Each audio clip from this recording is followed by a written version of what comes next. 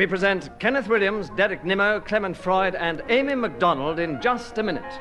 And as the minute was fades away, here to tell you about it is our chairman, Nicholas Parsons.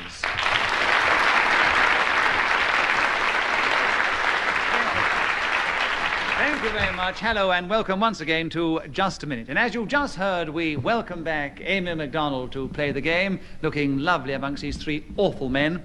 And once again, I'm going to ask them to try and speak, if they can, for 60 seconds on some unlikely subject that I will give them, without hesitation, without repetition, and without deviating from the subject in any way at all.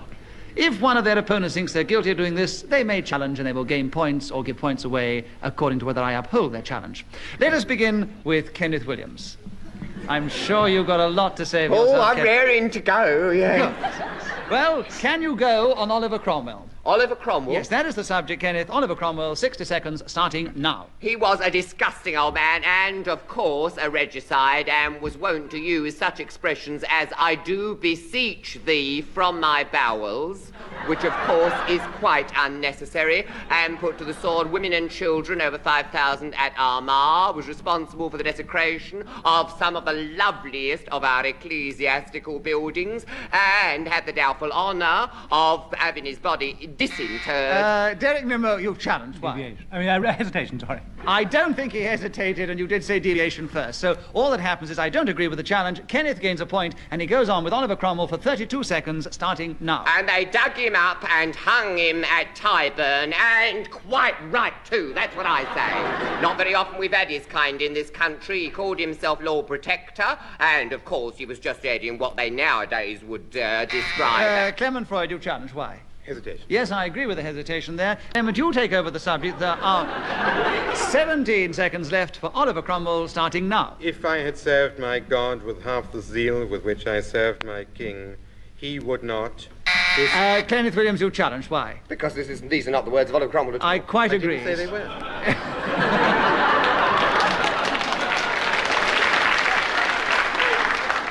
I know you haven't said they were, but the thing is, you have said it, and the subject is Oliver Cromwell, so we can only assume that you're referring to Oliver Cromwell. So in the circumstances, I have to give Kenneth Williams another point and say there are 10 seconds left for Oliver Cromwell, starting now. Yes, you could describe it as a military government. It was largely financed by a man called Sir John Hampden, who was his sidekick, another evil man, of course. Absolute regicides, all of them.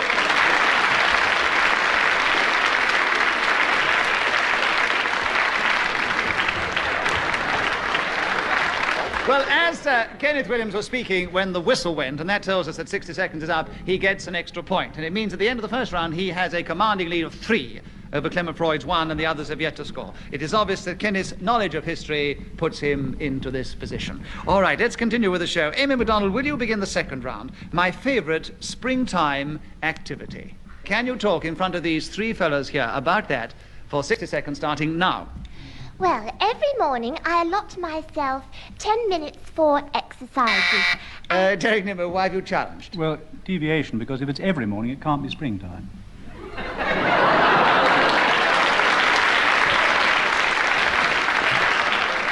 That is an extraordinarily clever challenge. I will give you a bonus point for cleverness, but as Amy does not play the game as often as you, I will leave the subject with her and tell her there are 49 seconds left for my favourite springtime activity, starting now. So, I think the best way to exercise, you see, is to spring up and down.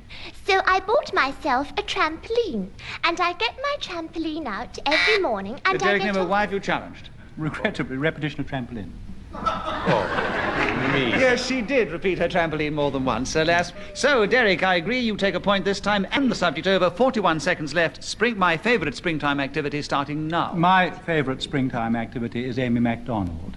Nothing I can imagine more beautiful on an April morning than to stroll through Regent Park, holding her close to me for a little occasional activity beside... Clement Freud, why? Deviation. Why? You can't stroll holding someone close. You can stagger.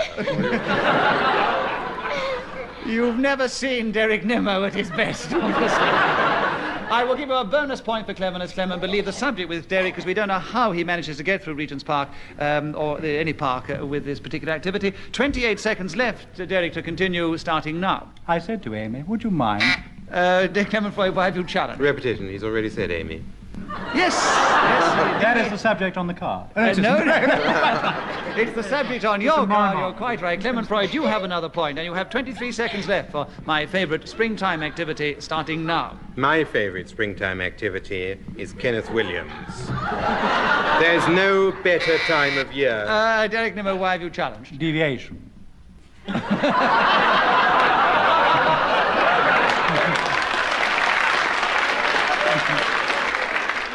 The audience entirely agree. You've hurt him. You've hurt me. You've Yes. wounded me, Nicholas. That's very wounding. It wasn't, it was the audience. Oh, that that is thought it. wounding, isn't it? I don't know what you and Kenneth do in the springtime, but it sounds utterly devious. And I think this moral-minded audience considers it devious, so I can only give Derek a point and say there are 15 seconds left for the subject, Derek, beginning now. And I quote to her those wonderful words of that marvellous man, Oliver Cromwell. He said, Amy MacDonald, you've challenged. Deviation is talking about Oliver Cromwell again. Well, he was actually quoting the words. He to wasn't. Amy MacDonald, who is my favourite springtime You see? activity. And he's only quoting here, Amy, so it's a very clever try, but alas, it means that Derek has another point and 10 seconds left to continue with his favourite springtime activity starting now. Who said, no man goes so high as he who knows not where he's going, which always proves the extreme modesty of the man. And Kenneth Williams, why have you I challenged? can't let that pass. I mean, he's attributing modesty to Oliver Cromwell. That's deviation. The man was a conceited old faggot. History can only report these things, and your interpretation of Cromwell is one, others may have another. I will put this one to the audience to decide whether they agree on your judgment of Oliver Cromwell. If you agree with Kenneth Williams' judgment on Cromwell, cheer. If you disagree, boo, and do it together now. Yes, I think the cheers have it. Kenneth Williams gets a point, and the subject of my favourite springtime activity. 3 seconds left, starting now. Running barefoot through the grass, smelling the dew in the morning. What for? As Kenneth Williams is speaking once again, when the whistle went, he gains that extra point, and he still keeps the lead. 1 in front of Derek Nimmo, who is 1 in front of Clement Freud. Derek, will you begin the next round? The subject is good plots. Will you speak for just a minute on that, starting now? good plots are not necessarily good because they're successful. I mean, an arch monarchist like Kenneth Williams, for instance, might think the deeds of Charles I wholly admirable when, spurred on by that awful wife of his, Henrietta Maria, he went down to the House of Commons to arrest his 5 arch enemies, Hampden, Hollis, Pym, Hampton, and that awful man Strode. But there had been a counterplot against them, and this had been from a lady in the Queen's bedchamber who had warned them to fly, and guarded by the men of the City of London, they disappeared. Well, this is what a man like Kenneth Williams would consider to be a good plot. Clement Freud, you challenge. Why? Repetition of Kenneth Williams. Yes. There was a repetition, and though we all feel we can't have too much of Kenneth Williams, in just a minute you can, and you have 25 seconds left for good plots, starting now. Gabriella Isabel, Archduchess of the Austro-Romanian Empire, padded silently along the 3rd floor of the palace towards the bedchamber. Derek Nimmo, why have you challenged? Well, he's not talking about good plots. Well, I think from the way he was talking, this was a very good historical plot. It's only very sinister, and although it wasn't firmly established, it was working up to... Working up to it, he was, you could tell, yes. I was throbbing in empathy. I think you better keep quiet about your springtime activity. Dear. Sorry, dear. Sorry, Nicholas, dear. Look, you don't call me dear and sorry, no. Clement Freud as well. No, sorry. That's right. There are I get jealous. Clement Freud has another point, and there are 13 seconds left for good plots, starting now. Opening the door of Prince Francis' bedchamber, she took... Derek Nimmo, why have you challenged? Repetition of bedchamber. Yes, you did say bedchamber. There are 9 seconds. Derek Nimmo, good plots, starting now. Some of the best plots are to be found in the cemetery called Forest Lawn in California. They are very expensive, but if you enroll for one at an early age... Clement Freud, Hesitation. hesitation. There are 3 seconds left for good plots, Clement, starting now. Take this, you swine, she said.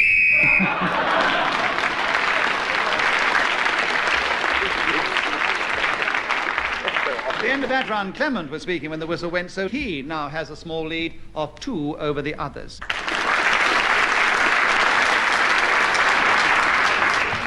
Kenneth, will you begin the next round for us? The subject is the ballet.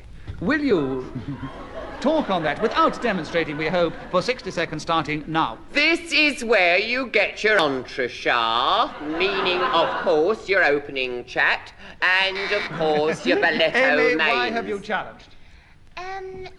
Lies. Well, deviation. Deviation why, love? Well, entrechat doesn't mean opening chat. Of course it doesn't mean opening chat. You're quite right. As a dancer, we must bow to you on this, Amy. So I give you the subject. 52 seconds left for the ballet, starting now. Well, the ballet is a beautiful thing, and I love to go and watch it, actually. I sit there getting quite entranced by the whole thing and carrying myself off into the distance, thinking about... Clement Freud, why have you challenged? Deviation. Why? Carrying myself off into the distance. That's really impossible, isn't it? Yes, she sits there talking a load of rubbish. Yes, well, as you cannot physically carry yourself off into the distance, it is a devious thought. I give Clement a bonus point for a clever challenge. Leave the subject with Amy. Yes, 37 seconds left for the ballet, starting now. And I watch people flitting across the stage with effortless grace. The only thing it does do to me, which isn't really very adorable... Kenneth, why have you challenged? Deviation, we're not discussing what it does to her, because the subject is ballet. Well, she's still talking I'm about still the talking ballet, and about she's describing this particular... She's already said she carried herself off with all her emotions on the subject. We all know she It must has say. such a... The ballet has such an impact on her that obviously there's more than one She's emotion. a deviator, and you know it. Why don't you come out in the open and admit it? I'm not going to admit my personal relations with Amy MacDonald on this program. No, I think she's still on the subject of the ballet, and she has 26 seconds for it, starting now. The only thing it does do is make me cry. And this I find really not very lovely, because I make an awful lot of noise when I cry. Clement, why have you challenged? We're still on personal reaction. We're not on the ballet at all. No, but she's also said... I'm watching the ballet. This is all happening when I'm watching it, you see. Oh, it's ludicrous. I mean, you could say that about any subject. I know you can take any subject and treat it in exactly the same way that Amy is doing it. You could have had her for crying. She said cry twice. Yes, that's what I meant. Do you remember? That's the bit I meant. Yes, repetition. Amy MacDonald has another point, and there are 17 seconds left for the ballet. Amy, starting now. My favourite ballerina was Ulanova. I saw her dance Giselle when I was very, very young. And it had... Clement Freud, why have you challenged? Repetition. Very, very. Yes, very, very young. Yeah, that's right. Yes. I think it's very ungallant if Terribly you want to ungallant, but stress typical, if I something, may as we say. haven't usually had this. Not unexpected. She was not only very young, she was very, very young, Yes, which that's describes a different. different state of youth. Rubbish, it's still repetition. What are you talking about? Partisan. Amy MacDonald is so young looking, she would have to say very, very to establish how young she was. It's obvious you're in cahoots with her. Easy. The knees. How did she get on the show in the first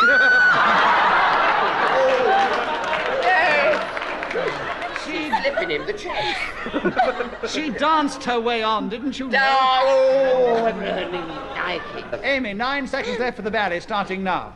The part that sticks in my Clement mind Freud, why have you particularly... challenged? Hesitation. Yes, this time I must agree. Hesitation. No. Oh! No, just there. I must say, in giving this decision, I gave the benefit of the doubt to Amy last time because I haven't usually upheld a very, very before. But this time I think there was hesitation, so to be quite fair, I give it to Clement Freud. Another point, 8 seconds left for the ballet, Clement, starting now. When I was only fairly young, I went to see Coppelia at Covent Garden, and a more beautiful creation I have yet to encounter. The fairies...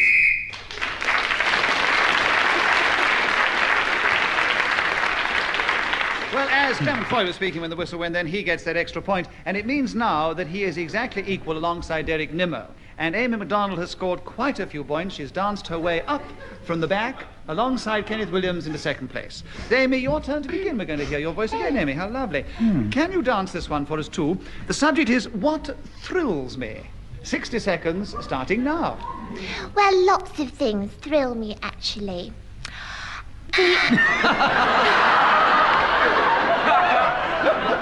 That was very gallant. That was very gallant, that was, wasn't it? Yes, he's a gent, he is, isn't he? Oh, great gent. Will you keep quiet?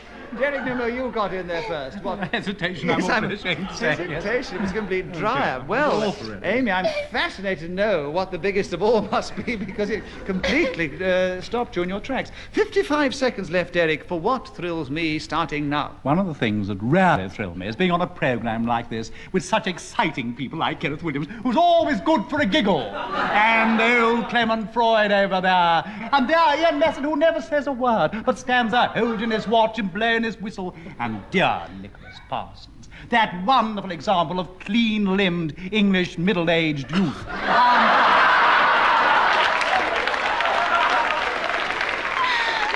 But of course, the most exciting thing of all is the lovely, the beautiful, the absolutely magnificent Amy MacDonald, who sits beside me covered in jewels with blonde hair, looking like Aphrodite rising from the sea off the coast of Paphos in Cyprus. I feel like a fisherman watching this wondrous nymph rising into the air, and I think, oh my God.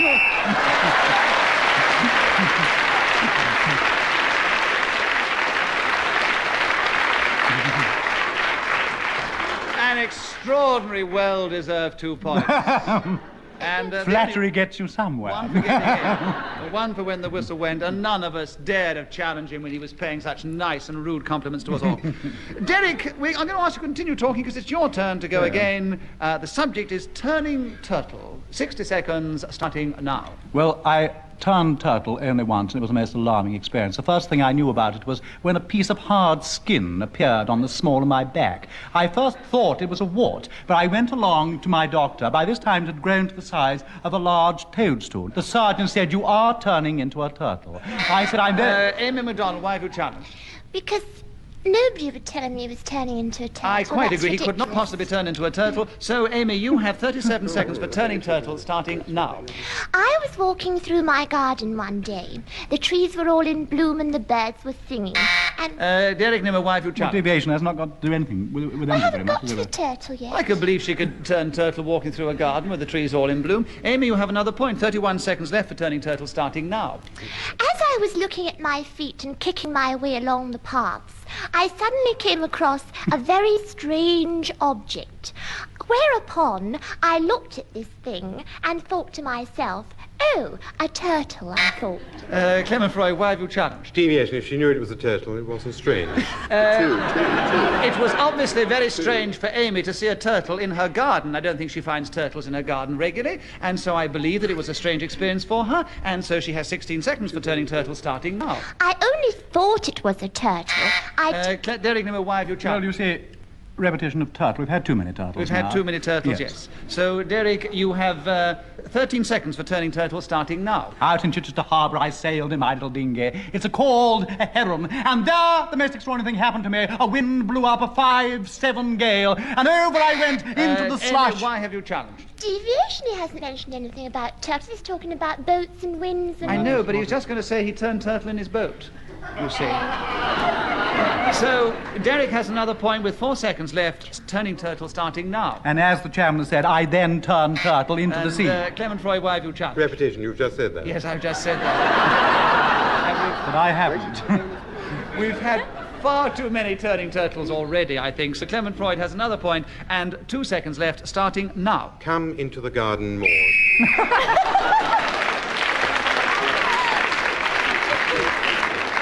I would like to establish that I think Clement got that extra point very, very justifiably at the end. And he's now 3 points behind Derek, who's still in the lead. And we continue with Clement Freud, and the subject is school plays starting now. When I played the part of Antony, Cleopatra was performed by a boy called Pontefract Jr. And this was slightly difficult because he was in a lower form than I and had halitosis. Amy, why have you challenged? Hesitation. Oh, I don't think so, Amy. No, he's going rather slowly. He didn't actually hesitate, no. So, 46 seconds left for school plays, Clement, starting now. And Pontefract came on... Derek, why have you challenged? Repetition of Pontefract. No, Yes, Pontefract Derek? Minor. This was Pontefract. This is still...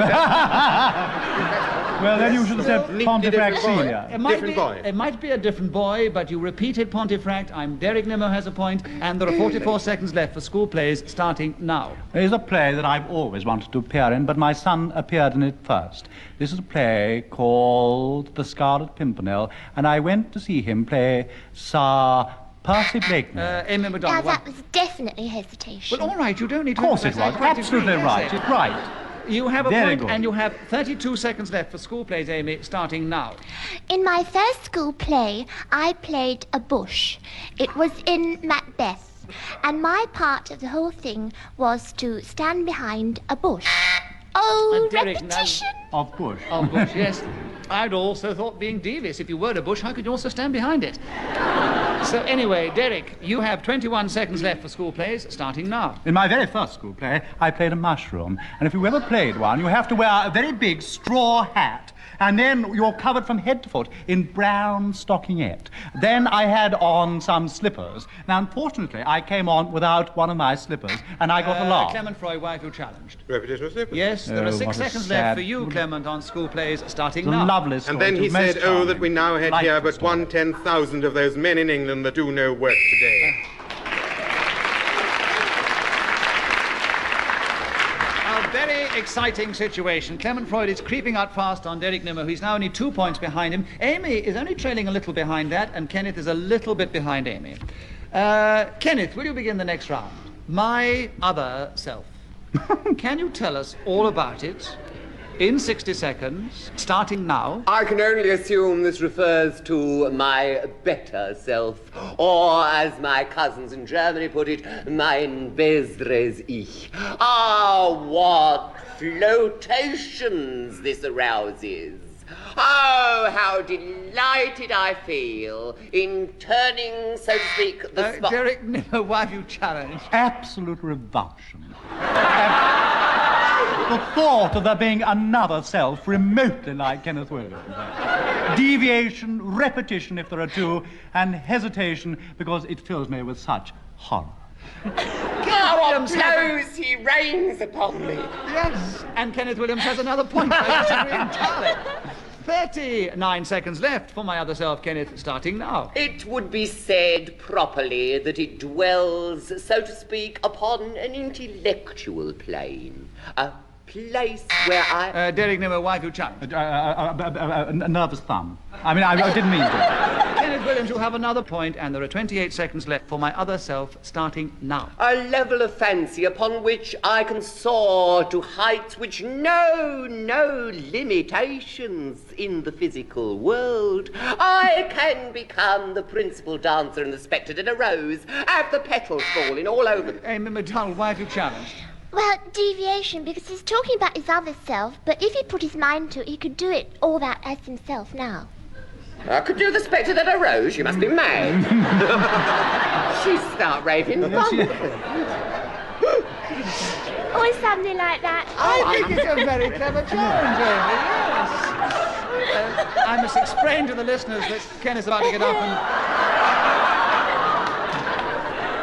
and he's just given us a very good example of how he does the spectre de la rose. So obviously Amy must have a point. So she takes over the subject. And there are 14 seconds left, Amy, for my other self, starting now. My other... Clement Freud challenged. Why? Hesitation. Hesitation. I'm only breathing. No, it's not good enough, dear. I'm sorry, it's not good enough. So, Clement, you take over the subject. 13 seconds for my other self, starting now. It's an astonishing thing, but every time I look into a mirror, there it is. I lift my arm. Derek, why have you challenged? That's not his other self, deviation, that's his reflection. It is very clever challenge. I quite agree, Derek. There are 7 seconds left for my other self, starting now. Being a schizophrenic, I must tell you about the troubles with my other self. I went to see my psychiatrist the other day.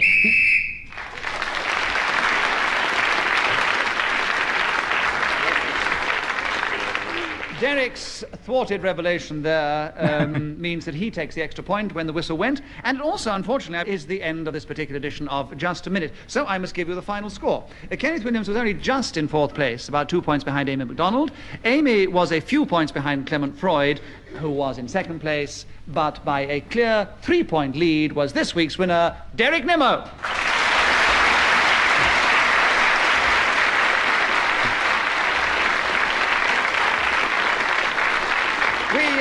do hope you've enjoyed this particular edition of Just a Minute, and from all of us here, goodbye. The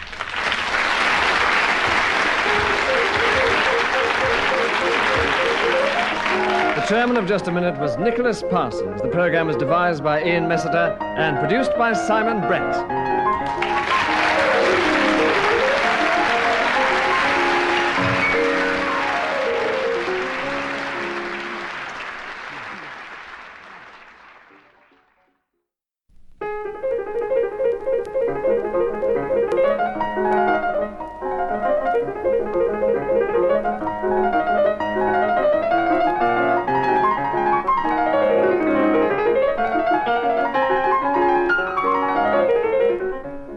We present Kenneth Williams, Derek Nimmo, Clement Freud, and Geraldine Jones in Just a Minute. And as the minute waltz fades away, here to tell you about it is our chairman, Nicholas Parsons.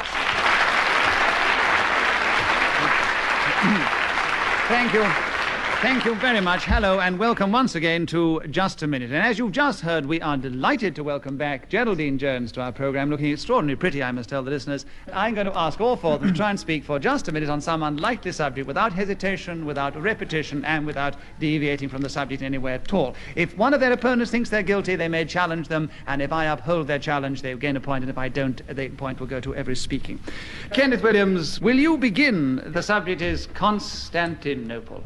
Can you talk about that for 60 seconds starting now? Oh, the glorious catching sight as the ship comes into the harbour of the minarets and the turrets and the great dome of San Sofia. Oh, the joy that You didn't know nothing. Clement, you've challenged. Hesitation. Yes, there was hesitation, but something put you off, Kenneth. Yeah, I said oh twice, I suddenly realised. Oh, I see. I thought you were playing. Right, so, Clement, there was hesitation, you get a point, and there are 37 seconds for Constantinople starting now. If you go to the city of Istanbul, many people will remember when that same place was called Constantinople. And there are those who have lived in one town and moved to the other without ever leaving their own house. This is a...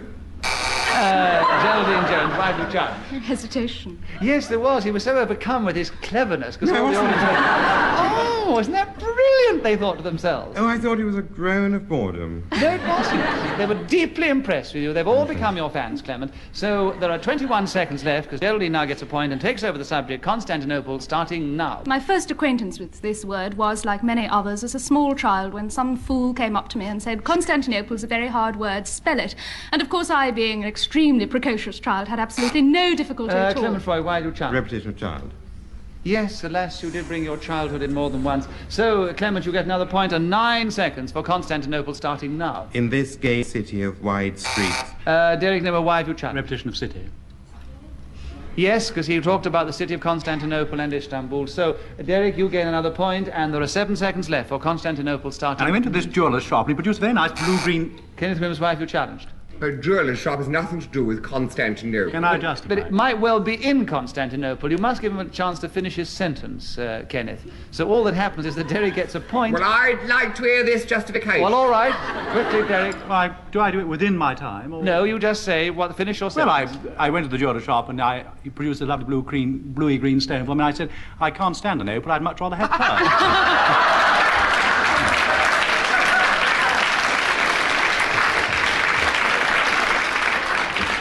Satisfied, Kenneth? Yes, it's very good. Yeah. So I'd have got to the end of my 9 seconds. Well, I of think that. the only fair thing to suggest, I thought it was going to be half a sentence, but you would have taken 5 seconds at least to say that, so I decide that you got to the end and you get the bonus point. Fair enough? Yeah, well done.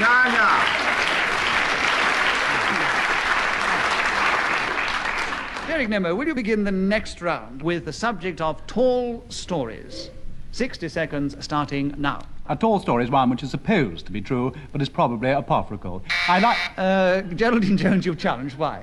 Deviation, I don't believe there's a word of, well, what he said. He meant to say apocryphal, but he didn't. What did he say? Apocryphal. Did I really? Yes, Oh, that's very sharp of you. Yes, yes.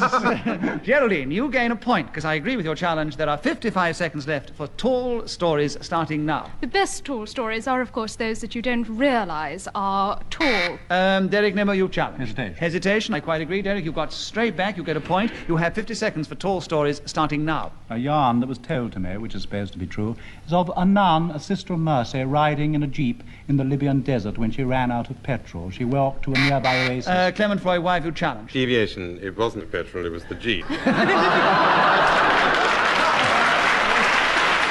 are.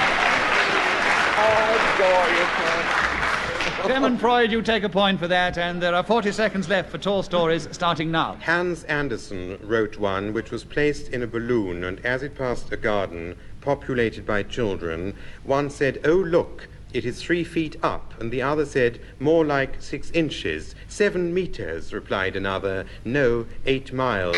9 perch." Geraldine Jones, why have you challenged? Well, this may be one tall story, but it's not really about tall stories in general. Hans Andersen wrote tall stories Yes, in general. but you dwelt on one tall story for quite a considerable time. They were all at different heights. Oh, they were all different heights. Very clever, Clement Freud. I'm sorry, you've made your point. I quite agree. You take a point. And there are 24 seconds left for tall stories, starting now. A furlong up was yet another. Derek Nimmo, why have you challenged? Repetition of measurements. That is a clever idea, and I've not allowed it before because you can have a repetition of ifs, a repetition of ands, a repetition of any quantities of things. So all I will say is that I'm not going to give any points for that and say there are 21 seconds for tall stories, Clement, starting now. Was another volume of stories, tall and beautiful, amongst which The Princess and the Monk was perhaps the most beautiful. These two... Derek Nimmo, why have you challenged? Repetition of beautiful. Yes, indeed, that's right. Derek, you take over the subject and gaining another point, of course. 10 seconds left. Tall stories starting now. So she obtained a gallon of gasoline, but the only thing she could carry back in was a child's body. But when she got back, she was just pouring into the tank of the aforesaid car. A great big Cadillac stopped nearby. Clement Freud, why have you challenged? Hesitation. Well, yes, he was trying to get the story out. In 10 seconds. It was really intense. It's so sad, but I'm afraid, according to the rules of the game, I have to award you a point, Clement, and say there are 2 seconds left for tall stories, starting now. This caterpillar was huge.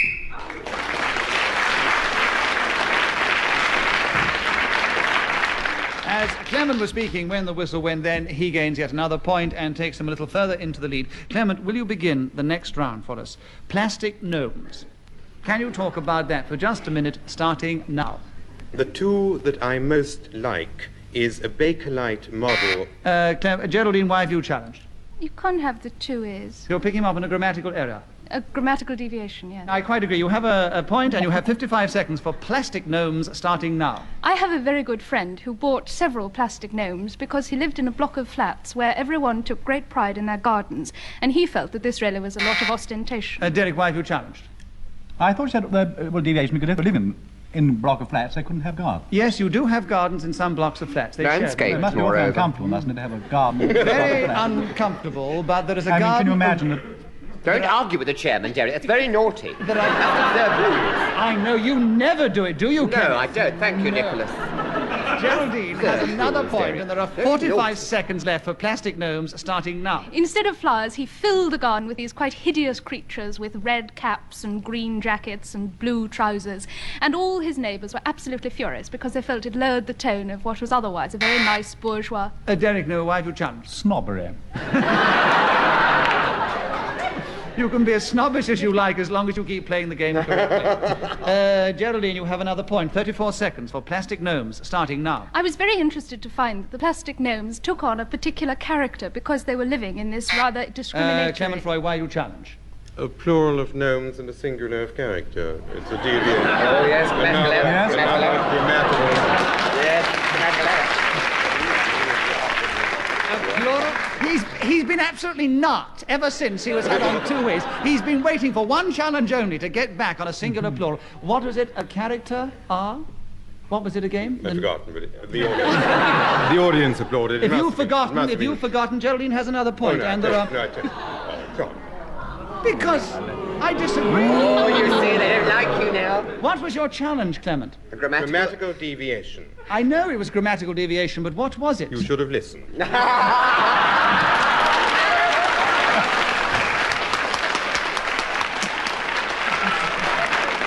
Clement Freud, you have a point, and there are 28 seconds left for plastic gnomes starting now. Rhododendrons are particularly good. Kenneth Williams, why have you challenged? Rhododendrons are nothing to do with plastic nose. Deviation. He's probably going to say, justify it in a second, Clement? Particularly good flowers amongst which to place plastic gnomes. Much more suitable than daisies or watercress. No points given. 19 seconds left for plastic gnomes. Clement Freud starting now. And mustard seed is ideal because a blue gnome in a yellow field of this... Derek Nimmo, why have you challenged? Hesitation. Hesitation, Derek. 10 seconds left for plastic gnomes starting now. While we're all wandering around talking about it, it's quite obvious that Kenneth Williams is a plastic gnome. I've always thought... Deviation. It is perfectly obvious to this audience tonight that I am not a plastic nose. You have a point, Kenneth. 5 seconds left for plastic gnomes starting now. These are to be found in the Ideal Gnome exhibition.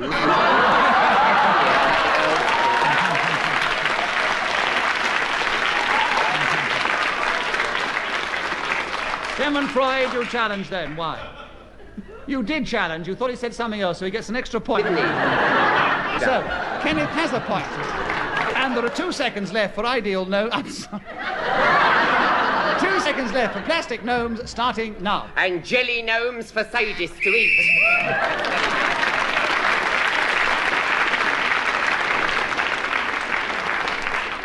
Geraldine Jones, will you begin the next round? Industrial espionage. I don't know whether you know anything about it, but could you try and talk about it for 60 seconds, starting now? It has always struck me that industrial espionage is the only branch. Derek, why have you challenged? Deviation, it can't always have struck her. I mean, not when she was 3 months old. It couldn't Oh, have struck her. I It must... has How do always... you know that at 3 months old, the first thought that struck her, though she wasn't able to put it into words, it might emotionally have been industrial espionage? When we are 3 months old, our emotions are what govern us, not our intellects, and it might have been an emotional thought. 55 seconds left for Geraldine Jones to continue with industrial espionage, starting now. Industry as a whole is terribly dreary and dismal, and the only part of it that has any sort of drama at all is the spying part. Just imagine all those boring factories full of little men wearing dark glasses and astrakhan collar coats, rushing around frantically snipping film in tiny, tiny little cameras. Clement Freud, why have you challenged? Tiny, tiny. Oh, yes. Well, it was lovely. Yes, it was lovely, but it was tiny, underway. tiny, yes. It was the idea of them sniffing the film. I wonder why they did that. Sniffing. Well, What? Snipping. Snipping. Oh, why they did sniffing the film? Anyway, the tiny, tiny gives Clement Freud another point, and there are 37 seconds left for industrial espionage, starting now. A man called Arthur Bartlett was probably the most famous industrial spy. Kenneth Williams, why have you challenged? Arthur Bartlett is not the most famous industrial spy. I've never heard such a load of rubbish. I'm quite prepared to believe he wasn't. Can you prove in 2 seconds that he was? Of course he was. Well, of course he wasn't. There are 34 seconds left for Kenneth Williams to continue with industrial espionage, starting now. This is the process by which, in a manner which can only be called subterfuge, people do find out secret recipes and then convey this information to other people who might find it useful. One of the principal ingredients in lipstick is vegetable fat, and a friend of mine found in a cauldron of it a great rat. Oh, he said, little do they know when they rub that on their lips, there's a rat been in the thing. Oh, I got me. It was lovely, wasn't it? Well, you enjoyed it anyway, but you should keep going. Come on, well, Meg, yes. I saw their faces, you know what I mean? I know. Oh, he's like an inquisitor, he is opposite. They're all three like inquisitors when you're talking. Clement Freud actually challenged you. Clement... Hesitation. Clement, 4 seconds left for industrial espionage, starting now. He snuck into this factory. Derek Nimmo, why do you challenge? Deviation, I don't like the sound of snuck. Nor do I. What does The it mean, past Clement? participle of sneak. Oh, No, that is snooped. I don't believe it is the participle of sneaked, is it? You're, Old English Dictionary, yes. It is. All right, then, Clement. gets another point. Ian Mesters knows his English better than I do, so there are. And that's bad grammar, too. There are 2 seconds left for Clement to continue with industrial espionage, starting now. Put his piece of wire into the safe.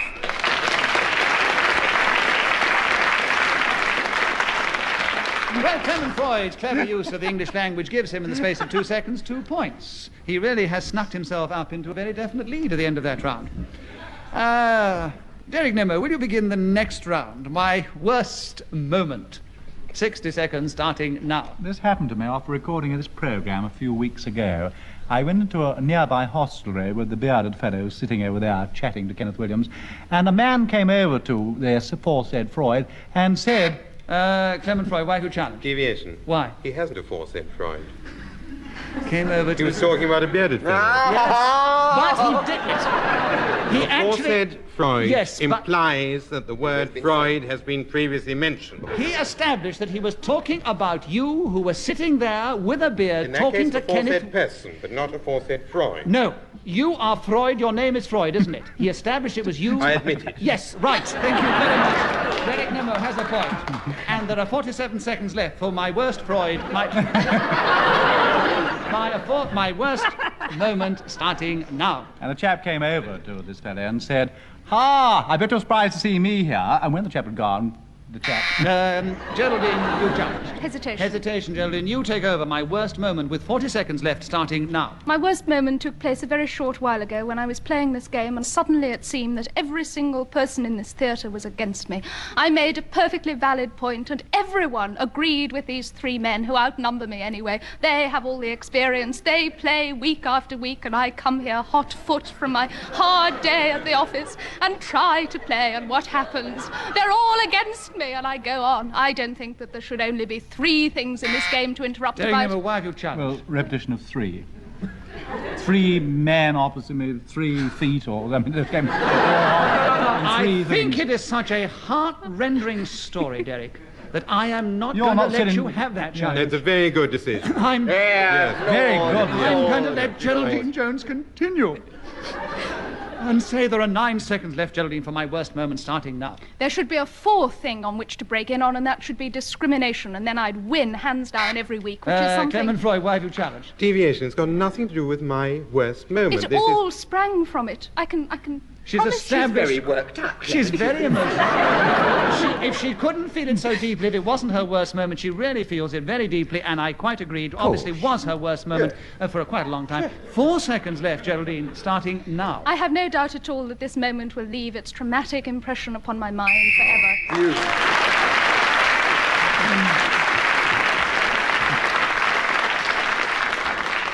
Geraldine's worst moment has taken her into a very definite second place behind Clement Freud. Clement, would you start the next round for us? And the subject is a delightful one for you, I'm sure, omelettes. Can you talk about that for 60 seconds, starting now? These are confections made of eggs to which other ingredients are added. And very few people know that ideally an omelette should be cooked solely by the heat of the pan and not over a flame or electric plate. What you do is get the utensil or... Derek Nimmo, you've challenged. Why? Hesitation. Hesitation less. Another interesting thing about this game is that when they have a subject which they really know something about, it's amazing how inhibited they can be and dry up. Derek, you take over the subject of omelettes. 40 seconds left, starting now. My favourite kind of omelette is the Spanish one, or tortilla, which you find all over the fair land of Spain. And when I go there, it's filled with lovely cold potatoes and onions, and egg, of course, all round the outside. And I go up to a little local bar or hostelry and say, quiero una tortilla, por favor. And they say, oh, how nice you are. Yes, here's your old omelette, and I take it away, put it on the lovely plate, and there with wine and what? Clement Freud, you challenged. Why? Repetition of tortilla. Oh, yes. Absolutely right, yes. Yes, Oh, they're getting magnanimous now and admitting their mistakes for the first time. There was too much tortilla. There are 23 seconds left for omelettes, starting now. When the copper sauteuse has reached a sufficient... Derek Nimmo, why have you challenged? I thought I detected a hesitation. No, I think it was a strange word he used. Well, I'm very sorry. Yes, all right. Marvellous now, isn't it? Clement Freud has another point and 19 and a half seconds left for omelettes, starting now. Derek Nimmo, you've challenged. Well, he didn't do anything, is he? And Derek, you now have 18 seconds in which to make an omelette, starting now. So I got hold of this frying pan and I put it on top of a fire. And, you know, I poured the eggs on top after cracking them all very hard on the side of the pan. And then I sat down on a lovely table covered with the finest Clement Freud, why have you challenged? Deviation, sitting on a lovely table. At a Then lovely I table. sat down on a At lovely a lovely table. He sat down on a lovely Did I table. really? Yes, I Well, I think. like sitting on tables. Did you That's really all say there is to it. Clement Freud, you have another point and 5 seconds left for omelettes starting now. Mushrooms, tomatoes, and onions are the favorite fillings, but cheese is coming up in the league table.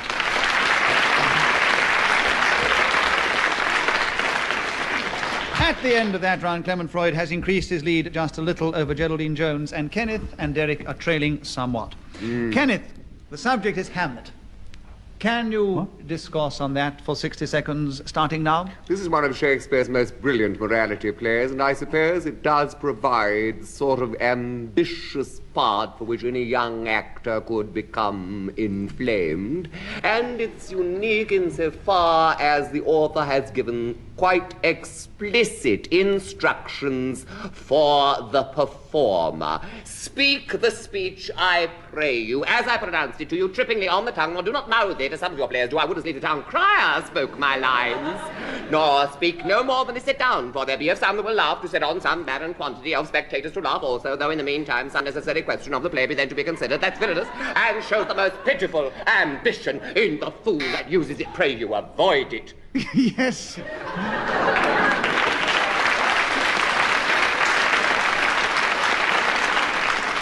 Derek Nimmo, he said, pray you Well- avoid it, but you didn't. You challenged. Why? Well, repetition of ambition, actually.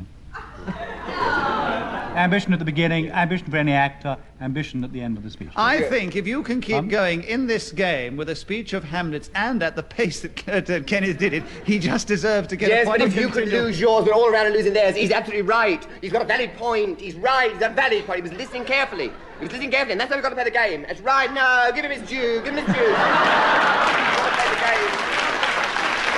He was listening. You're all being so generous now. You really want me to give it to him? I've already awarded it to you. You can take it. They want it. The audience want Kenneth to finish, don't you? Kenneth, you have your point. You have 17 seconds to continue with Hamlet, starting now. And of course, we all know it is largely around the question of doubt that the play hinges. Should I do such a thing? Or, and not to use the word should, lest I be accused. Derek Nimmo. Repetition, he did. Oh, it is annoying.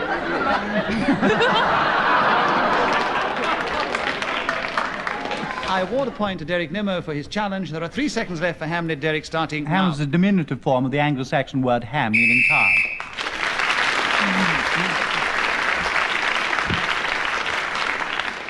Geraldine Jones, will you take the next round, please? In fact, it's your turn to take the next round. The subject is stupidity, which is not applied to you in any way. I can't think why E.M. Mester's put it on the card for you to start with, but will you try and talk about it for 60 seconds, starting now? Unlike our respected chairman, I don't believe that I need to be stupid in order to talk about stupidity. In fact, it seems to me that the best qualified people to discuss this subject are those who are never, ever guilty of it.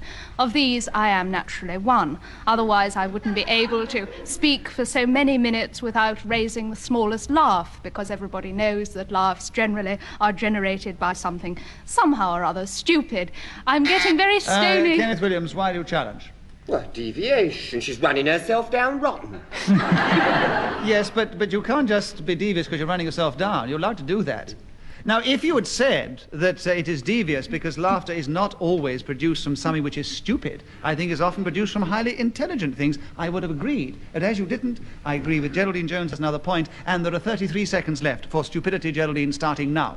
The stupidity that we show in this game, of course, is a nice thought. And Derek, why have you challenged? Repetition of game.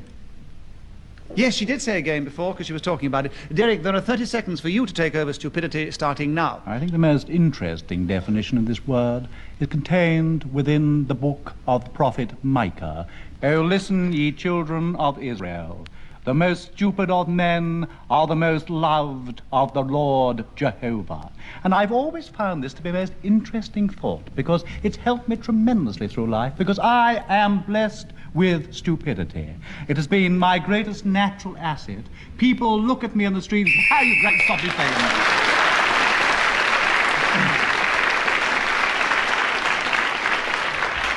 Never in a programme have I heard such bearing of souls. Geraldine going about her worst moment, Derek about his stupidity, Kenneth about his Hamlet, and Clement showing us that he cannot make an omelette without drying up. So, we've now reached the end of yet another edition of Just a Minute. And a very interesting result. Kenneth was in fourth place just behind Geraldine, who was 1 point behind Derek Nimmo, but by a very definite lead, this week's winner, Clement Freud.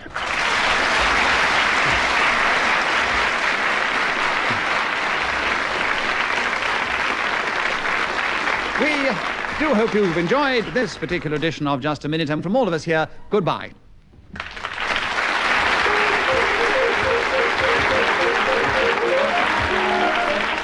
The chairman of Just a Minute was Nicholas Parsons. The programme was devised by Ian Messiter and produced by Simon Brett.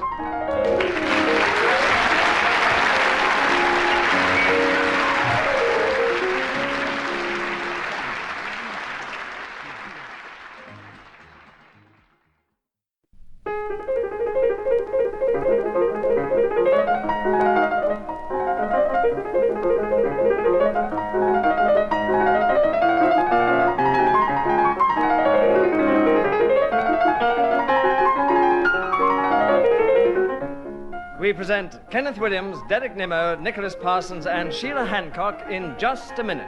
And as the minute waltz fades away, here to tell you about it is this week's chairman, Clement Freud.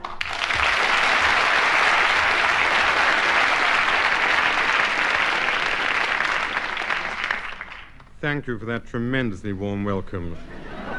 Let me just remind you how this game is played. Each panelist is going to be given a subject and will have to talk about it for 60 seconds without deviating from it, without hesitating, and without repeating himself. And the first subject today goes to the newest member of the panel, who is actually the oldest chairman we ever had, Nicholas Parsons. Nicholas, will you speak for 1 minute on the Blarney Stone, starting now? The Blarney Stone is a piece of rock in a castle in a village outside Cork in Southern Ireland. It is considered that if you manage to kiss this particular Blarney Stone... Hesitation. Unfair! Great pleasure. Hesitation. Can we just... Derek, I believe you challenged. Yes, I challenge on the grounds of hesitation. You have the subject of the Blarney Stone. You have 47 seconds to go, starting now. When I first met Blarney Stone, it was in a small castle in Southern Ireland. The very first... Nick, you buzz. I've said repetition. I've said Southern Ireland. I've said small This castle. was a gentleman called Blarney Stone. Yes, but I have already said Southern Ireland. Stop arguing. Nick, you get a point. You've got 41 seconds on the Blarney Stone, starting now. If you... Derek, you buzzed. Hesitation. Shut up. Nick, you have another point, the Blarney Stone. How are you, Kenneth? All right?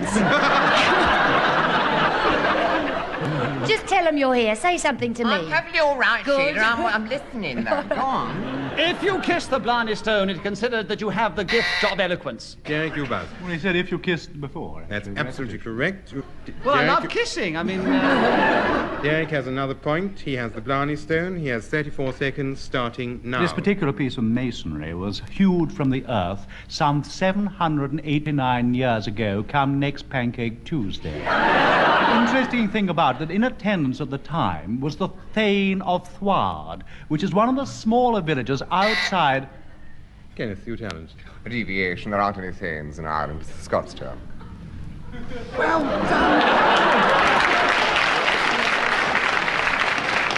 Kenneth, you have a point. You have 18 seconds, and the Blarney Stone, starting now. This stone has its name, Blarney, which is connoted in Ireland with to mull over, to, so to speak, gloss and add... Derek, you buzz. Repetition, 2 twos. 4. I think that's right, actually. Yes, Derek, you have another point. You have the Blarney Stone for 6 seconds, starting now. Early in the 19th century, there was a determined attempt by a group of Englishmen to steal this piece of rock and bring it back to... Repetition of a piece of rock. He said it before. He did. You get a point. You have 2 seconds. The Blarney Stone, starting now. It is also considered you have the gift of the gab.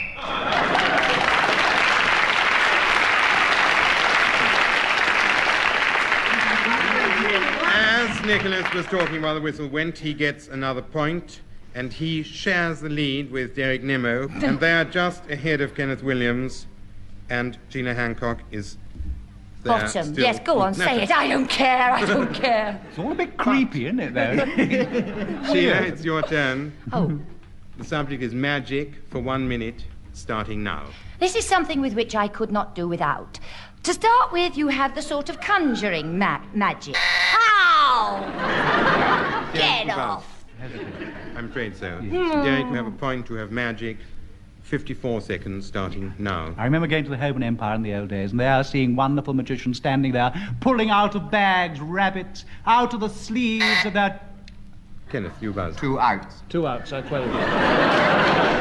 Kenneth, I will give no more duplication of prepositions. He said 2. Derek has the subject back. Oh, 46 dear. He's going to seconds. play it like that, is he? Magic, starting now. 2 little gnomes and 1 pixie held a wand high in the air. Sheila. Deviation, this isn't true. Magic. Gnomes and pixies. You've never met a gnome in your life apart from Kenneth.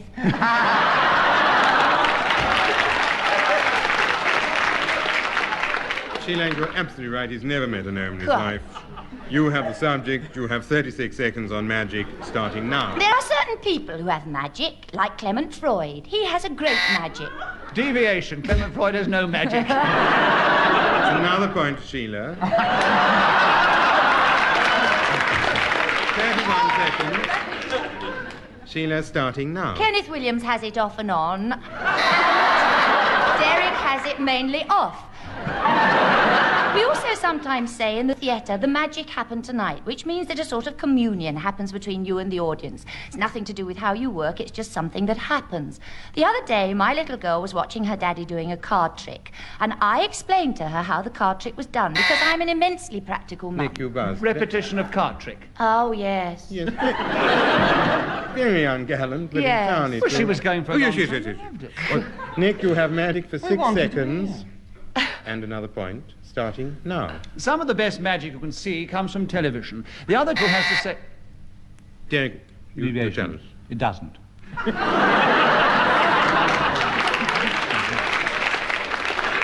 You know, it's terribly unfair of me to judge. You've got to make the decision, love. I have made the I'll tell you what, do score no points like I do and leave the Shut subject up. with me. Derek, you have the subject for 1 second. Magic, starting now. Houdini was a very great. And as Derek was talking,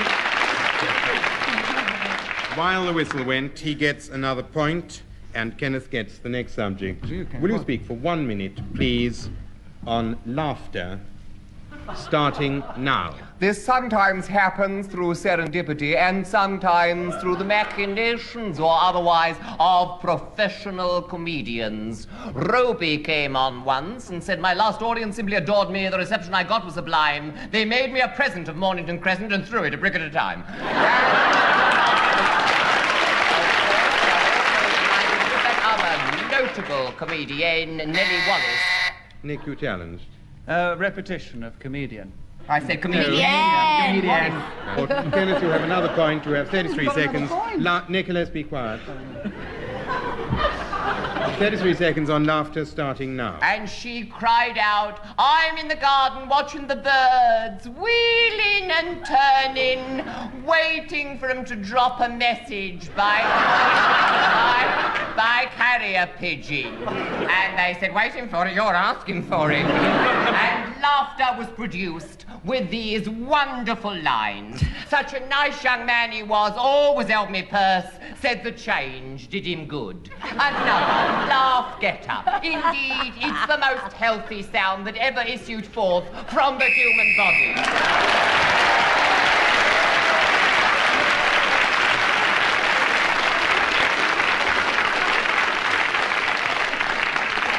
Kenneth Williams gets another point because he was speaking while the whistle went, which puts him 1 point behind Nicholas and a few points behind Derek. So I'm creeping Nimmer. up, really, aren't I? You're creeping up, and Derek Nimmer is Yes, in for the the lead creeping, if you don't mind. No, son.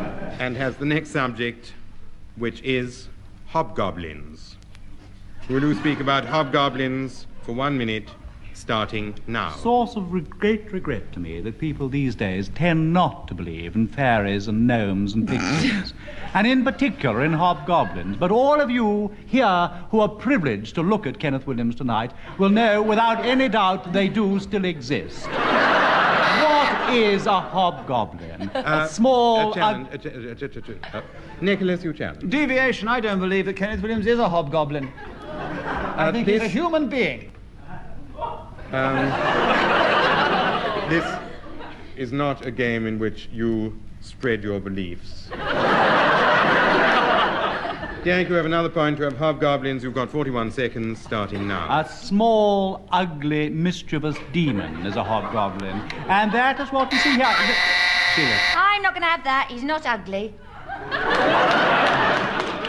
Sheila, you're quite right. You have a point. You've got the subject. You've got 35 seconds, starting now. Hobgoblins are little... Oh, go on, I know. A hesitation. You're an absolute... You are a swine, Nimmer. Sheila has another point. She has another hobgoblin. She has 30 I don't know what to seconds, say about starting hobgoblins. now. Goblins that live in the hob. They sit on the kettle and bubble. That's what hobgoblins are. They have little horns and red trousers. They walk around in the fireplace. Derek, you challenge. Well, a hesitation, I'm afraid. Yes. Yes. I'm afraid I it do was have to hesitation. breathe, you Yes, know. I know. Derek, you have another point. 18 seconds, hobgoblin, starting In now. the Sun King's court. Nick, you challenge. Hesitation. You have a point. You have hobgoblin, 15 seconds. These hobgoblins all Nick. came down to this... Nick, beg pardon? you have 15 seconds, starting now. These hobgoblins all came down to this big house. Derek, you challenge. Repetition, you just said it.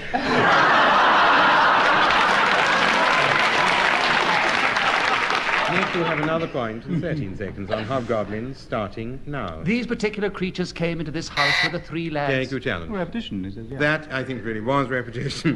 Derek, you have a point. You have 10 seconds on hobgoblins, starting now. The Gobelin tapestries were the most famous creations.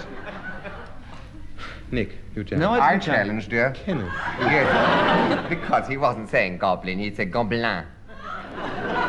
I think Gobelin is absolutely legitimate. Well, then why haven't we been saying that all along? Why have we all been saying goblin? Of the subject. You're no Which is- gent. I'm a gentleman. And Derek has another point. And you have 8 more seconds, starting now. And Jacques Aubes was the most famous tapestry worker and the most sought after. Nick, you challenge. Repetition of tapestry. Oh, That's quite right. You have another point. You have the subject. 3 seconds, starting now. The three lads lived in this house and their names were Ken, Clem.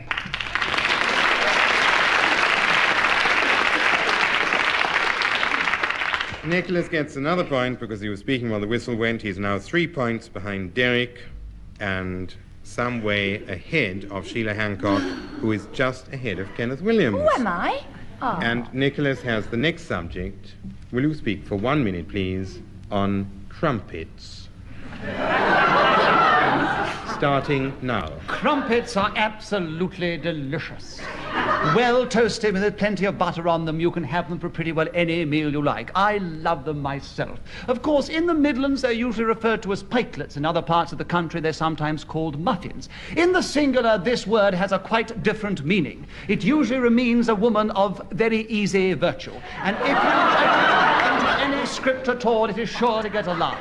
Immediately you get a reaction from the audience if you say the word crumpet. If you put this into a thing on the radio, you will... Sheila, you challenge. Hesitation. You get a point, you get the subject, you have 25 seconds on crumpets, starting now. One of my happiest memories as a child was Sunday tea, when we always had crumpets or muffins and butter with honey on. My father used to cook them with a knife, and he used to scream all the while because he always burnt his hand. And nothing would induce him to use the toasting fork. It was part of the ritual. Always used to drop off, and we always burnt at least 3 crumpets out of the packets of 6. But it was a thing that we enjoyed very much. We then used to put them on a plate in the hearth, and all the butter soaked through.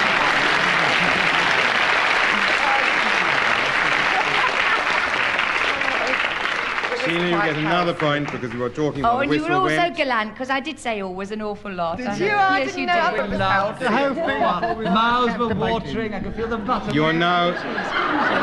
Sheila is now substantially in third place behind Nick, who is definitively in second place, behind Derek Nimmo, who is currently in the lead.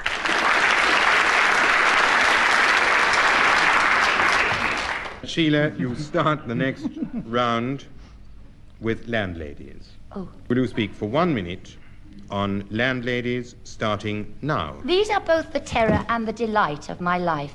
Most of my early days have been spent in digs, as I'm sure most of the people on this panel. When you're in the theatre, you don't have a home at all until you settle in the West End. And from the day I was 16, I lived in digs. Oh, yes. Derek, you buzz. Repetition. Derek, you have the time for 43 seconds. Landladies starting now. During the war, we used to have a lot of land girls working on the fields of... Kenneth. Deviation, such as land ladies, not land girls. May I please substantiate there? You could have had him for hesitation, but for deviation, I won't give it. Derek, you get another point. You have landladies. Deviation on me. 39 seconds starting now. As they matured and aged, they became landladies. And a splendid job of work they did. Kenneth. Deviation, they never began as land girls to become land ladies. Such a maturity did not occur. I think they could quite easily have become landladies. They certainly didn't, I'm telling you, Ducky. Girls are farmers. I'm with you. Yes, I happen to know you weren't alive at the time. No, it's absolutely true. I wasn't. Derek, you have another point. Oh, he's with him, isn't he? It's nepotism. It's an old nepot. You can see it from here. You have nepotic landladies for 33 seconds starting now. Mrs. McFadgen, who lives in Glasgow, keeps a lovely house with a warm bed sitting room where I go and stay every time I'm there. And there I have teas brought into me, a lovely cold fire to warm my cold hand. I remember going back there on a Tuesday evening in Lent, and the funny thing was that she'd given up fish for Lent, and I said, how very kind, and I said it twice, and I should be stopped. Kenneth. 2 lengths. 2 lengths. You have a point. You have a subject. You have 3 seconds starting now. The best landlady I ever met was Sheila Hancock when she played the landlady in the review I was in with her.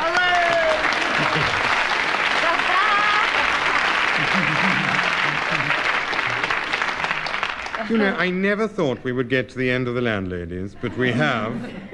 And Derek is now really rather extravagantly in the lead. Really very odd. 'Cause I Derek, know you have about the next those subject. days Will you at speak school. for 1 minute on taking risks?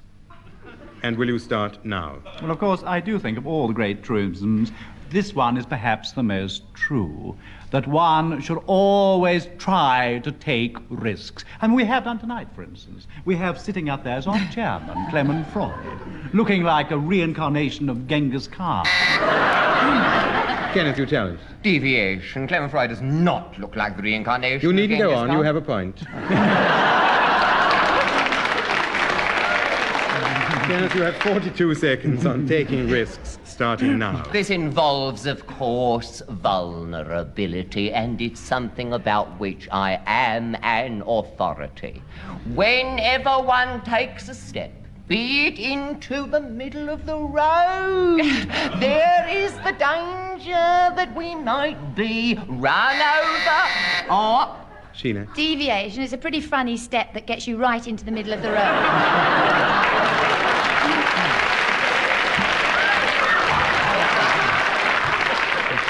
Sheila, you have a point. Taking risks, 22 seconds starting now. One of the most classic examples. Serves you right, and he's so cocky. Derek, you challenged for hesitation. He hits me all the time. You do. When have I I can feel you wobbling. Will you stop? Deviation. He flies his arms around and wriggles. Go on, They've then, stopped go wriggling on. now, Derek. You have the subject back. Taking risks, 21 seconds starting now. Well, another risk that we've taken tonight is having that genial Nicholas Parsons on the panel. Nick, you challenge. A hesitation before the knit and also deviation for the Nicholas Parsons knit.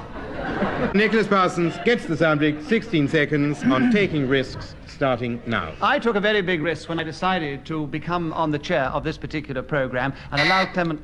Kenneth, you tell us. To become on the chair. To become on the chair? What's he going to do on this chair? I want to know. Yes, What's he going to become? I'm waiting for an ectoplasm. Something smells like a bit of addict up here, too. Someone brought their tea with them. You have made your point, you have got your point, you've got the subject, you have 11 seconds, taking risks, starting now. And all our lives we go out with this terrible misfortune hanging o'er our heads like a sword of Damocles. Deviation. We all haven't got this terrible misfortune. Only Kenneth Williams has this terrible misfortune hanging about him. No, I think that's not a valid, deviation. Well, you have the subject back, you have an extra point, you've only got 3 seconds. I'm with you, starting now. But if you wear a lucky charm and keep your picker up, you think to yourself, well, I'll get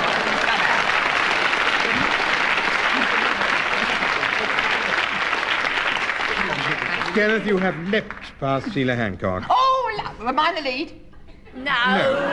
No, don't overdo You're it. You have bottom. leapt past Sheila Hancock. Well, who is in the lead? Derek, who is in front of Nick. How does he do it? I mean, his performance has been totally inept. He breathes down your neck with nepotism. Nicholas, you have plenty of chance to keeps breathe wobbling down next people's to her necks over there. He's because you wobbling. have the next subject. It is gibberish. And you may talk about gibberish for 1 minute without deviating, without hesitating, and without repeating yourself for a period of 60 seconds starting now. Quand j'entends oui, son complet voix. J'entends faire en école, parce que c'est rien, oui, oui. J'entends faire en fait à moi. Oh, j'entends faire en école, aussi, j'entends oui. Pour ton amour, on t'entend faire en jeune ami, j'entends faire en école, moi. On en fait un peu de vie, on en fait de moi. Derek, you challenge. Nick.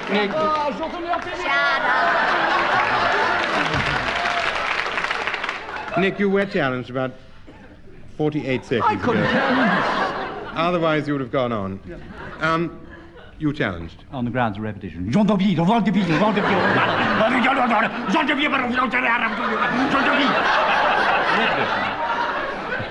Yes, I was omelette sur le visage. I think I must give you the point. Derek Nemo. I didn't repeat anything the whole time. It was pure gibberish.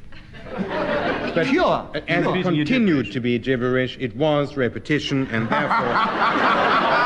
Derek has the subject, 53 seconds starting now. Oh, fortune blood, come around, Clement Freud, Nicholas Parsons, can you stand up, Jibber? Claudio, nothing is one, but la fauna carpacino, 1, 2, alla petita, down, but 2 o'clock and 4 in the morning, around the bottom, around the body, around the monkey game,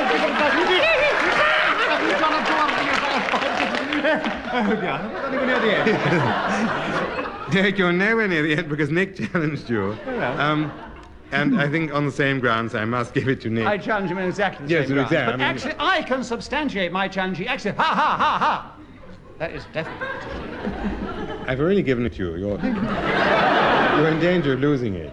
But you have got it for 38 seconds gibberish starting now. Grancio mangiaro, peramente barto, sconziotto armere, fantoro, canticcio mangiata venti, manioro, confiutno manzitti penintero. Derek, you challenged. Repetition of O.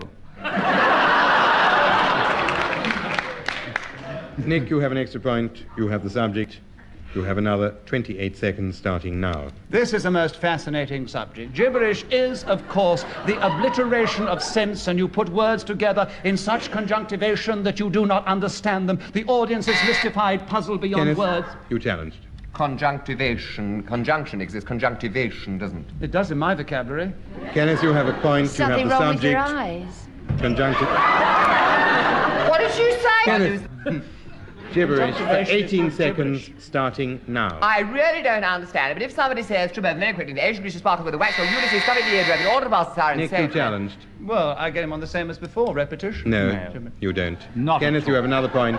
You have 12 seconds to go starting now. Then I would say positive focus trends get up in the early morn with waking thoughts of clarity in the Milo. Nick, you challenged. Repetition is already said. That cuts it up to know that all the Bible. Kenneth has another point. and is creeping up very quickly indeed. 9 seconds to go, starting now. In the luxury flabber block with a dangly chandelier, he lived Harry the Acres and Catherine of Aribold. Nick, you challenge. Hesitation. Hesitation is right. You get another point, Nick. You've got 1.5 seconds, starting now. If you can talk about gibberish for 1.5...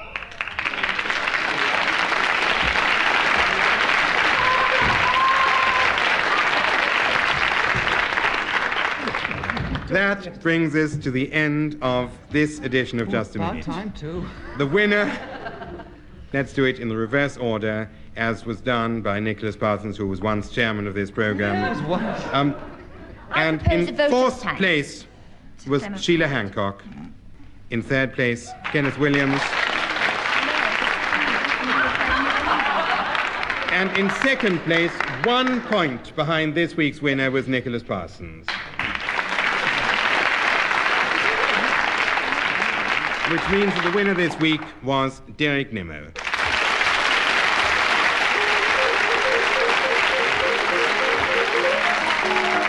chairman of Just a Minute was Clement Freud. The program was devised by Ian Messiter and produced by Simon Bress.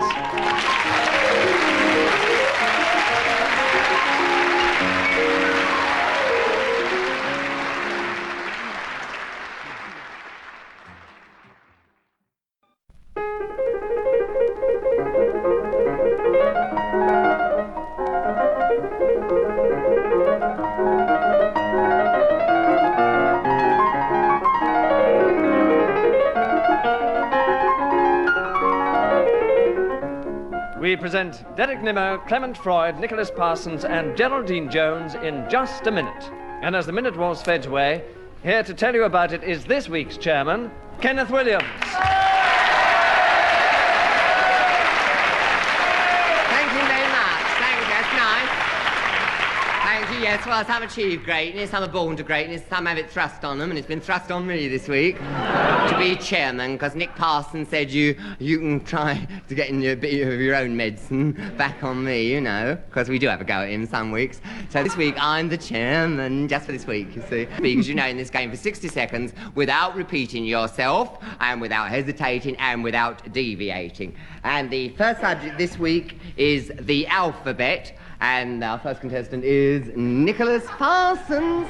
So will you speak for 60 seconds, Nicholas, without doing any of those things that I just said? In other words, talk about the alphabet for 60 seconds, starting now. A, B, C, D, E, F, G, H, I, J, K, L, M, N, P, Q. I'm sorry, Nicholas, you've been challenged. Clement, you're challenged on what ground? Deviation, he left out the O. Oh, well, if you left out the O, I'm afraid that definitely is deviation. Therefore, a point Did I goes... leave out the O? Yes, I'm afraid you did. A point goes to Clement Freud, and Clement Make you Freud so has the nervous, subject. You all of have them. 40 seconds left, Clement, for the alphabet starting now. The alphabet is a Grecian punt. It's a sort of financial investment on animals, which is done as a double, a treble, or an accumulator might be procured by placing... Challenge, I'm sorry, challenge. Who's that challenge, Derek? Why did you challenge? Sorry, Kenneth. Deviation, he's making it up, you see. There's not such a thing as an alphabet. Ah, I thought there was in betting parlance. I'm not familiar with this world at all. I do little punting myself. I've never No. punted. I'm not a punter, you know. Therefore, I give you this, I concede this point to you, yes. You gain a point. Who gets and the you have point? subject, and you are left with 25 seconds to discuss the alphabet starting now. A is for apple. That was the first phrase in my little book, which I learned when I was very small. And then B is for basket, in which we put peas. C is for Charlies that walk round my knees. D is for Derek, who sits here so fine. E is for Eric, I know he'll not be mine. F is for Freddie, who walks round the house. G is for Gertie, who's as small as a mouse. H is for Harry, who is such a fellow.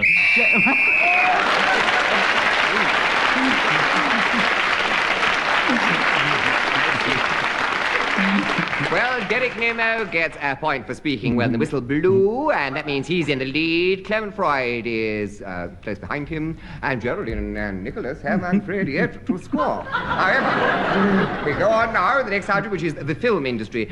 Geraldine Jones, will you speak for 60 seconds on the film industry, starting now? Some people labour under the delusion that the film industry is about stars and exciting people. These are, in fact, mere shells, and they are motivated and organised by very grey people who might just as well be used selling soap. In fact, the whole business exists on the fear that one of these days people aren't going to go to the cinema anymore, and then they're all going to be needed selling snow... I'm pleased to say hesitation. Yes, I'm afraid hesitation. You have a point, Derek, and you can continue with the subject for 35 seconds, starting now. Well, there's no business like film business. Gosh, it's exciting. Why are you challenging? Repetition of business. Oh, Clem, really. Absolutely right. Absolutely. Most ungallant of you, but absolutely correct. So you gain a point, and you continue for 32 seconds, starting now. The film industry is one of the most vibrant in this country. If you look at the stock index and look at the... You challenge? On look. He said look twice. Yes, that's true. He said it twice, did he? Oh, well, that's fair enough. He said it right. That's right. And we can't argue about that. Therefore, we get a point. Nicholas Parsons gets a point. And you continue with the subject. You have 18 seconds to discuss the film industry, starting now. The film industry is devoted to making cinematograph experiments and other types of entertainment which were seen on widescreen, small screen video. Why are you challenging, Geraldine? Repetition of screens. Screen? Oh, did you say that twice? Yeah, I said I'm very twice. sorry. Well, you get a point, Geraldine, and continue with the subject of the film industry for 12 seconds, starting from now. The first thing that I know about it is that it involves a tremendous amount of money, which usually... Who are you challenging? It was Derek again. Why are you challenging, Derek? Sorry, tremendous, actually. You did say tremendous twice. Tremendous twice was said? Tremendous in the You past. get a point, and you continue with the subject for 7 seconds, starting from now. Throughout all the Odeons and the ABCs in the country. Who challenged there? Clement, there's an awful lot of challenging going on. Advertising. On what grounds are you challenging, Clement? Ah, you can't advertise your local cinemas on this program. Oh, absolutely right. That's Meant to against be the a- Charter. You've offended the Charter. I'm appointed here by the BBC. Yes, I am the adjudicator, the judge. I am the final arbiter. I shall not shirk my duty. I will not fail in my responsibilities. You are absolutely right. You get a point, Clement Freud, and you continue with the subject. You have 4 seconds to discuss the film industry, starting now. Cameras, lenses, and other capital equipment are essential to any company. Oh, brilliant. Very good. Yes. Clement gained a point there because he was talking, you see, when the whistle blew, which means he's, what is he, level with Derek, is he? No, one behind. Oh, he's just one behind Derek. So Derek is still in the lead, Geraldine's 1, Nicholas 1, so you and Geraldine are sharing, Nick. Sharing, third. Third place. Oh, That's what you're I sharing. thought it was something more exciting. And we go on to the next subject. The next subject is kneading dough. Kneading dough, and I should tell you, listeners, that it is written on the card as kneading with an N and not with a K. Kneading dough. Will you speak for 60 seconds on that subject? Derek Nemo, starting now. Well, as Mr. Kenneth Williams has very clearly explained, it does refer to the obtaining of money, or the want of money, and this is something that I, from time to time, do need quite desperately. I remember in earlier periods, I Nick, think you've challenged something what? is down...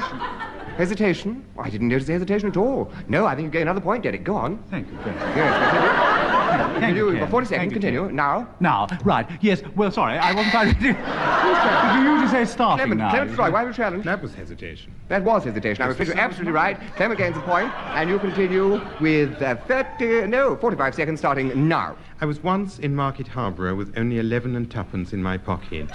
Desperate to obtain more, I went into a public house, addressed the landlord, whose name was Thornycroft, and said, "Excuse me, sir, I am desirous of having a little more." Oh, Nick challenge, why? Deviation, there's no chap called Thornycroft who has a pub in Market Harborough. Perfectly right, absolutely right.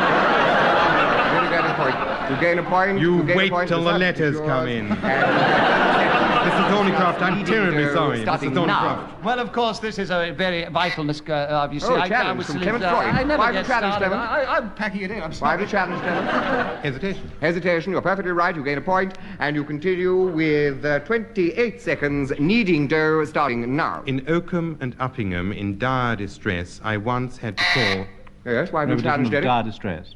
That's a repetition of dire distress? Repetition of dire distress, I Yes, you gain a point. You now have 22 seconds to discuss kneading dough, starting now. When I was in this condition once, I walked up and down Oxford Street dressed as a cat with sandwich boards on. Another time I went through Newport in Monmouthshire with an alligator's head, with also a great advertisement saying, would you please come to a dance that I was organizing.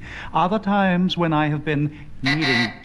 Yes, I'm sorry. Who's that challenge? Hesitation. Hesitation? Yes, I'm afraid you're absolutely right. Clement is justified in that challenge. Yes, Clement, you gain a point, and you have 5 seconds in which to discuss kneading dough, starting now. I went to the bank and demanded to see the manager. Look here, my good fellow, I said to him, it is essential that I...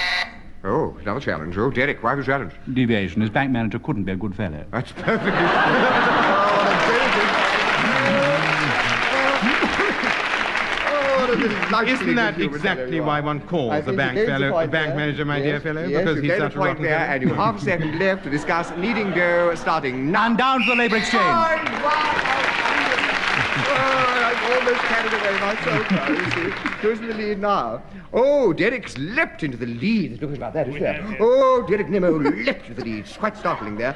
Clement Freud, will you speak on the subject of thespians for 60 seconds, starting from now? A thespian is one like Nicholas Parsons who started in the theatre and like Derek Nimmo who is carried on in the musical industry, appearing in dinner jackets or tailcoats, rushing into theatre, sometimes late in the afternoon, occasionally early in the evening, where a small man steps out of his box and says, good morrow, sir.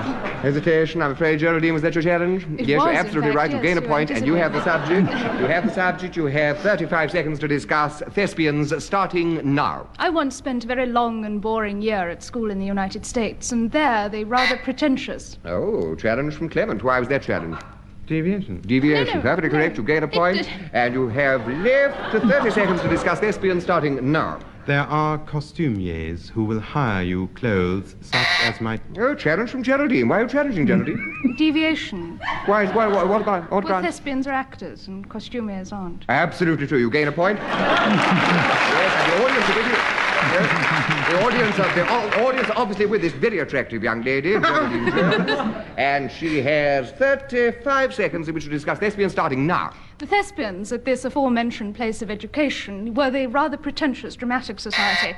Why do you challenge? Repetition of pretentious. You've no right to challenge, and moreover, it's extremely ungallant to interrupt a lady in the middle of a lovely tirade.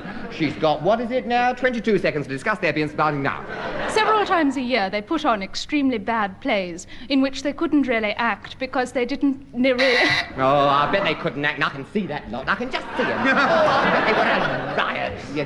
Who's you interrupted? Derek, why did you interrupt? Hesitation. Hesitation. You're perfectly absolutely right. He gains a point. And you have 14 seconds in which to discuss thespians. Derek, please pull yourself together. Derek. 14 seconds in which to discuss thespians, starting now. They are called after the semi-mythological Greek dramatist.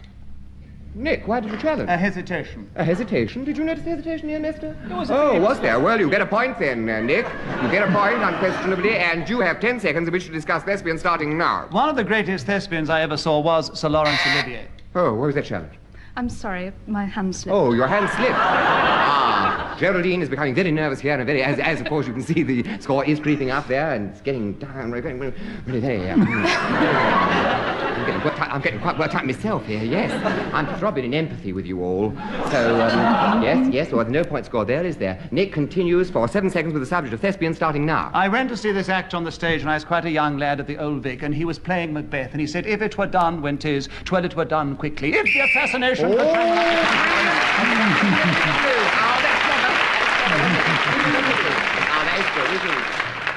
Yes, well, I'm afraid Derek Nimmo still has a resounding lead. Oh, colossal. You should get up and take a bow, I can tell you. You're doing terribly well. Next subject is feeding. In other words, you know, the intake of nutrition. Feeding. Nicholas, will you talk for 60 seconds on the subject of feeding, starting from now? Feeding is absolutely essential to the human body. All animals, of course, indulge in this. I do it about 3 times a day. But, of course, other things need feeding as well, like plants. Now, I am lucky I live quite near stables, and every time when the horses go by, I rush out with my little bucket and spade and get the essentials that they drop. Challenge, Derek? He's talking about fertilization, not feeding. I see, yes, but you could say that Lucy's subject is certainly sort of bound up, with it, so I don't think it's deviation. I'll give you a point, Nicholas, and you continue with the subject. You have 45 seconds starting now. All plants need to be fed. Why do challenge, Clement? Repetition of plants. Plants. Oh, I'm afraid you did repeat yourself there, yes. So you get 1 point, Clement, and you have 41 seconds,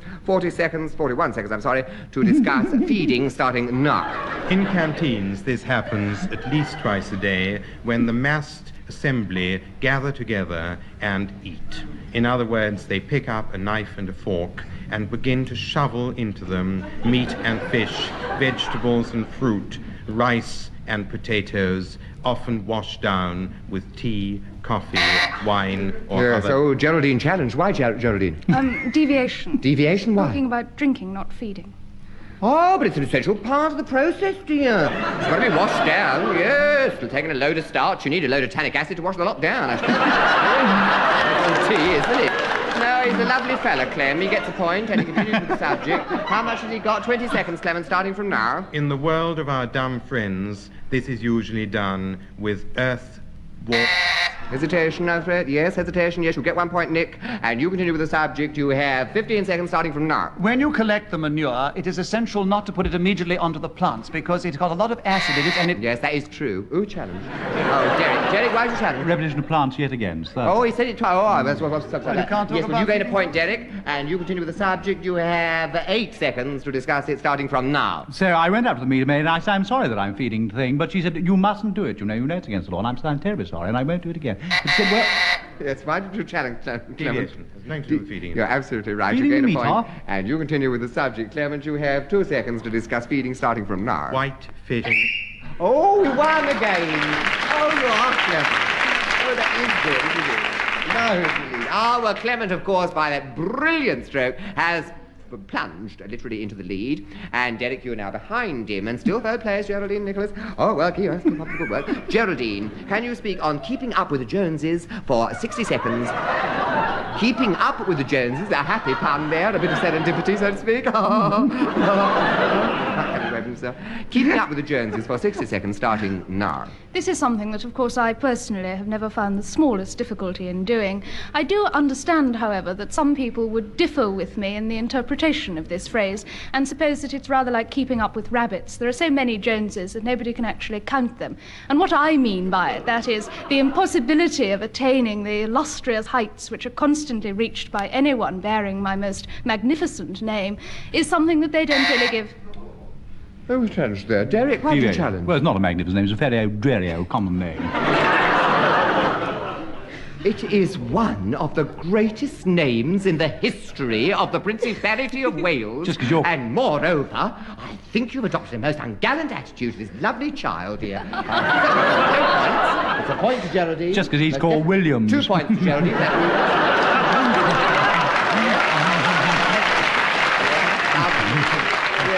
You are a nice crowd here tonight.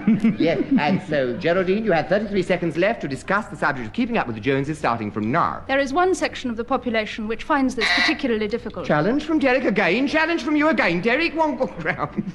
What grounds, Derek? Sorry, repetition of population. Was it a repetition of population? Oh, well, I'm sorry, Geraldine. That I cannot allow. Derek gains a point. Derek gains a point, and he has 30 seconds to speak on keeping up with the Joneses starting now. One of the Joneses I'm closest to is Geraldine. Everything she finds so boring and dreary. She has no enjoyment of life at all. So why should one want to keep up with her? Oh, dear. Clement Freud's challenge. Why the challenge? She adores life. Deviation, she adores life. That is absolutely true. So you gain a point, Clement. And you have left 22 seconds to discuss keeping up with the Joneses starting now. I once went out with 2 sisters called Amanda and Natalia Jones. Oh, Nick, why do you challenge? Why, it's very repetitious to go out with 2 sisters. Nonetheless. Yes.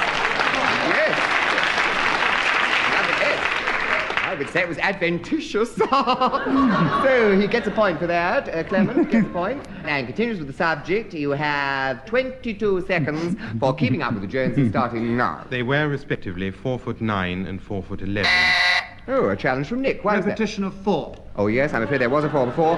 Yes, well, then you get a point, Nick. You get a point. And you get the subject, Nicholas. 12 seconds for keeping up with the Joneses starting now. You've just got to keep up with the Joneses. It doesn't matter what you do. Go out today, tomorrow. It doesn't matter. Find something you can do. Get new clothes, new personality. Stand up there Oh, and I'm sorry, shout. you've been challenged. I know, Derek's anyway. challenged you on what grounds? It doesn't matter. Repeat, it doesn't It matter. doesn't matter. Right, then you continue with the subject for 5 seconds, keeping up with the Joneses starting now. If you go down to Aberystwyth, it's terribly difficult to keep up with them because there are so many. Oh, that's very clever. Very clever. Yes. Very nice. Yes, well, Nick, you're going up. You're almost second, but you're not quite. Not quite, no. Clement's still in the lead, I'm afraid, followed very close by Derek, and Geraldine trailing darling. Now, do pack on up there. Come along. Okay, let's get much better than this. Now, the next subject is rubies. You've all heard of rubies, the jewel, the blood red ruby. On the card is written rubies. Will you speak, Derek, on the subject of rubies for 60 seconds, starting now? Great regret to me that so many Christian names are disappearing from the English language. Pearls seem to be on disappearance. Gertrude, Barbariana. Oh, Nick, why did you challenge? I thought it was hesitation. You thought it was hesitation? Well, you must tell us honestly, Derek, were you hesitating? Now, come along, you are on oath. Come on. I was finding a slight difficulty with my speech impediment. That's good enough for me. That's good enough for me. You were fumbling, dear. That's obvious. You were fumbling. Right. You get a point, Nicholas, and you get the subject. You have 50 seconds to discuss rubies starting now. Everybody used to say Ruby's got the very best pair in the whole of the business. Her 2 legs are absolutely marvelous. As she walked down the street, you went... Oh, I'm sorry you were challenged. You were challenged. You were never get challenged by Derek. started, On what grounds? Well, Deviation. repetition, best pair. Best pair, deviation. Deviation and repetition, Deviation. best pair. Yes, the best pair would be deviating, I'm afraid. I'll give you a point, and you have 45 seconds to discuss Ruby starting now. Excuse me. Starting now, come along. Ruby start now, McElroy, who lived just outside the small town of Krampelhecken, was the... Oh, a challenge from Nick. Deviation. There is no such place. Yes, I'm afraid you're absolutely right. You gain a point, Yes, and actually. you have 40 There is. seconds to discuss rubies starting now. Of course, the whole point is that this particular precious stone is one of the most valuable of all. One of the most difficult things is that... Challenge from Derek. Why did you challenge? Deviation is not one of the most valuable of all. It It is a isn't. ruby. No, you are absolutely right. The ruby, Koh-i-Noor the is emerald, infinitely and then the more ruby. valuable, so you get a point, and the subject is 32 seconds in which to discuss rubies starting now. I think one of the most beautiful rubies was that was given by the Sultan of Turkey to Lord Nelson after his victory. Oh, a challenge from Clement. Why did you challenge He Clement? didn't give him one. He didn't give him one. You're absolutely right. You gain a point, and you have 36 seconds in which to discuss rubies starting now. But the Maharaja of Cooch Behar gave one to his wife, which is now on show in the Wallace Collection in London, which is open daily and on Sunday afternoons from 2 until 5:30. A challenge from Geraldine. Yes, Geraldine, why are you challenging? Deviation advertising. Deviation advertising. On the contrary, I thought the information was fabulous. Go on, Clement. Yes, no points awarded. Go on, Clement. Many jewelers receive these stones and are then asked to cut them into shapes which are required by the prospective purchasers in order that they reflect the true beauty of the inherent value of the... Oh,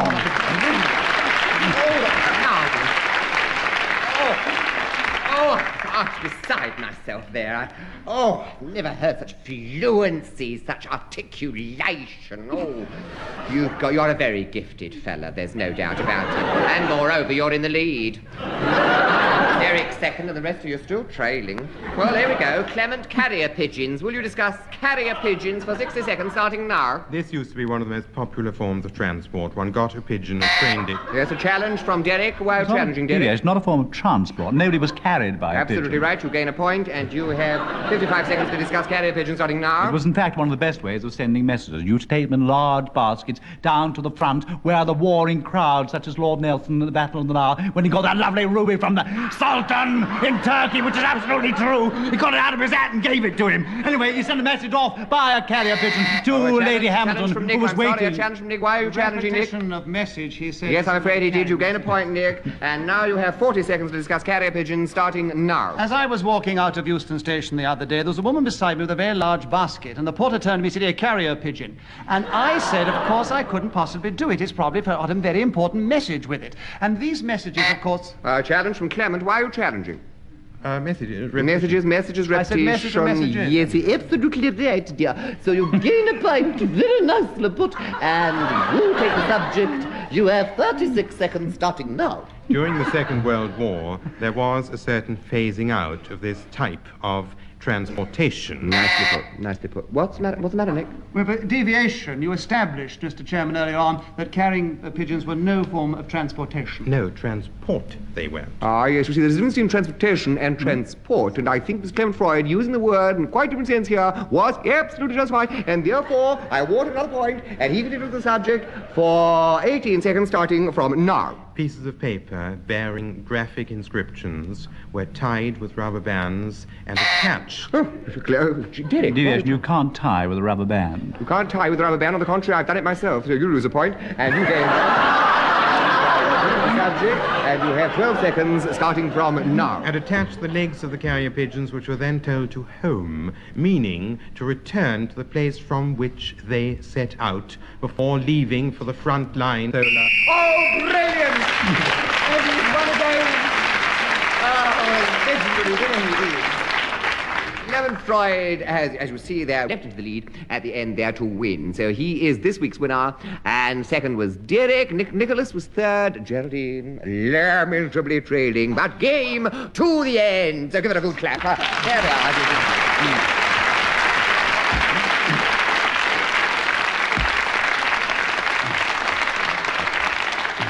Well, thank you. There we must leave it as just a minute. Must be off the air in just a minute. I have time to tell you that in this programme, victory went to those taking part were... Oh, I saw a load of rubbish, isn't it? Well, there we come to the end of another edition of Just a Minute. Goodbye.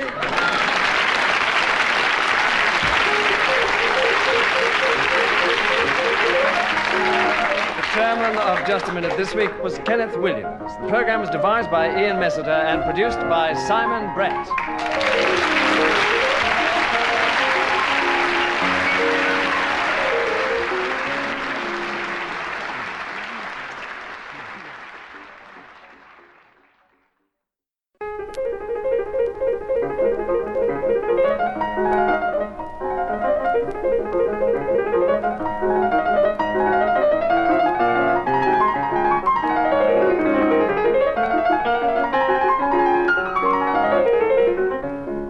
We present Kenneth Williams, Derek Nimmo, Clement Freud, and Andre Merry in Just a Minute. And as the minute waltz fades away, here to tell you about it is our chairman, Nicholas Parsons.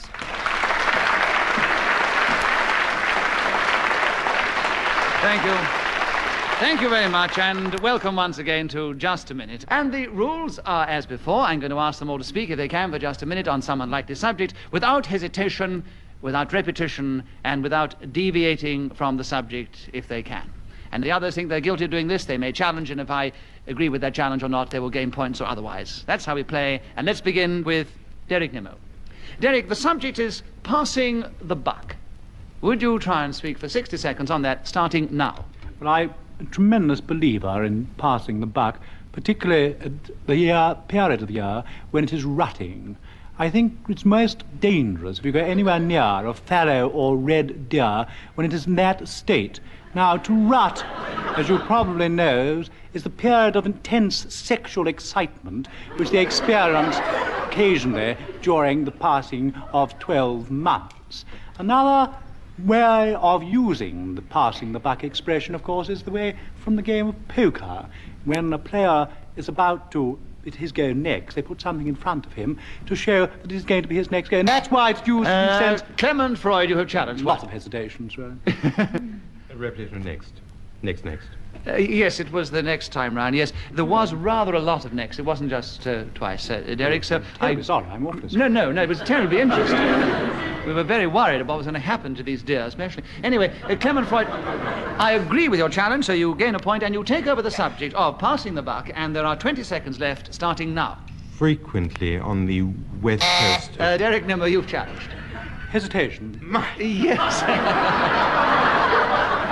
A little sharp, but there was a definite hesitation. But so there are 17 seconds left for you, Derek, with passing the buck again, starting now. In the United States of America, if you pass the buck, it means to hand over the smallest piece of coinage within that country. Now, last time I was Clement Freud, why do you challenge? It's a continent, deviation.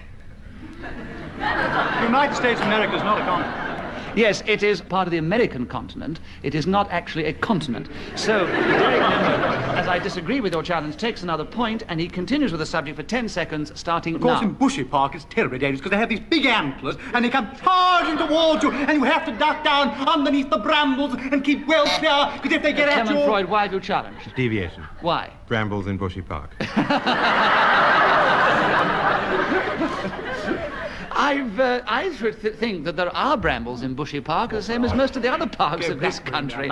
Derek, I disagree with the challenge. I do think there are brambles in Bushy Park. So there are 2 seconds left for you to continue with passing the buck, starting Sorry, now. when I start play stud poker, I always say that if I could do...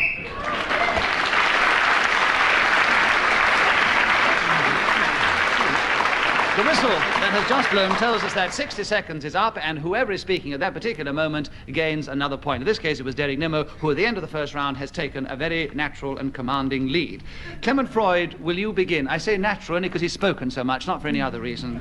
Clement Freud, will you take the second subject, which is crossed lines, and start talking on that now? Between bramble bushes in Bushy Park, you're likely to find any number of cross lines. Some go from the tree on the left to a stalk of grass on the right. Others are attached to palms, to ferns, and to other... Kenneth Williams. Well, not only hesitation, but what? Sort of an awful lot of deviation, too, I thought. I think there was absolutely no deviation. Well, I would stick on the hesitation well, if I were better you. do that, yeah. Yes, that was your first challenge, which I quite agree with. So, Kenneth, you take over the subject. There are 43 seconds left for crossed lines, starting now. Well, this, of course, means when you are telephoning someone, you hear instead the voice of a person to whom you did not wish to speak at all. Sometimes it can be great fun. I heard some woman saying, so we've had the passage taken right away, and the other woman said, oh, did you get permission? She said, no, we never asked.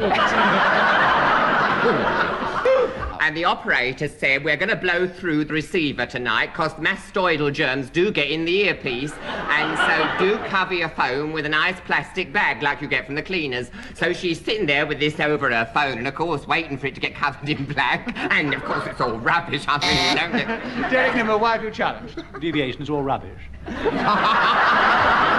Oh, he's fly, he's very fly. Derek, it may be all rubbish, but you see, what the people were saying on the phone was rubbish. So, strictly speaking, I don't think he has deviated from the subject of cross lines, which does turn out to be rubbish when you listen to it. So, I think that Kenneth Williams still has the subject with another point, and 1 second to go, starting now. So she said, here, are you the one I wanted to speak to? Is it Lambert 5479? I challenged you before you got there. Why, Clement?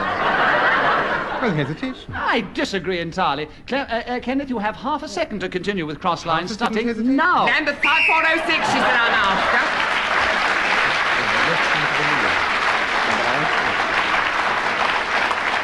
Oh, tell me I've leapt into the lead. Go on. Kenneth, I have to tell you that you go on. have leapt into the lead. Yes? Yes. Oh, I'm all worked up. I love all that. It's all those cross lines, wasn't it? Yes, Got you I've quite crossed my a legs as well here. Well, steady on, because it's your turn to begin. Yes? The subject is what happened to Anne of Cleves.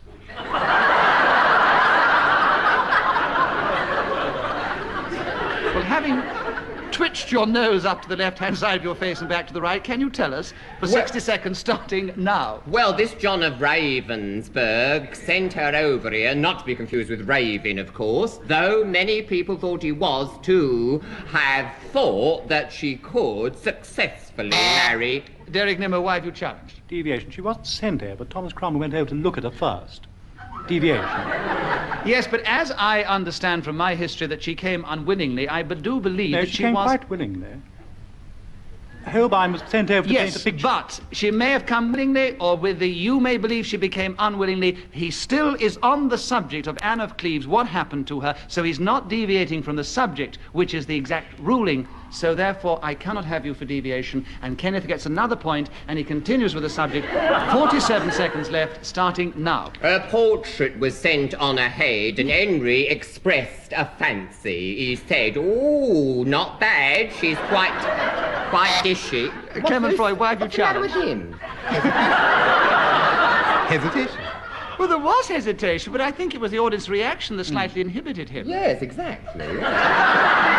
It didn't inhibit my buzz, so why should it inhibit him? Well, I'm going on this occasion to give the benefit of the doubt to Kenneth because he did actually respond to the audience reaction. But, Kenneth, you have... I know it's difficult when you get a nice warm reaction not to respond to it, but you have to try and keep going. 37 seconds left for what happened to Anne of Cleves, Kenneth, starting now. But he had the marriage annulled because he couldn't stand the sight of her, and it's suspected she had terrible BO, and she had fancy to Cleves, which was Derek then... Nimmo, why have you challenged? Hesitation. Didn't go back to Cleves. She lived in retirement in England for 15 years on a pension. Oh, dear, he's very knowledgeable. Derek Nimmo, you have a point. Well done. And there are 26 seconds left for what happened to Anne of Cleves, Derek, starting now. Well, of course, the marriage was rarely annulled because it was not consummated. At that time, Henry VIII was a tremendous authority on marital law because he was ridding himself of the previous wives, and that was how he was able to get rid of her. Clement, why have you challenged? Hesitation. Yes, I'm sorry. It was one of those difficult ones when he's going at speed. Clement, you have 16 seconds to continue with what happened to Anne of Cleves, starting now. Anne of Cleves was a 92-year-old washerwoman. Kenneth Williams, why have you challenged? Obviously, I mean, it's complete disgrace. The awful thing is he might know a 92-year-old washerwoman called Anne of Cleves. So, within the laws of the game, you see, unless he can establish it very rapidly, he gets a point and he continues for 13 seconds. What happened to Anne of Cleves, starting now?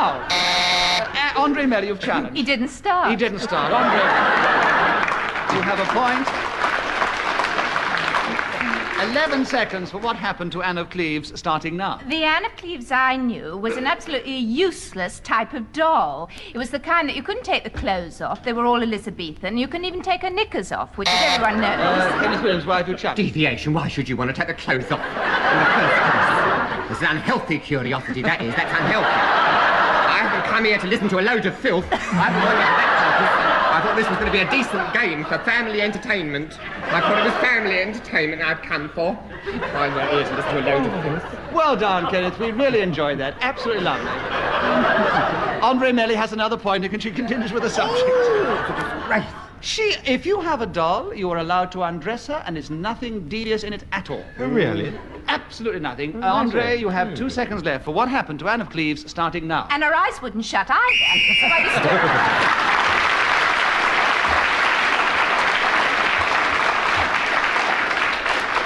As Andre Melly was speaking then when the whistle went, she has got another point. In fact, she's got 3 more points in that round, and she's creeping up on the fellas.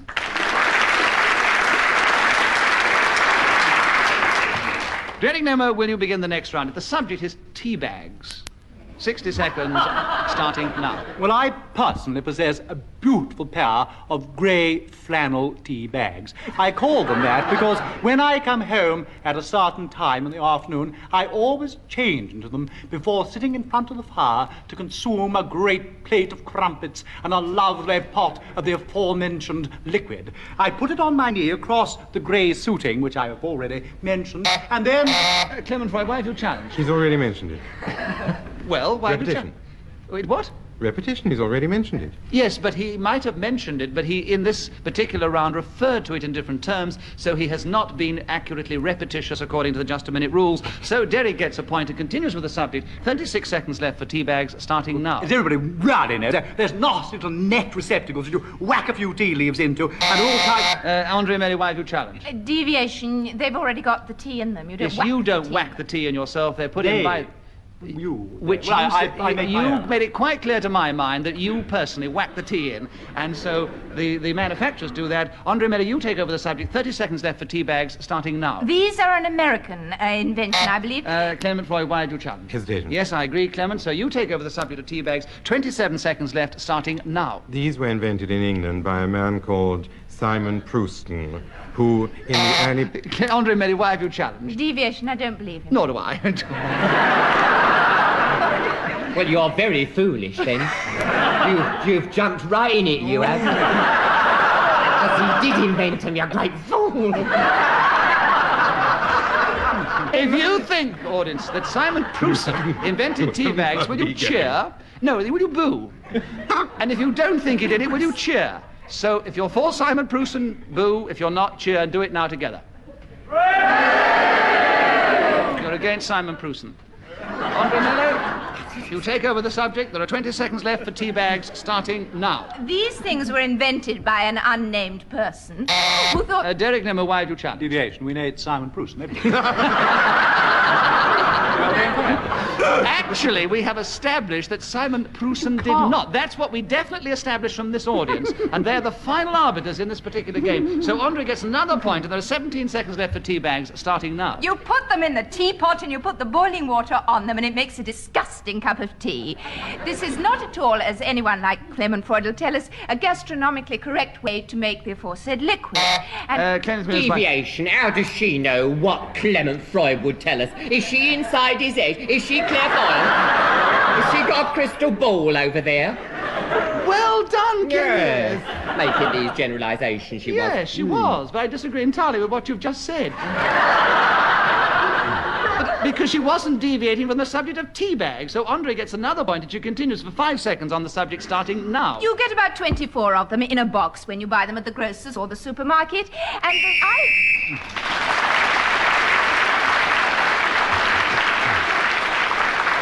Well, Andre Melly, with the help of Simon Prouston, has, at the end of that round, leapt into the lead alongside Kenneth Williams. And Clement Freud and Derek Nimmer are trading just a little way behind them. Clement Freud, will you begin the next round? The subject is leftovers. As a good gastronome, I'm sure you can talk about that eloquently for 60 seconds, starting now. These at one time were called googlies, or Chinamen, and are in fact cricket balls delivered by the left hand at a batsman who may be right-handed or not. An over consists of 6 balls in this country, but 8 in the Antipodes, amongst which countries I'd like to single out Australia and New Zealand. The great practitioners were Chipperfield and O'Reilly, probably best known for his invention of the word which I've used previously and will not do so again. It is also a term given to bits of food left about in larders, which are perhaps most commonly referred to as leftovers, sausage meat on a saucer, or perhaps a tea bag left in some annex to the pantry. Andre Melly, why do you challenge? that's a leftover, not a leftovers. A tea bag on a sauce. Oh, I think that's being pedantic, Andre. He was so delightful. He was going with such mellifluous I don't know what I'm talking about. He was going jolly well anyway, wasn't he? So Clement Freud gets another point, and there are 13 seconds left for leftovers, starting now. I know a woman who lives in Eaton Square who actually practices what she preaches and serves leftovers to all her guests. I have dined with her and had crusts of bread, the skin from custard, and odd pieces of fat which...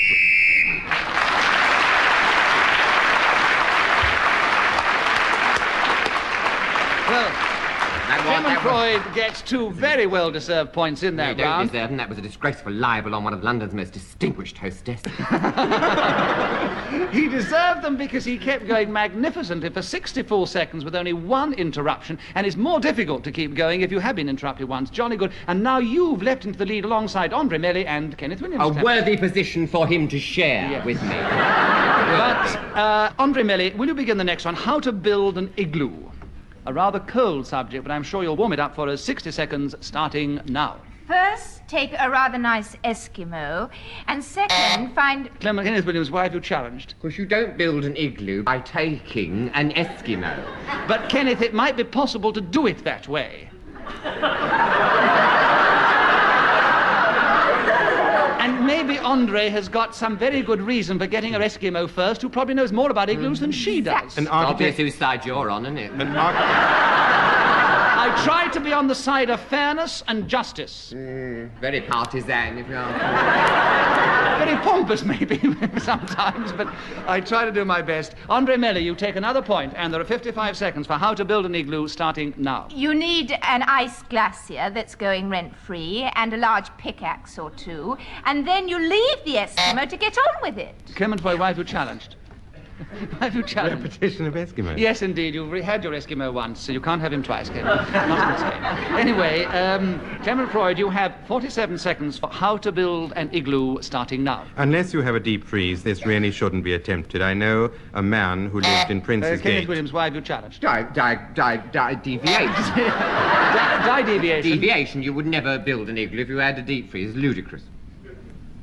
Clement, can you justify it very rapidly? I You can't have an even... awful job getting the snow if you only had a domestic fridge. No, I think if you want to build an igloo, you can only do it in Eskimo land, in Greenland, so I don't think deep freezes have much to do it. It's a very debatable point, but I'm giving the benefit of the doubt to Kenneth. You keep giving him the benefit of the doubt.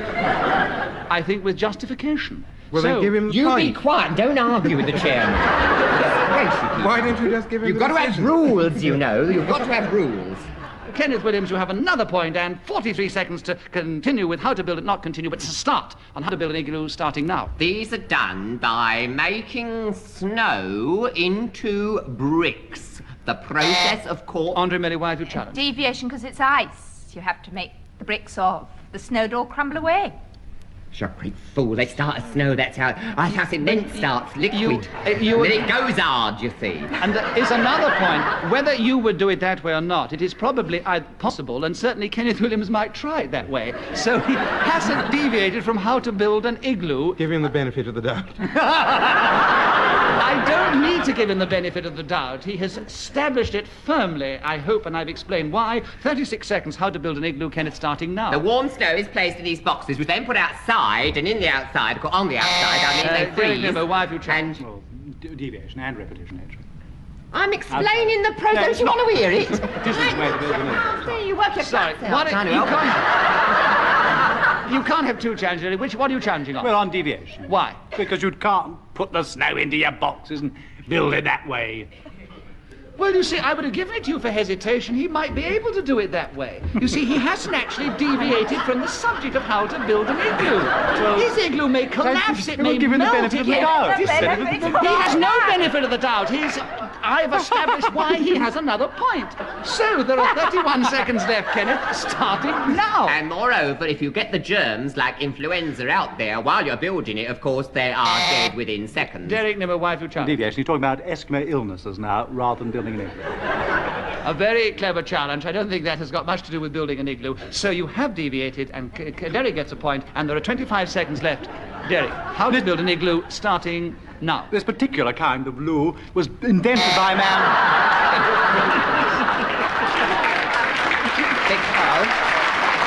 Derek, why have you challenged? For deviation, it's igloo, not loo. And you can't make a derivative of that in loo. Unless you're in lieu of. In lieu of, Which would be different but entirely. it is possible to interpret the words, this is not a visual program, in any way you wish, according to the way it sounds on That's your ear. not interpreting the word, that's splitting the word up. Igloo is technically making it loo. That's not altering interpretation, it's altering the word. We have had this before, and we have established that you can interpret the words as they sound to your ear, providing you have not deviated from the actual pronunciation. Oh, well, of course, if that's your ruling, I would accept it. You have the most charming way of wriggling out of everything, Kenneth. Derek Nimmo has another point, and there are 22 seconds left for how to build an igloo, Derek, starting now. They were invented by the well-known man, Mr. Preussen, who also famous for his invention of tea bags. And he was known... Clement Freud, why have you challenged? Well, the audience has established that Preussen didn't invent it. Well done. A very clever challenge, Clement. So 16 seconds for you to continue with how to build an igloo starting now. It is essential to have a lot of snow and a cold climate. You then take the aforementioned substance, packing it together so that it creates some sort of housing, ideally shaped like a tent or perhaps more like an Arab wigwam.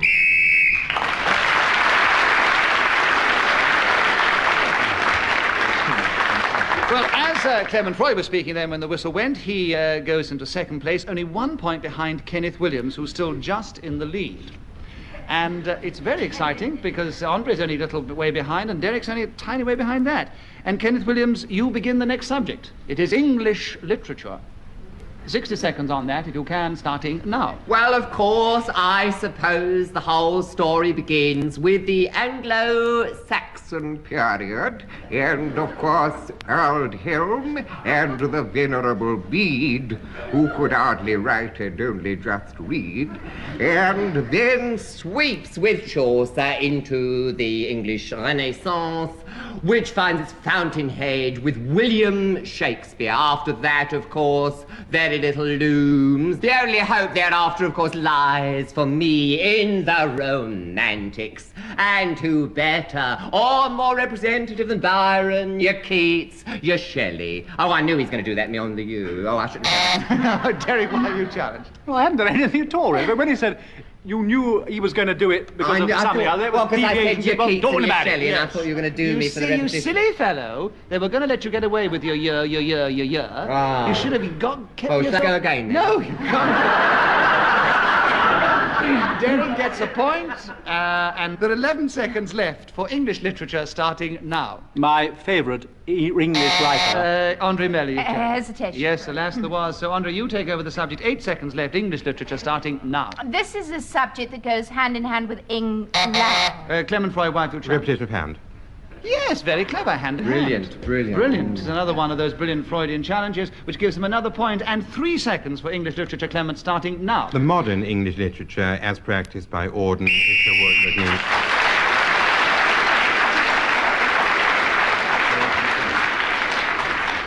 Well, Clement Freud gets the extra point of speaking at the end of that round, and may I say before I give the final score, because that is the end of the show, that there's one lesson to learn in this game, that if you've started going, keep going, whatever happens, because Kenneth, if I know, it is a shame, you know, because I had a lovely bit of Byron I was going to do. And if you'd kept going, you see, you might have finished up and got that extra point and been the winner. I know. What has happened is Clement, on the last round, again with those clever challenges of his, has caught you up and is equal with you at the end of this round. Yes. Derek Nimmo was in 4th place, a little way behind Andre Melly, who was a little way behind this week's joint winners, Clement Freud and Kenneth Williams.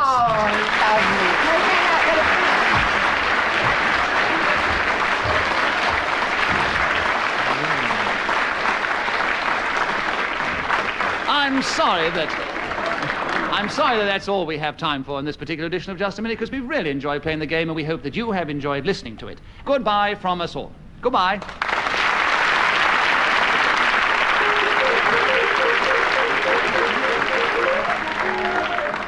The chairman of Just a Minute was Nicholas Parsons. The program was devised by Ian Messiter and produced by Simon Brett.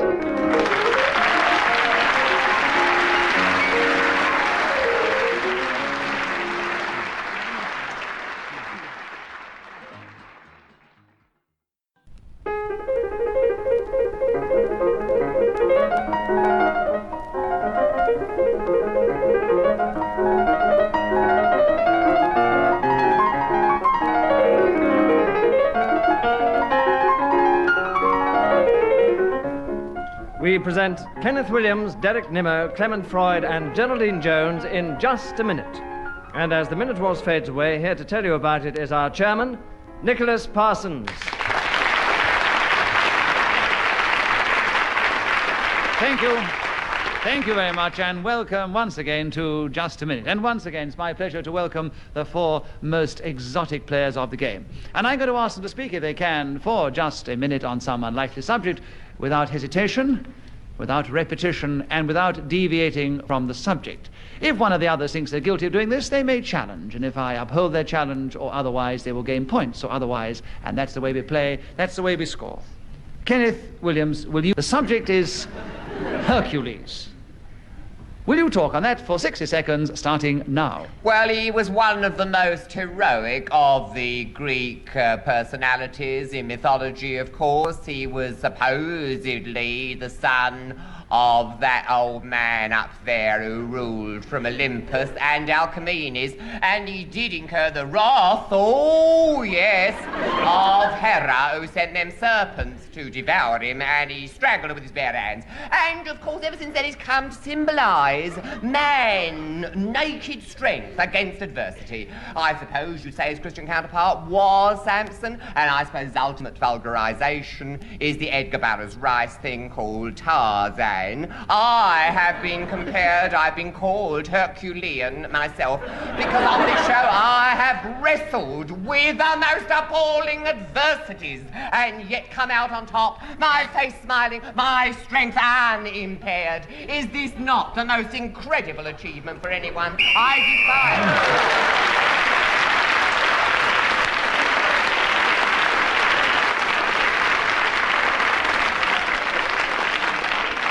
Indeed, is this not the most incredible achievement of all? The beginning of the show, the first round, he goes without being interrupted in Herculean style and gains himself a bonus point. The first time it's happened for a long time. Congratulations, Kenneth. I'll probably drive myself up with the rest. Well, you have now a commanding lead over everybody else who have yet to speak. Geraldine Jones, will you start the next round for us? The subject is adventure. Can you talk excitingly about that for 60 seconds starting now? Let me say now that I find adventure the most tremendously exciting subject. I just long to go out in my little coracle and sail over the seas alone. Daring number, why have you challenged? I don't believe she's got a little coracle.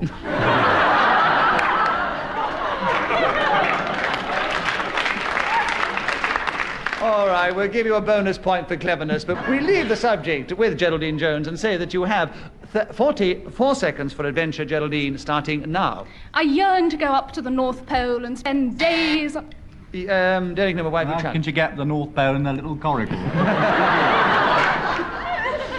I didn't say how I was going to get Went there. out in it. No, she had... This is the problem when you are interrupted and you start again. You can, as you often do, Derek, start again on a completely different I see. tack. I'm so sorry. And she might have been going on a different tack. I think you were too I'm keen terribly getting in sorry, there. Miss Jones. So Geraldine has another point, and she has 40 seconds continuing her exciting adventures starting now. It would be the merest stupidity to suppose that the truly adventurous spirit is restrained to one form of transport. Sometimes I take to my waxen wings and float up to the sky. Clement Roy, why have you challenged? Deviation, I don't believe.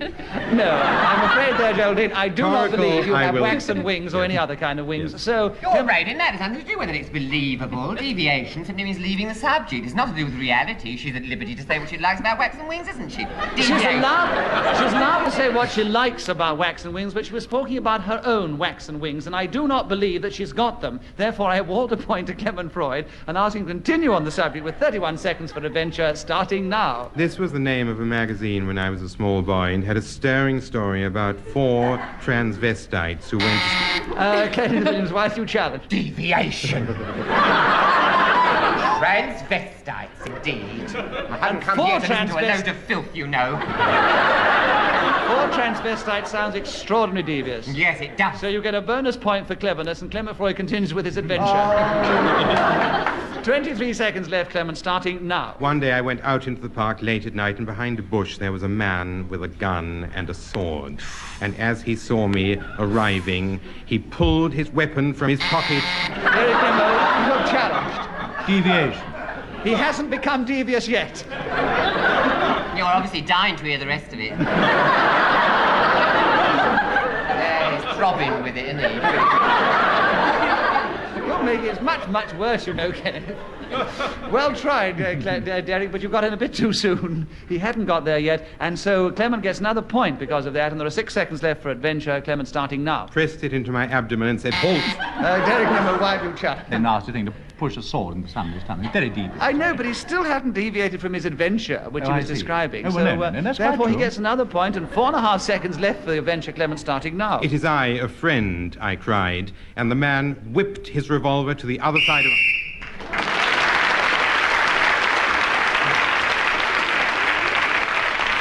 Clement Freud's strange adventure in the park gained him quite a number of points. So he's taken a very definite lead at the end of that round. And Clement, it's your turn to begin. The subject is the Arabian Nights. Can you talk about that for 60 seconds, starting now? These are now called the Warriors of Jerusalem, but in the old days, many of the dignitaries who lived around what is now called Iran and was then called Arabia. Geraldine Jones, why have you challenged? Hesitation. No, I don't think so. Sort of teetering. She was teetering on the edge of hesitation, but I'm not going to give it against Clement this time. 47 seconds for you, Clement, to continue with the Arabian Nights, starting now. It's also a book about a man called Harun al-Rashid, who was an emperor, and his grand vizier. And in 1,001 episodes, this volume expounds the evening spent around campfires in the desert of this nomadic flock of people who went hither and there, yon and thither. Kenneth Williams, why have you challenged? I think it's all boring. So what do you challenge? Deviation. Not at all. Well, give me a point then. No, I'm not going to give you a point. You've got quite enough. You go on challenge like that, all that happens is you give Clement Freud more points. Well, I think I should be made a fuss of, and I'm not. Nothing's happening here. Well, put your little pink cap on. Don't you all love Kenneth? You've got enough fuss from that. He's made his point. So, Clement Freud continues with his Arabian Nights for 25 seconds, starting now. One night, this celebrated dignitary stepped... Geraldine Jones, why have you challenged? Repetition of dignitary. Yes, we did have a dignitary before. Yes, thought I'd indeed. used Yes, every yes, other yes. word. So there are 21 seconds for you, Geraldine, now on the Arabian Nights, starting now. This sultan had a great penchant for stories, and he demanded every night that someone tell him a story that... Derek Nimmo, why have you challenged? Repetition of night. Oh, rather too much night. Not by me. No. Poor thing hasn't even mentioned it once. I think you only mentioned night once, didn't you? I haven't mentioned it at all. No. Geraldine gets another water on point, the and there are brain, 7 seconds left for the Arabian Nights, Geraldine, starting now. One of these stories is... Clement Freud, you've challenged. Hesitation. As you see what you do, you inhibit them by challenging too much, and they He was most ungallant to even accuse her of it, I think. He's no gentleman. So, Clement gets another point, and he has 5 seconds left for the Arabian Nights, starting now. Dressed in the garments of a beggar, he stole through the streets late of an evening, and with a sickle moved...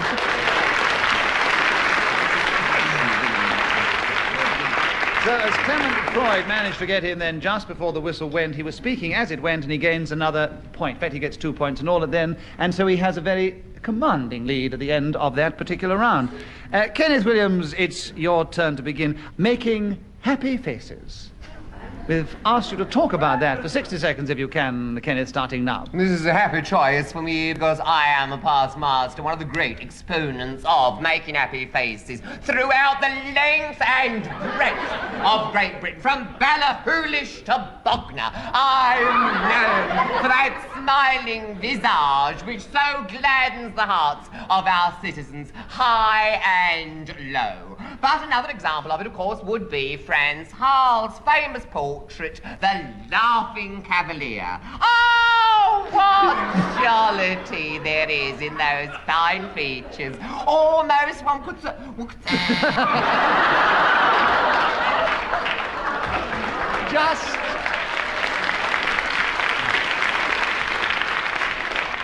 Just almost, but not quite.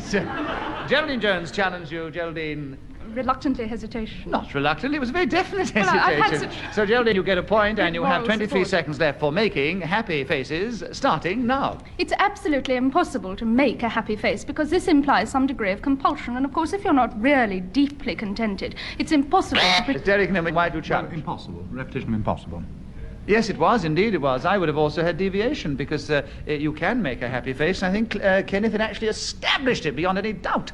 So, Derek, you gain a point and you take over the subject with 12 seconds left, starting now. In my own tiny way, when I go onto the stage of the theatre at night, I try to make the faces beneath me rather happier than when they enter the auditorium. I do this by a number of means. I wave my hand in the air, I lift my bowler hat, I show my...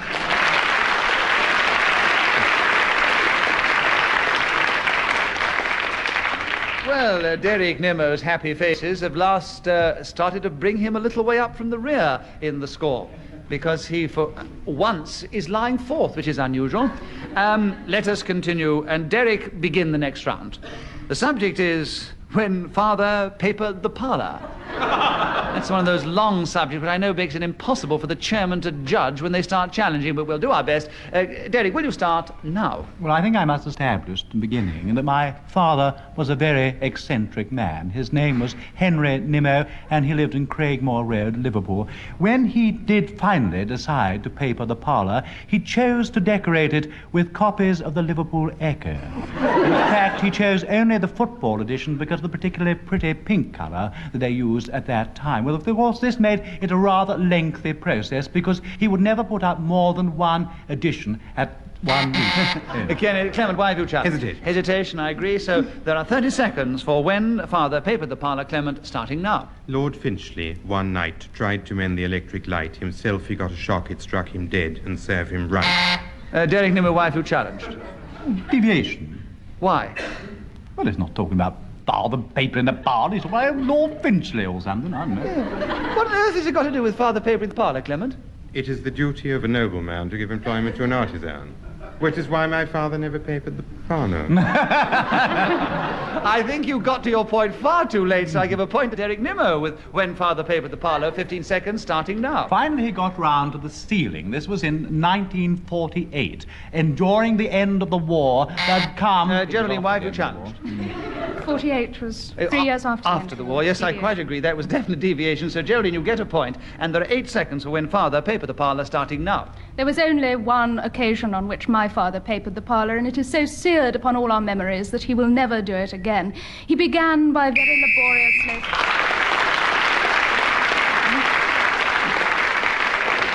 Well, as Geraldine Jones is speaking then when the whistle went, she gets an extra point, and she's creeping up behind our leader, Clement Freud.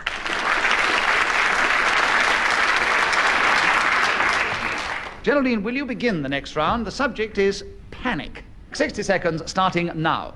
I do on occasion make speeches, and I think that it is during these occasions that I feel the... Derek Nimmo, you've challenged. Repetition of occasion. Yes, I'm afraid there was, Geraldine. There are 48 seconds left for panic. Derek, starting now. It was an emotion that this particular deity was supposed to induce, and that was why it was so called.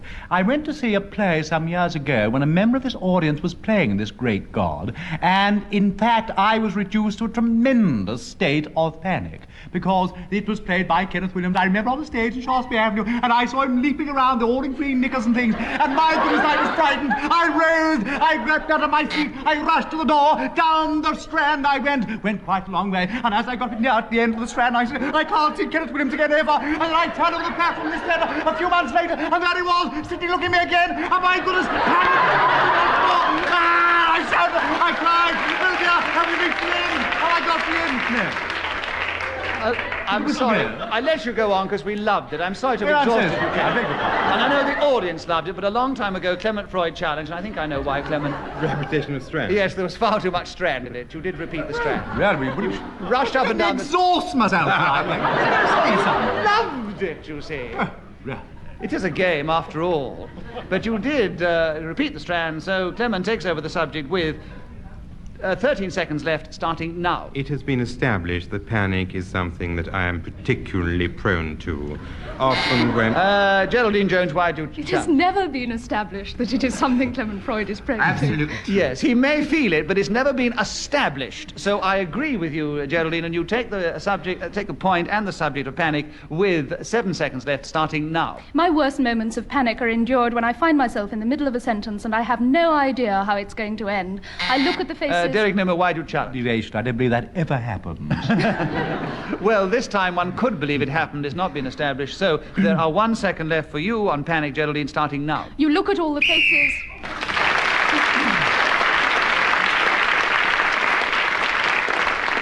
The more cheerful version of Geraldine Jones is doing great things for her. You're creeping up marvellous. You're only 2 points behind our leader, Clement Freud, at the end of that round, Geraldine. Clement, it is your turn to begin, and the subject is the advantages of living. Will you go on about it for 60 seconds, starting now? The advantages of living can only be assessed in respect of the advantages... Kenneth Williams, why have you... Quite agree, Kenneth. So there are 54 seconds left for the advantages of living, Kenneth, starting now. Well, obviously, they can only be compared with the other, which is, I suppose, the advantages of being dead. And since no one returns to tell us about such a thing, the advantages of living are manifold. We exhale and we inhale, systole and Derek Nimmo has challenged again. Why? Repetition of hail. But you see, Oh, shame on you lot for clapping. Yes, shame on you lot for clapping, because the word he used were inhale and exhale, which are two separate words. Thank you very much. Thank you, Nick. Lovely fella. Lovely fella. So he has another point, and there are 28 and a half seconds left for the advantages of living, and I'm glad you have the advantages of living, because we love it, Kenneth, starting now. Systole and diastole, without which there would be no life. As Hadrian always said, half of play. Geraldine, why have you challenged? Well, this isn't an advantage of living. It's a Of course it is.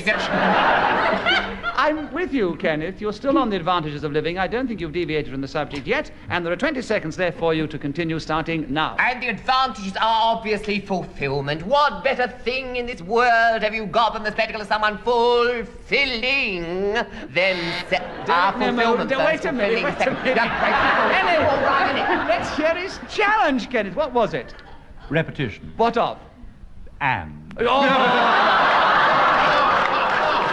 I must explain to any of the listeners who didn't quite catch up with what was going on. Kenneth said fulfilling and fulfillment, and Derek, being very keen on his buzzer, thought he was saying the same word twice, which he didn't, and he very cleverly twisted the repetition of the word and, which I will not allow. So Kenneth gets another point, and he has 11 seconds for the advantages of living starting now. And the other advantage is, of course, material comfort. Your central heating, your wall-to-wall, and your uncut moquette can come in very handy on a dark night. Nimmo's challenged you again. What? He's challenged you again. Derek, why have you challenged? Uncut liquette, he said. Uncut moquette, I said. Oh, what's the matter with Just a you? minute. I don't mind what you said. Sounded It's very a good odd. title, isn't it? Just a minute. I don't mind what you said. It might have been the most peculiar stuff you've got on your floor, but it's still not deviating from the subject, so you have another point, Kenneth, and you have 1.5 seconds for the advantages of living starting now. And lying there in a hot bath, all the joys of the basin.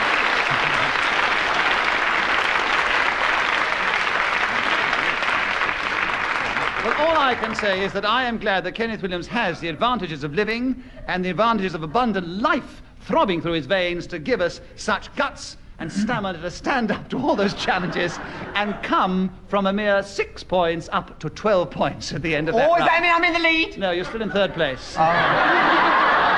Honestly, you do that. You egg me on and make me think I'm getting there. I know, but we loved it when you were egged on with the advantages of living. You are getting very close. Oh, who am I up against? You're only 3 really? points behind our leader, Clement Freud. Only 1 point behind Derek Nimmo. And the next subject is puns, and it's your turn to begin.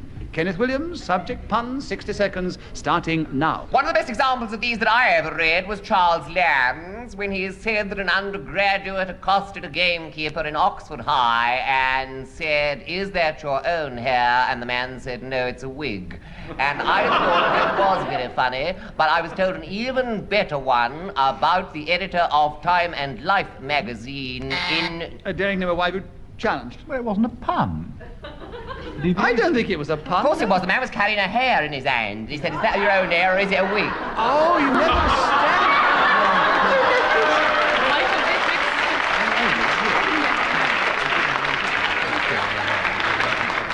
never established he had a hair in his... I didn't mention the hair. I didn't mention that it was a rabbit, because I obviously thought you were familiar with Charles Lamb. It didn't occur to me that It just wasn't a pun. You never It's the said... most famous pun of Charles Lamb. I thought you'd be familiar with it. Told it properly, we'd have been there. Well, I was assuming you were listening. Actually, I'm going to put this to the audience. I'll tell you why. Because, you see, Kenneth did Anyway, I tell... didn't disobey any rules of the game. No, listen, you did tell the pun of Charles Lamb, but you didn't make it quite clear that the chap had this rabbit in his hand. So I'm not going to judge on this, because in one sense he wasn't deviating, in another sense because he didn't make the story clear, he was. So you will be the final judges. If you agree with Derek Nimmo's challenge, will you cheer? If you disagree with his challenge, will you boo? And will you all do it together now? They're with you, Kenneth. Oh, good, You yes. have another point, and you have the subject of puns with 37 seconds left, starting now. The deputy editor, actually, of Time and Life, and this man met him Clement at this Freud, right, party. you challenge. Oh, for goodness sake, shut up. Repetition of Time and Life. Yes, this is unfortunate. If you Well, get... I couldn't do it without telling you the story. I wasn't I know, accused I know, but you see, Kenneth... Isn't he also Kenneth, departed Clement by Freud has a mentioning point, Time and there and are 34 seconds left for puns, Clement, starting now. One of the less well-known puns concerned a Professor Barnstaple who was walking down Trinity Lane in Cambridge holding a hedgehog when he was approached by a policeman who said to him, "Excuse me, sir, am I to intimate that you are in the possession of a bicycle chain?"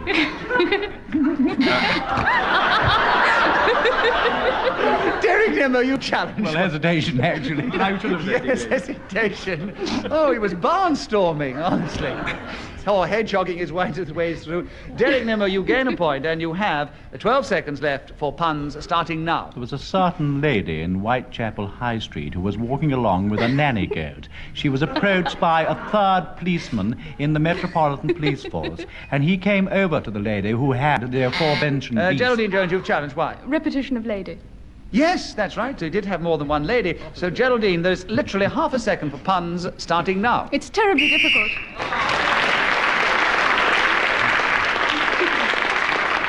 Well, as they all scored points in that round, the situation is much the same. Clement Freud leads Derek by 1, and... he leads Geraldine by only 1, and she leads Kenneth by 2, and he leads Derek by 4. Let's get on with the game, shall we? The subject now is what I'd do on the moon.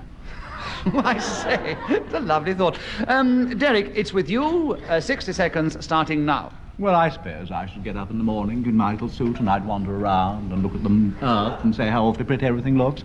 I'd probably buy myself a telescope from a little shop around the corner and I'd have a look down and see if I could see if Parsons was still playing that silly game somewhere on the BBC. And then I suppose for my summer holidays I'd go to the Sea of Tranquility. There I'd look at all those little pebbles and think how beautiful it all is. And then I'd sing nursery rhymes. Goodness, yes I would. I just suddenly thought that. What a good idea. I'd say, "Nary, quite contrary, how does your garden grow with silver bells and little shells and pretty maids all in a row?" Geraldine has challenged you, I'm afraid, Derek. Why, Geraldine? Deviation. He said he was going to sing nursery rhymes and he just recited it. Well, I still... Oh, dear, how terribly difficult, because that might be Derek's way of singing, for all I know.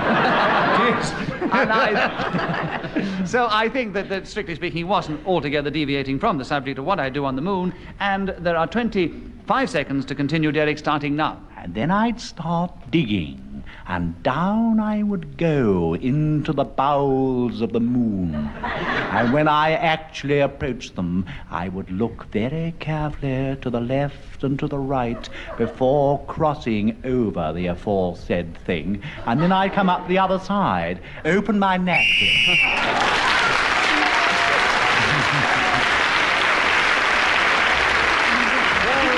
Derek Nimmo has managed to draw up very, very considerably, and he has come into second place alongside Kenneth Williams. They are both equal in second place behind a joint winners again, Geraldine Jones and Clement Freud. Congratulations to the two of them.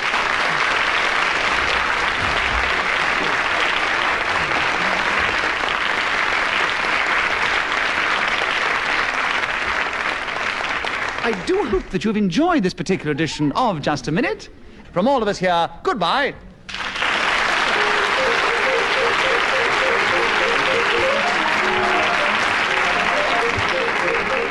The chairman of Just a Minute was Nicholas Parsons. The program was devised by Ian Messiter and produced by Simon Brett.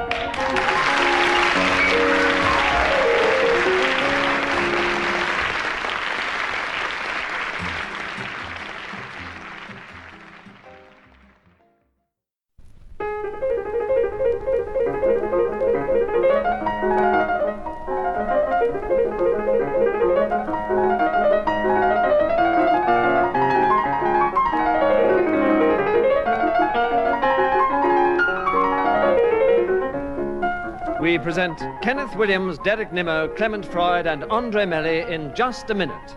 And as the minute waltz fades away, here to tell you about it is our chairman, Nicholas Parsons.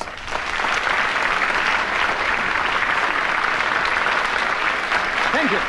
Thank you very much, and welcome once again to Just a Minute. And once again, we have these 4 intrepid players of the game who are going to try and do justice to the game and speak, if they can, for just a minute on some unlikely subject that I will give them without hesitation, without repetition, and without deviating from the subject, if they can. And if one of the others thinks they're guilty of this, they will challenge, and whether I agree or disagree with the challenge, they will gain points or otherwise. That is how we try to play. And Kenneth Williams, will you begin this particular edition? The subject is Boswell. Oh. Yeah. You like the idea of that, so will you talk for 60 seconds, starting now? Well, of course, known to us for his journal and especially his remarks about Johnson. They reckon he was a bit of a sycophant and that he provoked a lot of the sayings himself. But there is a charming anecdote about them taking oars at the temple steps. And when they got in, he leant against the side of the boat and he looked at the old boy and he said, "Do you think this boy would row us any better if he was educated?" And Johnson said, by way of reply, to the boy, "What would you give to know of the Argonauts?" And the reply was, "Why, sir, I would give what I have." And that stumped Clement Freud. He was judged. Deviation. Why? That was not a charming anecdote. Oh, what It's charming, isn't it? I'll tell you what I do. Charming can be interpreted in many different ways. And also you can say that was charming. I mean, it was quite the reverse of it. So I think I would have let you have it for hesitation. He couldn't have gone much slower without falling down, I don't think. So, as I disagree with that challenge, Kenneth gets a point, and there are 3 seconds left for Boswell Kenneth, starting now. And, of course, he tells us that David Garrick hung on the lapels of the old boy and said, "The sight of you doth do me good." Well, the whistle tells us that 60 seconds is up, and whoever is speaking when the whistle goes gains an extra point. Derek, will you begin the next round for us? The subject is the Russian steppes. Will you speak about that for 60 seconds, starting now? Well, of course, I used to be a tremendous devotee of the Black Bottom. And then I went, after a while, to Vladivostok, where I was shown the Russian steppes. And it's a much more different and more complicated thus. Andre Melly, why do you challenge? Hesitation tripped over. Yes, he did trip. It's just going to be so interesting about all these weird dances. So I must, unfortunately, give it away from you, Derek. And say Andre has a point, and there are 49 seconds for the Russian steps, Andre, starting now. Stand on your left foot and lift your right foot and jump in the air. Clement Foy, why have you challenged? Repetition of foot. Yes, indeed there was. So, Clement, you get a point, and there are 45 seconds for the Russian steps, starting now. The Chinese skips and the Japanese hops, but the Russian steps. This is one of the things that is always plain when you walk east of Dover. This is also a geographical location, which no one has yet mentioned. I thought it might be time to say this. Derek Nimmer, why have you challenged? Well, we don't always personal opinions, do we? Get on with the subject. Yes, it's your Mucking about. Yes, personal, wasn't it? He goes on like that, doesn't he? So why have you challenged? Oh, mumbling through his beard. You've got a very well-deserved laugh, but you haven't established a point of deviation, so Clement Foy continues with the subject. There are 24 seconds left for the Russian steps, Clement, starting now. The district is flat and cold, and in the winter people freeze, shiver, and hardly ever dance at all. In many works of literature, you find the Russian steppes mentioned, and in particular Siberia, which is possibly the hardest, toughest steppe of them all. Derek Nimmer, why have you challenged? Well, too many steps. We've had the Russian steps, and yes, when he says steps again, not in the context of the actual subject on the card, it is repetition. So there are 5 seconds for you, Derek. Russian steps, starting now. Well, I leapt on the Trans-Siberian Railway, and away I sped across the tundra, and there I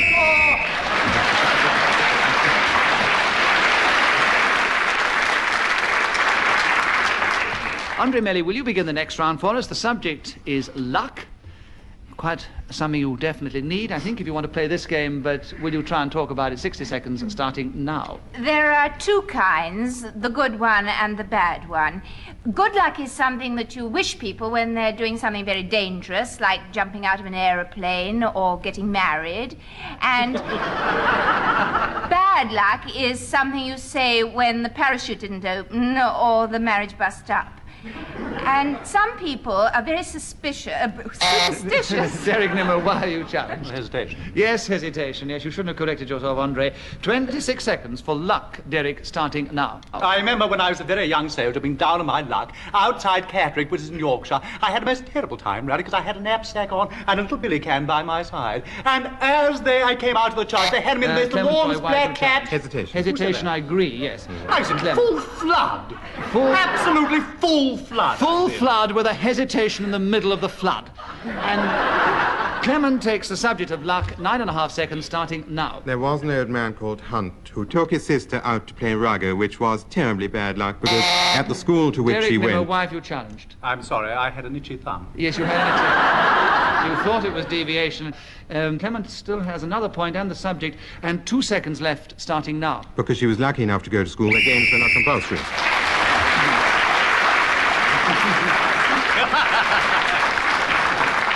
So Clement Freud's clever and able use of words has managed to give him 3 very rapid points and given him the lead at the end of that round. Clement Freud, will you begin the next round for us? The subject is foibles. Will you talk on that for 60 seconds, starting now? One of the few foibles that I have is when walking down Piccadilly on one leg, as I pass Green Park... Derek Nimmo, why have you challenged? Deviation. If you've only got one leg, you hop. You don't walk. You can't walk down... I think that's a very clever challenge that deserves the subject and a point, and there are 47 seconds for foibles, Derek, starting now. I have so many foibles, really. It does give me terrible pleasure to tell you all about them, actually. One is that every Tuesday morning during Lent, I go into the middle of the round pond wearing only a strapless bra and a green hat which is shaped like, a mosquito net. Kenneth Mills, Michael challenged. Deviation. These are eccentricities. They're not foibles. If he goes about... Kenneth, I will give you a bonus point for cleverness and leave the subject with Derek because it could still be a foible. And 35 seconds left for foibles, Derek, starting now. All sorts of people... Clement Freud challenged. Hesitation. Hesitation, Clement, you get a point on the subject. 34 seconds left. Graceful! Foibles. Absolutely, totally disgraceful. Withhold your indignance, sir. Why? One of the longest pauses we've had today. And why was it disgraceful? Well, I just think it's a disgrace, that's all. It's personal opinion. He makes personal opinion. Clement gets a point, and he takes over the subject of foibles. 34 seconds left, starting now. Limping eastwards towards Leicester Square, I have this extraordinary thing about avoiding ladders that are propped up against buildings. There was one day in October 1949 when I was walking, as I've intimated, towards my goal when I passed under such an obstruction and a bucket fell upon my head, ever since which time I have desisted from so doing and now walk towards the northwest of London. Nimmo, why have you challenged? Repetition of walk. Yes, we I had limped more. before. Yes, because you actually, having established that you were limping, you then said walking, which could have been deviation, but you said walking twice, and Derek gets a point, and there are 6 seconds for foibles, Derek, starting now. There was a young lady called Foible who always sat on the toy board. Whenever she went out, she gave her such a shout. It was very good, wasn't it? I mean, the stanchion was terrible, but it was a marvellous attempt. So, when the whistle went then, Derek was speaking, and he gains that extra point. Kenneth, will you begin the next round for us? The subject following foibles is scruples. Can you talk about that for 60 seconds, starting now? As I understand it, this is the quality of hesitation in making any kind... Derek Nimmo, why do you challenge? Hesitation. No, I thought you were going to say something else, which I would have granted, but I disagree with the hesitation. 47 seconds left for scruples, Kenneth, starting now. Of judgment, such as I will not scruple in this matter. Now, it's derived from an ancient apothecary's weight, one of the tiniest there is, and as you probably know, it is Latin for pebble. Clement Freud, why did you challenge? Hesitation. What are you talking No, about? he didn't hesitate. He did pretty well everything else, but he didn't hesitate. He went terribly quiet and he giggled. No, he never actually hesitated. So, Kenneth, there are 36 seconds for scruples, Kenneth, starting now. And, of course, scrupulosity. Thus, I have not used the word again. Derek Nimmo, why have you challenged? Repetition, ha ha.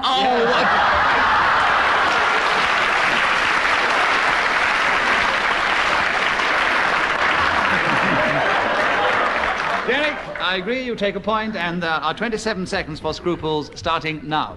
There was a man who had no scruples, and the funny thing about him was he always had to limp every game. Andre Merrick, you have challenged. Who was the challenge there? It was Andre Merrick challenged. She got in first. I've forgotten now what it was, but I knew then. You knew then, and I quite agree with you. We won't go into it. So, Andre, you take over the subject, and there are 18 seconds left for scruples starting now. These are things you're supposed to have if you're a really honourable person. Like paying for your ticket in the bus when nobody's asked you. Kenneth Williams, why have you challenged? This is not what the word means, therefore it's deviation. What does it mean, then? What she's talking about is honesty. Yes, but you can have a scruple about being scrupulously honest. You can be scrupulously evil, my dear fellow. I know, and you can be scrupulously honest. Yes, and but she's saying it means paying for your fare, which is being honest, which it doesn't mean. She said the one. She said it means paying for your fare. Now you can't deny it. You go back on that, and I'll trounce you, sir. I will trounce you. She said that it means paying for your fare, and she is very scrupulous about this. It is one of her scruples that she always pays for her fare. Oh, you should have been a barrister. So Andre Melly gets another point, and there are 10 seconds left, Andre, for scruples, starting now. Of course, you can be scrupulously dishonest. And this means... Kenneth Williams, why have you challenged? Repetition, we've already established that. I just said you were scrupulously evil. We've had scrupulous already, so you actually... She did it between in the challenge. You challenged for deviation, didn't you? Deviation, didn't you? Yes, no, it wasn't No, deviation. I said repetition. Of I what? just said it. That we've already established it. You can't say repetition. Oh, we've good already gracious. established it. What are you... What She is said you could be repetition? scrupulously dishonest. I've already said you could be scrupulously evil, so we've established it, haven't we? Established- But what... You can't... Listen, you haven't established your challenge. You said... Oh, good. I said repetition. That is establishing the challenge, surely. Of what? Repetition of what? Well, I've already established. You can only be had for repetition of a word. I can't be had for anything. What has she been? What Go words? on, then, No, all what right. words has she been repetitious of? I forget now, dear. If you'd said repetition of scrupulous, I would have given it to you, but as you haven't, I have to give it back to Andre Merry and said there are 5 seconds, Andre, for scruples starting now. This word is spelt S-C-R-U-P-L-E-S.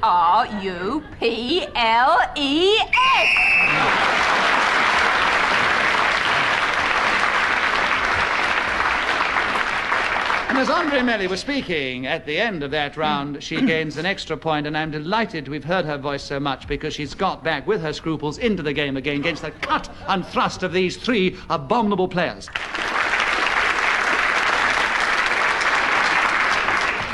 Let us continue with Derek Nimmo talking on girdles. What? Girdles is the subject. Derek, can you talk about that for 60 seconds, starting now? I have an unusually long silken girdle with tassels at both ends. This I wear round my dressing gown. It can also be used in the American sense as a piece of elastic, and I'm here to reveal to the audience assembled both at home and in the studio that at least one member of the male team is at this moment wearing an elastic girdle to keep in his bulging abdomen. Andre Melly, you've challenged. I hesitate. Yes, indeed, and we will never know whose bulging abdomen Derek Nimmo thinks is girdle. Kenneth has no scruples about it. He stood up and shown it to the audience. I better stand up as No one else is standing, so we'll continue. Andre, you have a point. 30 seconds for girdles starting now. They're usually flesh-colored. They can be white, and they're inclined to wrinkle, but they're not supposed to. They have small suspenders attached to the bottom of them, usually for... Derek Nimmo, why have you challenged? Deviation. Mine hasn't. Now we know! Whether yours has or not is very kind of you to own up, but she was not deviating from the subject, so Andre takes another point, and 19 seconds left, starting now. Some of these garments don't have small suspenders on the bottom. Derek Nimmo, why have you Repetition challenged? of suspenders. Yes, indeed, there was, Derek, so you take over the subject. 15 seconds left, starting now. Of course, I awfully like girdle cakes. They're terribly nice. You put them in front of the fire on a girdle. Kenneth Mills, why do you challenge? No such thing as girdle cakes. They're griddle cakes. No, girdle cakes. Girdle cakes or griddle cakes, it depends on the phraseology you use. So Derek Nimmo has another point, and there are 10 seconds left for girdles, starting now. I think it's particularly unpleasant when bald-headed men with beards wear these objects, because I do think it's an absolute disgrace when they keep in their middle-aged paunch with an elasticated garment. Clement Roy, why have you challenged? Deviation. Gone too far. The wisdom of Solomon. The awful thing is, you see, according to the show, he was not deviating from the subject. But we all knew he was getting at Clement Freud. Were you getting at Clement Freud then? Of course I wasn't. I wouldn't Absolutely. dream. There we are. You wouldn't dream it. So I won't give any points away because someone felt intimidated. And there are no points awarded on that. Derek continues with the subject of girdles. 1 second left, starting now. They're absolutely delicious.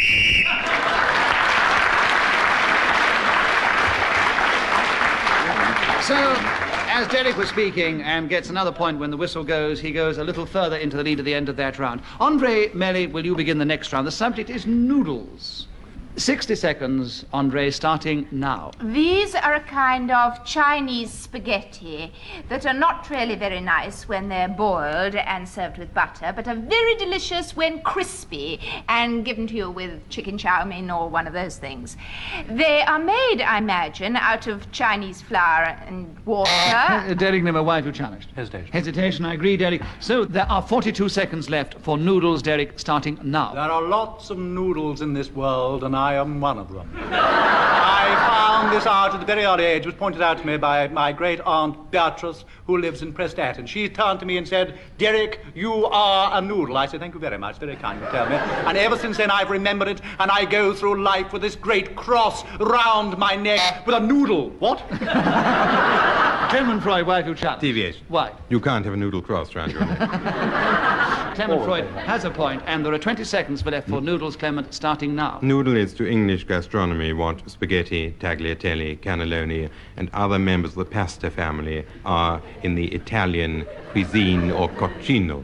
And it is a most delectable grocery which you can buy at any good store or even supermarket. You boil it roughly for 12 minutes.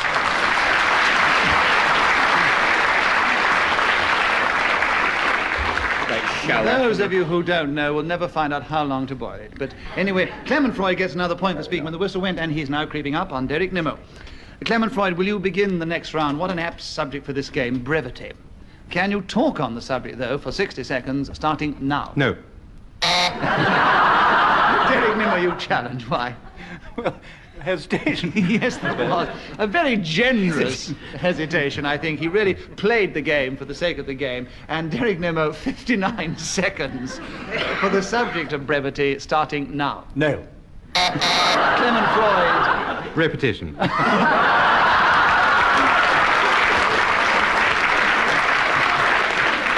Oh, I do love it when they're sporting and throw it back to each other like that. 58 seconds for brevity, Clement, starting now. Brevity is the quality of being brief, which many people have, but I do not possess. In fact, when I am asked to keep to the point, to go on, and to confine myself to a limited period of time, I very often fail and gurgle. Derek Nimmo, why have you challenged? Deviation. Why? Because he always wins. Derek Nimmo, you happen to be winning at this particular time, so your challenge is not accurate. So Clement Freud gets another point, and there are 43 seconds left for brevity, Clement, starting now. There is on the radio a game called Wait a Minute. No. hesitation. Hesitation, yes. 32 seconds left for brevity. Andre Melly starting now. This is something that if you want to succeed on this particular game, you have to have an extreme absence of. The Irish haven't very much of it, and I suppose that the nation which practices it the most is Derek Nimmo. Hesitation. Hesitation, yes. I think she was pleased to be helped out. There are 17 seconds for brevity. Derek starting now. I think to be... Clement Freud, Hesitation. Hesitation, yes. And there are 14 seconds for brevity. Clement starting now. At school, one used to get exercises in Derek Nimmo, you have challenged. Hesitation, yes. These two are battling it out. Ding dong, 10 seconds brevity. Derek starting now. I always think great brevity should be treated with the utmost severity. That is a little rhyme that I've made up on the subject of brevity, and I hope you enjoyed it. I'm sorry to interrupt you.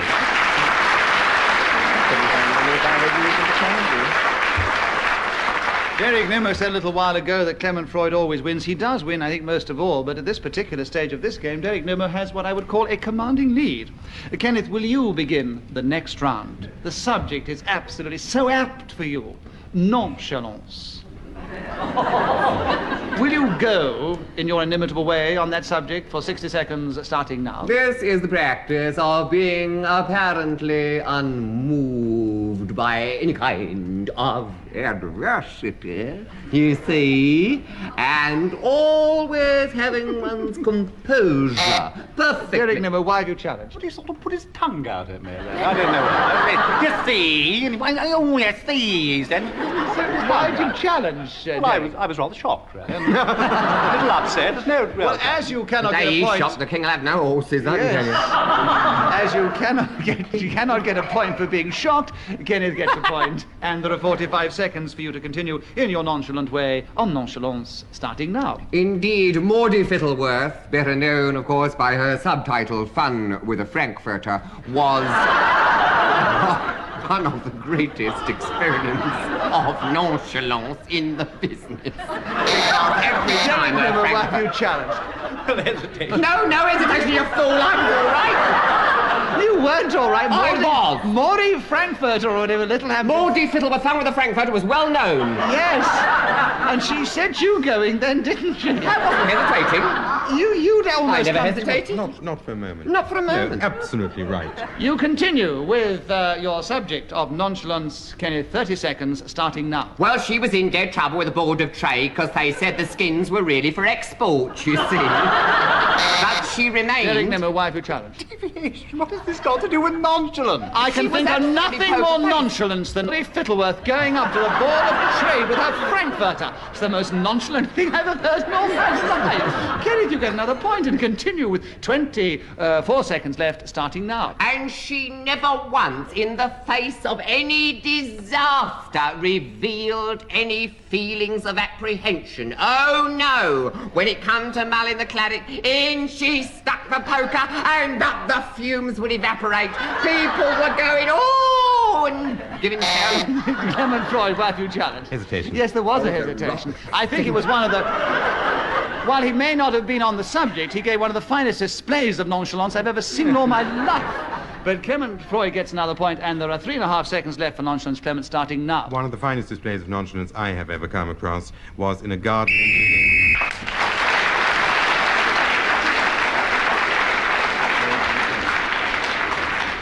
Well, Clement Freud gets the extra point of speaking at the end of that round, and may I give the final score, because that is the end of the show. Kenneth Williams was just in 4th place, only just, Kenneth, behind Andre Melly, who was in 3rd place, a little way behind Clement Freud, and quite a way behind this week's winner, Derek Nimmo.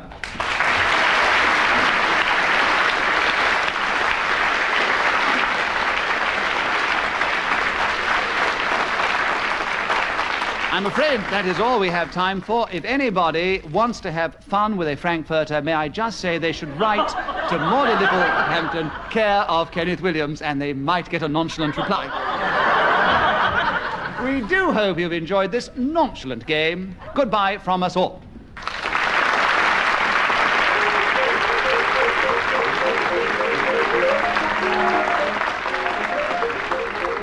The chairman of Just a Minute was Nicholas Parsons. The program was devised by Ian Messeder and produced by Simon Brett.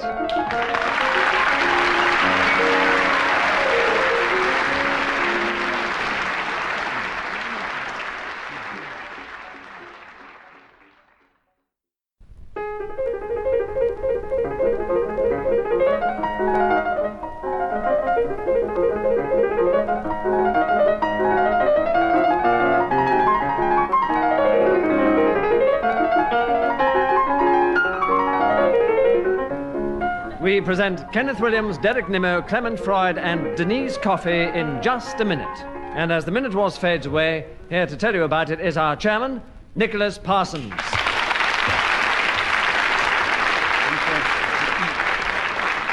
Thank you very much, and welcome once again to Just a Minute. And as you've just heard, we welcome for the first time Denise Coffey to speak up for the ladies against these three experienced male exponents of the game.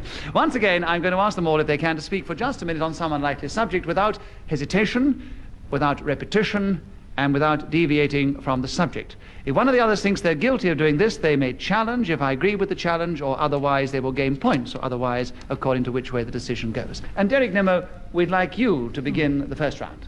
The subject is breaking a code.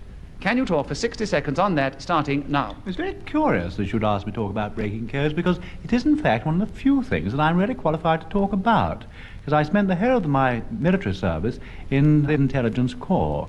Now, the trouble with this really is that I'm bound by the Official Secrecy Act, and because I was in MI8, and although I know absolutely everything about breaking codes, I don't know whether I should really be allowed to talk about it. Now, would you like to put this to the audience? Clement Freud has challenged. Deviation. Right. Why deviation, Clement? Would you like to put this to the audience? It's got nothing to do with entirely breaking... devious to the point of breaking a code. It is entirely devious to breaking a code. Yes, I was trying to think of a devious way of saying, according to this game, it wasn't devious, because we do put it to the audience sometimes. All right, Clement Freud, I agree, and there are 34 seconds left for breaking a code, starting now. I once had a terribly bad code, and I tried to break myself of it. Kenneth Williams, why have you challenged? We're not discussing bad colds, we're discussing code, so he's deviating. Yes, unless there is something very wrong with my diction, and I'm not going to allow that to be accused of that, Clement. I did say breaking a code. So did I. So did he. What did you say? No, he didn't. I once had a very bad code, and I tried to break myself of it. Is exactly what I said. Well, then Exactly. obviously you're not such a good actor as I thought, because I didn't get the cold down the nose. So, all right, I see what you mean now. You had to explain it to me. Therefore, I disagree with Kenneth's challenge, and you gain a point, Clement, another point, Clement Freud, and you keep the subject 29 seconds for breaking a code, starting now. It was set by a man who transposed every fourth letter of the alphabet, putting in its place an asterisk or a dash. And this was an impossible thing to solve until one afternoon, walking down Regent Street at dusk. There was... Derek Nimmo, why would challenge? Hesitation. Hesitation, I agree, yes, he got down Regent Street at dusk and he paused. So there we are. There are 12 seconds left for you, Derek, breaking a code, starting Well, now. I used to break my codes on a particular Mediterranean island, and I was there in a small hut along with several other people, and we used to listen to Morse code, and I used to get... Denise, why do you challenge? Oh, You just want to say something? No, I don't. What I want to say is repetition of the word code. That's Yes, what I wanted yes, to say. the actual subject is breaking a code, and he used the word code not in the once, context but of the twice. subject, so therefore Denise has a point, her first point, and there are 3 seconds left for you, Denise, to continue with the subject of breaking a code, starting now. A very favourite form of code is the anagram, which was used widely in the Elizabethan Wales. When the whistle goes, it tells us that 60 seconds is up, and whoever is speaking at that point gains an extra point. In this occasion, it was the newcomer to the show, Denise Coffey, who now has the lead alongside Clement Freud. They both have 2. Derek has 1. Kenneth has yet to score, but we know he's probably got great things in store for us. Clement, the subject for you to start the next round is the dodo. Can you talk for 60 seconds on that, starting now? The dodo is as old as itself. Or to put it another way, when something is particularly ancient, unspirited... Derek Nimmo, you challenged. Hesitation, I agree, Derek. So you take over the subject, and gaining another point. 47 seconds for the dodo, starting now. Particularly fine bird, rather like a pelican, really, that used to be found in Mauritius, but is now extinct because it was shot to death, unfortunately. Though you can see... Kenneth Williams, why do you challenge? Deviation. It was never established that the dodo was shot to death. No, I believe it was hunted to death by the pigs, which were imported by the British at the I have particular other time. information. So So, Kenneth, I agree with your challenge. You gain a point, and there are 40 seconds left for the dodo, starting now. I was reliably informed that it flew in ever-decreasing circles and eventually vanished in its own vacuum. But that is probably a matter of hearsay. Then, of course, we have to realize that much of our knowledge is based on hearsay. Denise Coffey, you challenged. A repetition of hearsay. I quite agree, Denise. I do so beg you pardon. get another point, and there are 21 seconds left for the dodo, Denise, starting now. I was told that this was in fact a wingless bird, which led to its immediate extinction because it could not fly and felt embarrassed and inferior in company with others of the feathered flock which surrounded it and constantly pecked at it. It was completely defenceless and therefore fell down full of dreadful holes with blood spurting from every gushing gash.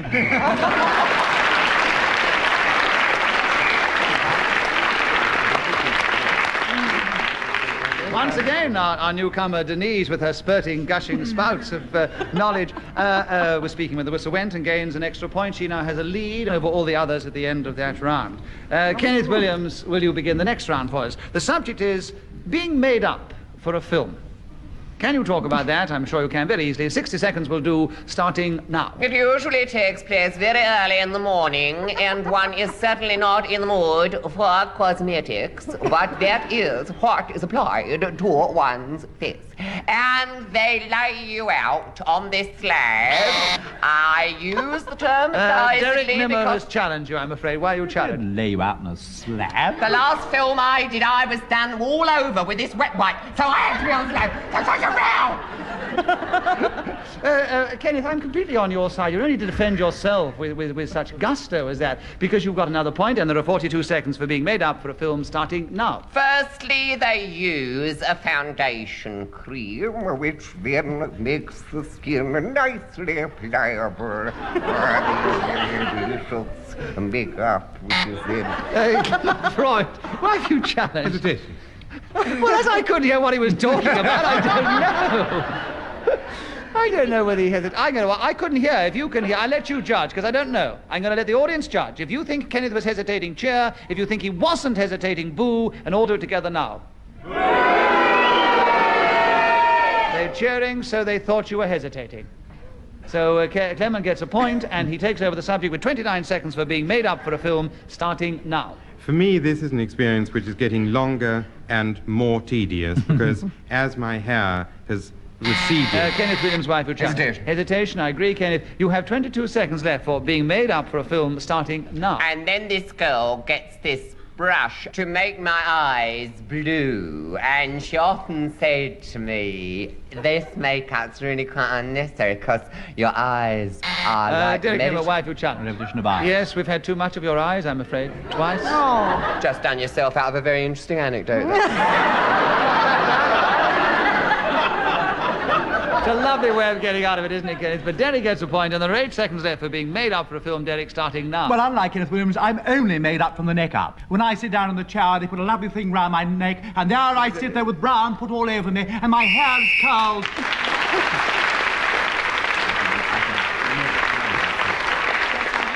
I thought there was a very clever bit of gamesmanship for a very experienced player then. Derek, you have gone into the lead alongside Denise and Clement at the end of that round, and Kenneth is only 1 point behind, so it's still anybody's game. Denise Coffey, will you begin the next round?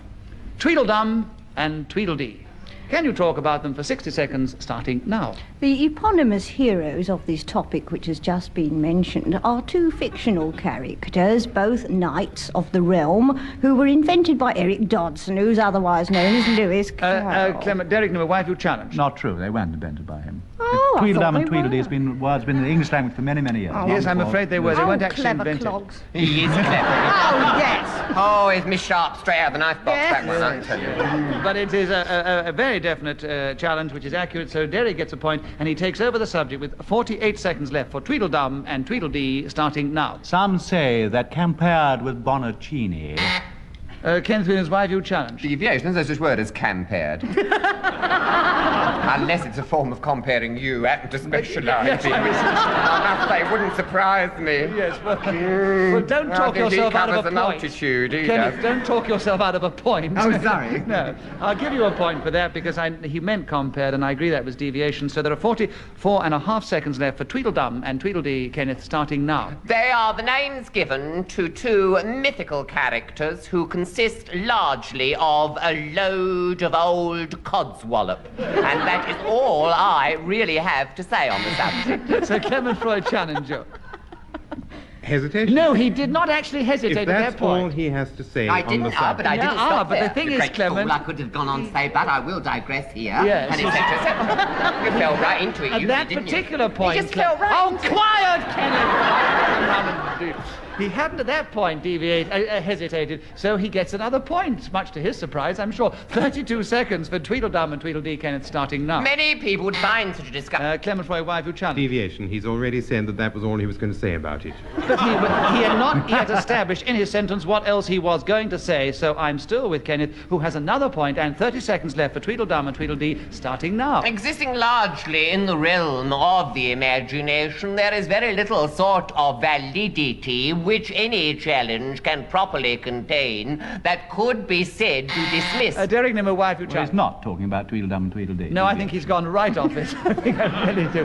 I don't know where you've gone, but it's not Tweedledum and Tweedledee in my mind. So Derek Nimmo gets a point, and there are 18 seconds left for Tweedledum and Tweedledee, starting now. That handle was a ninny, and others aver that the aforementioned gentleman couldn't hold a candle. Kenneth has buzzed you. This has nothing to do with Tweedledum and Tweedledee either.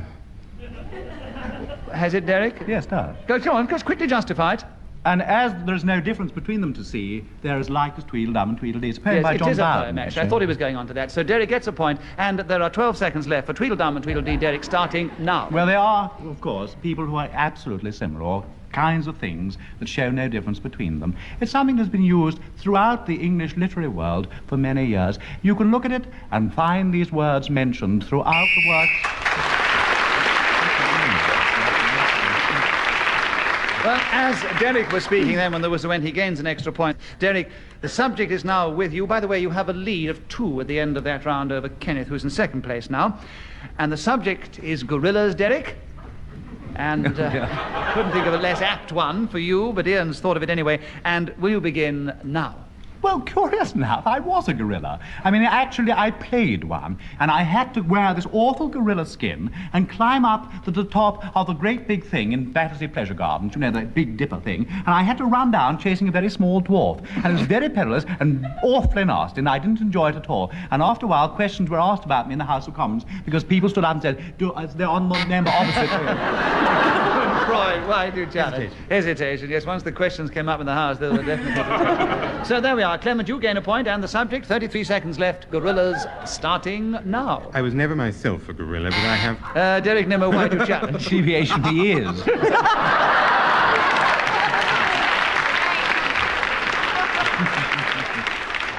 I've never given bonus points for funniness, but that's about all I could do. I think all I should say is a very funny line, and no points awarded, but Clement keeps the subject. 30 seconds left, Clement, starting now. But often I see these animals at the zoo, and they do smell quite appalling. It's an astonishing thing, because I'm fond of animals, and I like going to the zoological gardens in Whipsnade, as well as those in Regent's Park.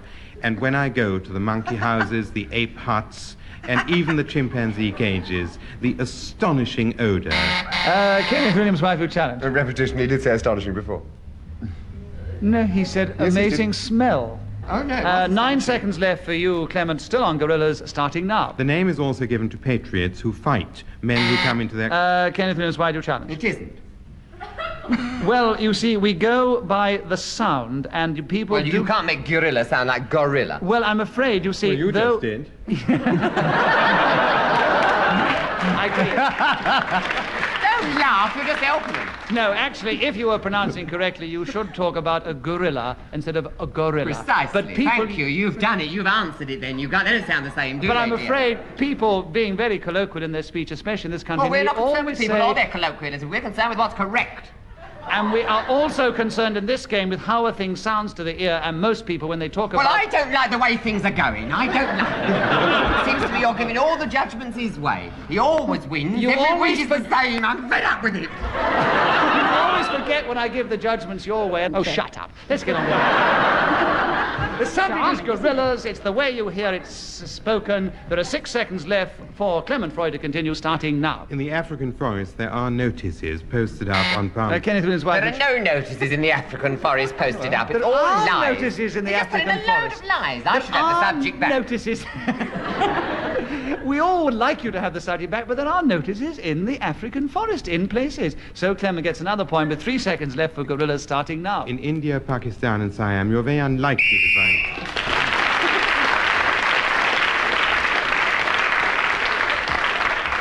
Kenneth, you tried very hard. I'm sorry you didn't win any points. All that happened is that Clement gets a number of points into that round, and he has sneaked his way into the lead from third place into first.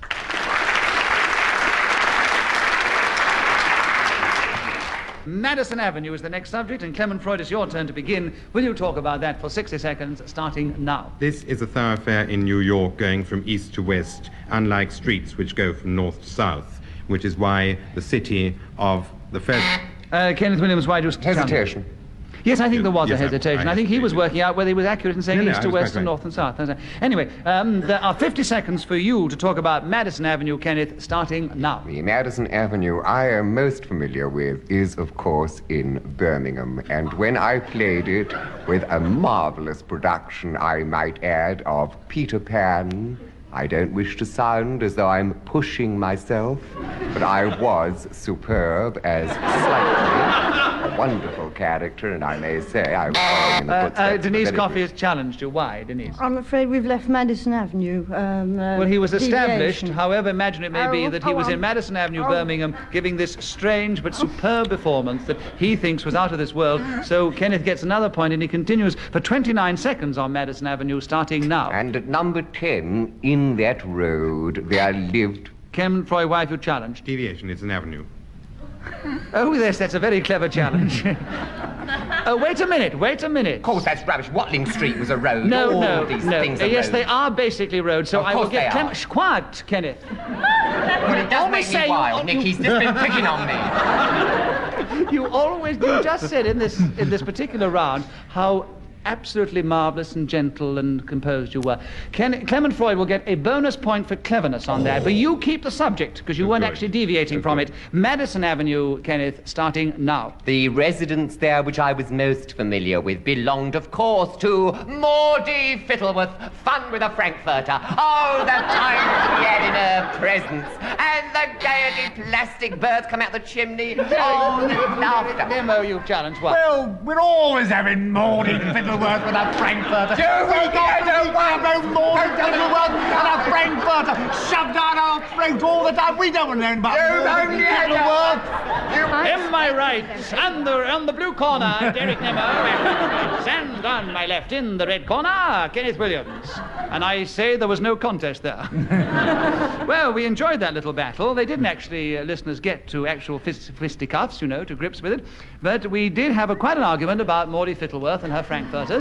But I'm afraid, according to the rules of the game, Kenneth's entitled to bring Maudie into pretty well anything, if he can, and he's brought her into Madison Avenue somehow or other, so he gets another point and continues for 12 seconds. Madison Avenue starting now. At the other end of it was a pillar box into which I was wont to post my evening mail. Little missives which I set... What's the matter with her?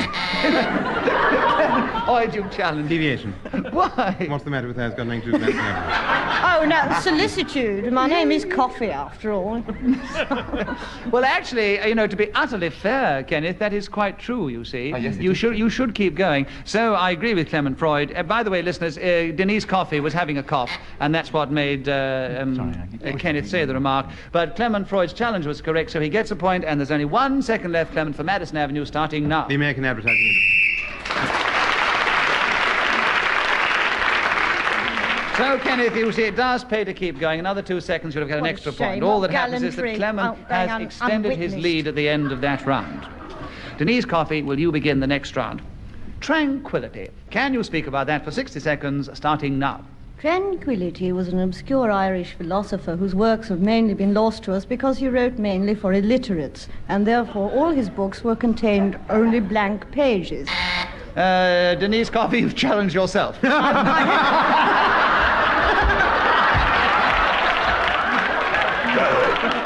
hesitated, I'm sorry. So, having very cleverly gained some breath and some more thought for the subject, that's a very clever way of doing the game, isn't it? Taking that buzzer away from Give me it back, I like it. So, Denise, I have to tell you, you haven't gained any points, but just time. And there are 47 seconds left for Tranquility. Bonus point. No, I almost clever thought... challenge. Clever yes. challenge. A clever challenge. All right, a bonus point for a clever challenge. Well done. 47 seconds left for Tranquility, Denise, starting now. To be serious for a moment, tranquility is an atmosphere of peace and calmness, which has been notably not prevailing in this studio, and I don't wish to carp. Kenneth Williams, Michael Challenge. Deviation, that is a definite accusation. And it's absolutely true. Denise Coffey has another point.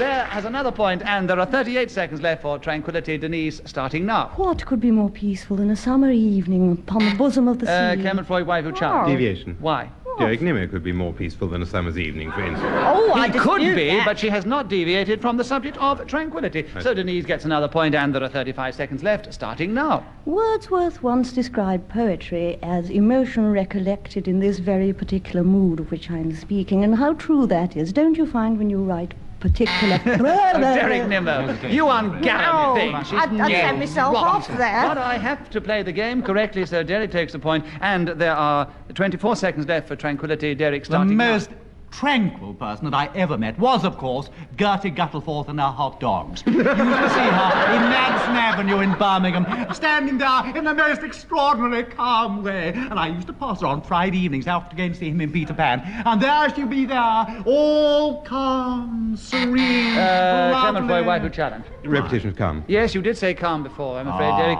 So Clement, listening very well, gets himself another point, and 5 seconds left for Tranquility, Clement, starting now.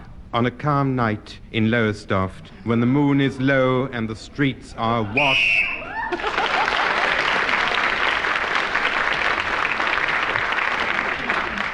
Clement Freud was speaking then when the whistle went, so he gains that extra point and increases lead just a little over Kenneth Williams, who's still in second place.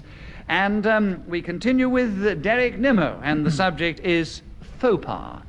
Can you talk about that for 60 seconds starting now? One of the worst faux pas I've ever met was quite recently, actually, when I went to a public house near this very theatre with Mr. Clement Freud one night after this show. And a man came up to the bearded one and said, "I think we've not seen each other for a long time," slapped him on his old back and wandered off again. Freud said, "I've never seen the man in my life before." Well, soon after that, I said to him, "You know, most extraordinary thing happened to me the other day. I was sitting in a BBC restaurant, and an incredible woman came over, kissed me full on the mouth, and said all sorts of things which I didn't understand, and then she wandered away again. Quite extraordinary." And Freud said that... Kenneth Williams, Whitewood Challenge. Repetition of wandered away. The man wandered away, the woman wandered away. Yes, there's Everyone's been wandering away rather from a lot him, of apparently. wandering. So I'd say he's got you'll be... BO or something.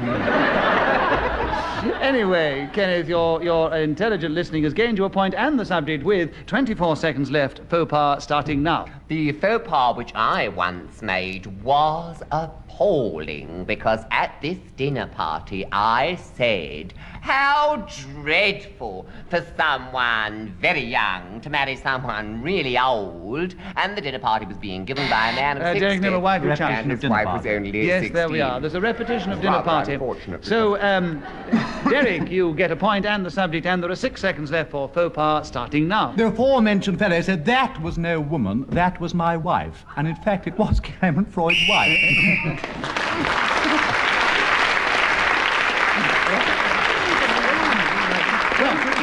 As Derek was speaking then when the whistle went, he gains that extra point. And alas, it is, I'm afraid, the end of this particular edition of Just a Minute. We have no more time left, so it remains for me to give you the score. In 4th place was Denise Coffey. She got a lot of points, but for the first time here, I think she did remarkably well. Congratulations, Denise. In 2nd place was Derek Nimmo alongside Kenneth Williams. They are both equal in 2nd place. 2 points behind Clement Freud, who once again is this week's winner.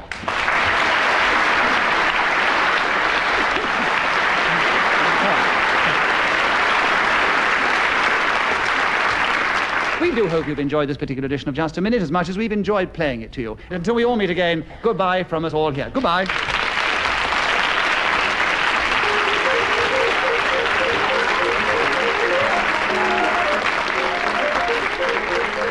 The chairman of Just a Minute was Nicholas Parsons. The program was devised by Ian Messiter and produced by Simon Brett.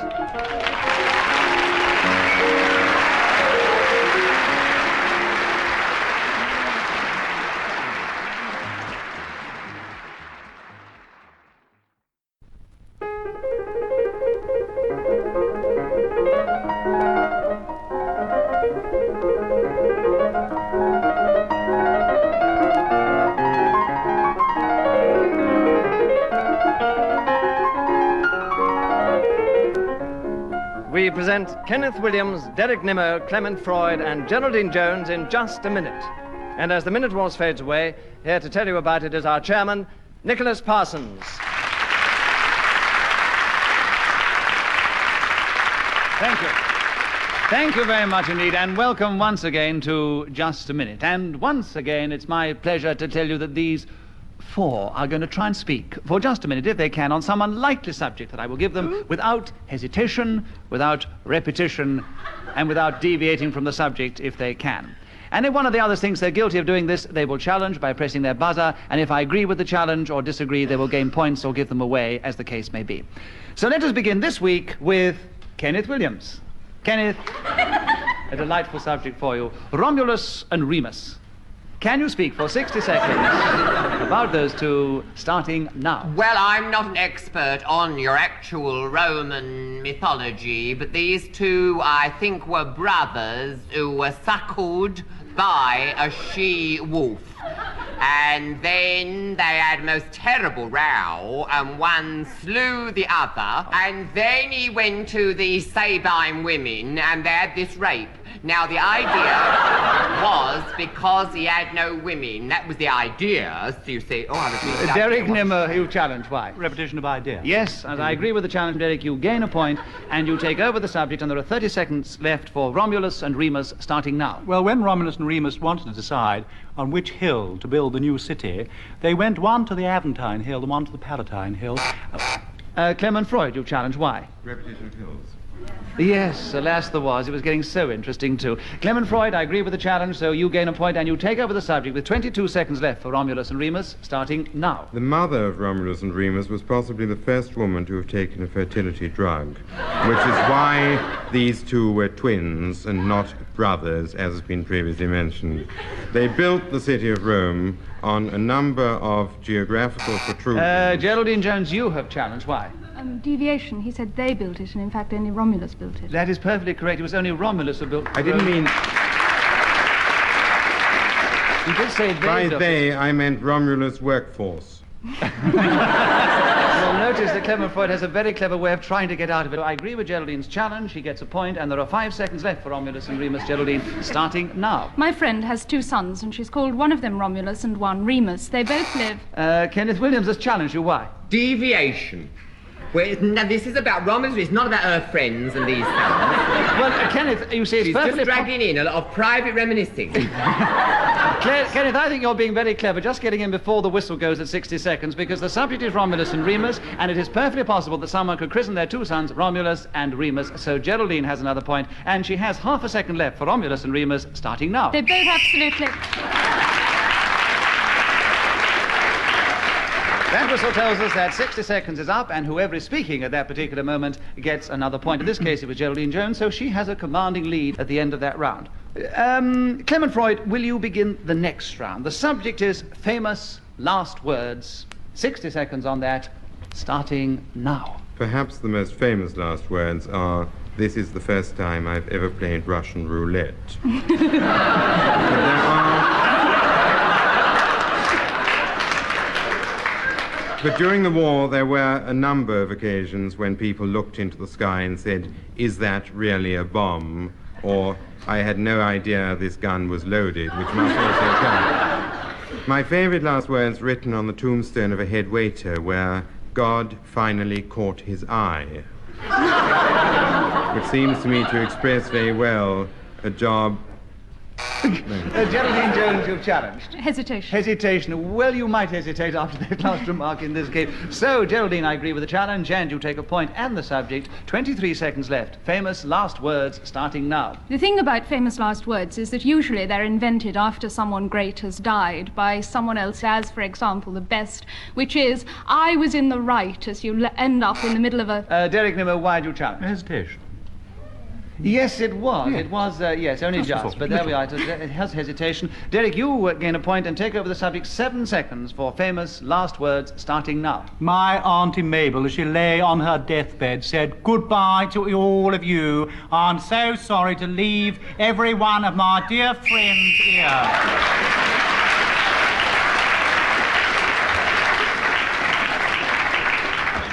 Well, at the end of that round, Geraldine still has a lead of 2 over all the others. Geraldine, will you begin the next round for us? The subject is my opinion. Can you tell us in gay, extravagant terms all about your opinion for 60 seconds, starting now? This is without doubt the nicest subject I've ever had, because whatever I do, I can't be buzzed for deviation, since everything I'm going to say is my opinion. Ian Messiter's orange shirt suits his complexion far better than his purple one. Every single week, Kenneth Williams eclipses us all. I think Paradise Lost is the most awful poem in the English language. When you sit opposite people in trains, I wish they'd smile at you automatically and not leave you staring like a stuffed duck. It's absolutely appalling that we have to spend so much time reading boring newspapers, and I should be very happy if I never heard anything at all of what was going on in the world as a whole. I think that this theatre is particularly ugly, although I like the way it's filled with nice, smiling people who laugh. Derek Nimmo, why have you challenged? Deviation. Repetition of smiling. Utterly ungallant. We were loving every minute of it. Geraldine gets another point, and there are 20 seconds left for my opinion, Geraldine, starting now. I like to eat, and I love doing absolutely nothing at all. I think it's a great pity that people feel the need to do things and can't just sit looking idly into space, not even bothering their heads with boring things like how much... Derek Nimmo, you've challenged. Repetition of boring. Yes, you did say boring once before, Geraldine. So there we are. Derek gets a point and takes over the subject with 8 seconds left for my opinion, starting now. In my opinion, there's nothing nicer in the whole wide world than to go to San Francisco on a Tuesday morning in Lent, and there to stand on the bridge and look...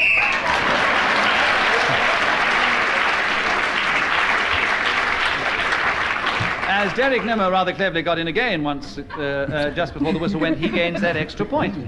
And so we come back to you, Kenneth. Will you speak on hesitation for 60 seconds, starting now? This usually occurs when there is difficulty on the part of the speaker in finding the right word for the particular situation, or it could be caused by the machinery of the brain lacking synchronization with the process of articulation. He who hesitates, Shakespeare says, is lost.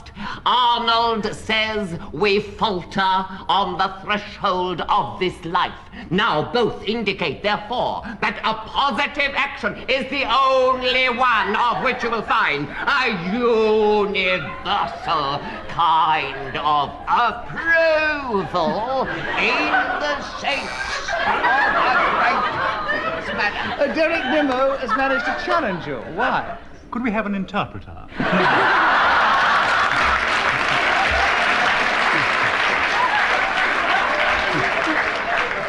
I think he's got all his fans out front, that's quite obvious. He brings them with him. Yes, yes. I think that's horrid of you, Derek.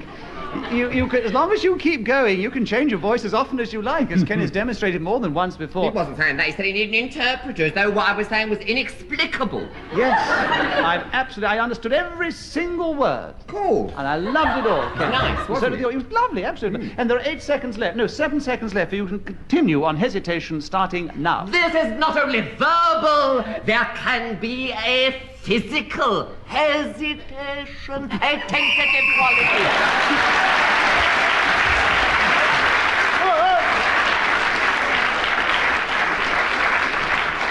Well, Kenneth deserves that round of applause because he not only started with the subject, but he also finished with it. And sometimes I think, having been on the panel once, it's more difficult to start again after you've been interrupted than to go for a That full is 60. true. Yes. Yeah, it's true. That is true. You lose your intellectual flow. Yes. Yes, and I've lost her once or twice.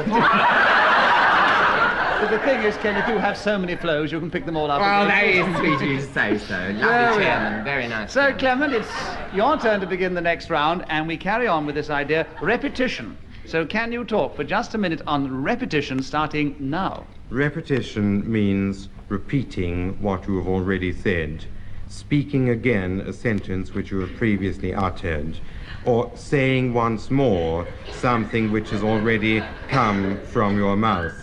Yet another time, you might well... challenge? Hesitation. Hesitation, yes. He was so keen on his repetition, he fumbled on hesitation. But I thought that was a wonderful dissertation saying the same thing in 3 or 4 different ways. Marvellous.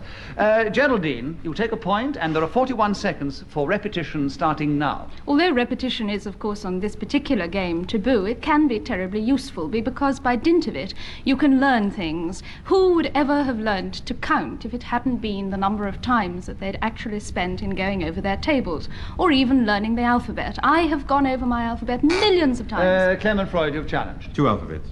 Repeat. Yes, and also going over. So, Clement, you get another point, and you have 23 seconds left for repetition starting now. It is generally thought that if you eat a lot of dried beans or other matter of vegetable substance, you regurgitate or belch, which is known as repeating in polite circles. Kenneth Williams, why have you Deviation. I mean, this is just a lot of vulgarity. Are we descending into the realms of vulgarity? Yes, we are. Because, you see, he hasn't actually deviated from the subject of repetition. Well, if that's the tone you want your game no, to... I mean... No, it's Clement Freud who's setting the tone. I have nothing to do with that. He's talking. But from your challenge, he gains another point, and there are 8... I wish I'd never done it. There are 8 seconds left for repetition starting now. There are many who feel that such sounds emanating from a human throat are vulgar and devious. But it is an involuntary thing. No one...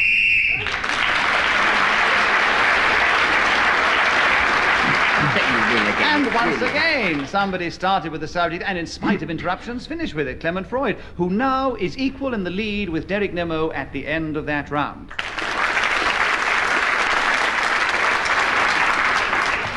Derek Nimmo, we're now on to deviation. And you've all done so well on the subjects which this game is concerned with. Can you speak about that for 60 seconds, starting now? Deviation is the last named article that we can be challenged for in this game. And I would like to say that I think it is very difficult indeed to do this, really. But you have to apply yourself very carefully. As Shakespeare did not say, he who deviates is lost when writing to Mr. W.H. And it's a very good thing he didn't say that, actually. It would have been very devious if he had, when you come to think about it, rather. Clement Freud, why have you challenged? Deviation from his former accent. Yes, well, that was true, but he hasn't deviated from the subject on the card, has he? So he's still on deviation, and there are 26 seconds left for the subject, Derek, starting now. It is sometimes, of course, taken in the sexual sense, which is rather very unpleasant. Because what we do not want on this program is rudery of any kind. It has been shown so many times by the people opposite. Kenneth Williams, why have you challenged? This is very positive indeed. It's nothing to do with deviation. What did you say? What he's doing now is advocating an absolutely positive policy. It has nothing to do with deviation. I am deviating from the subject, so therefore it is deviation. You can't challenge it with deviation. Derek, you have helped me out of a dilemma by admitting that you've deviated from the subject. Kenneth Williams gets a point, and he takes over the subject. With 15 seconds left for deviation, starting now. I know nothing about this subject. I really feel... Derek Nimmo, why have you challenged? Out of his own lips he is condemned. Yes, but he can still know nothing about it, but manage to speak for 60 seconds or less on it. So he gets another point, and there are 11 seconds left in this case for deviation, Kenneth, starting now. To stray, so to speak, from the straight and narrow. Something I never do.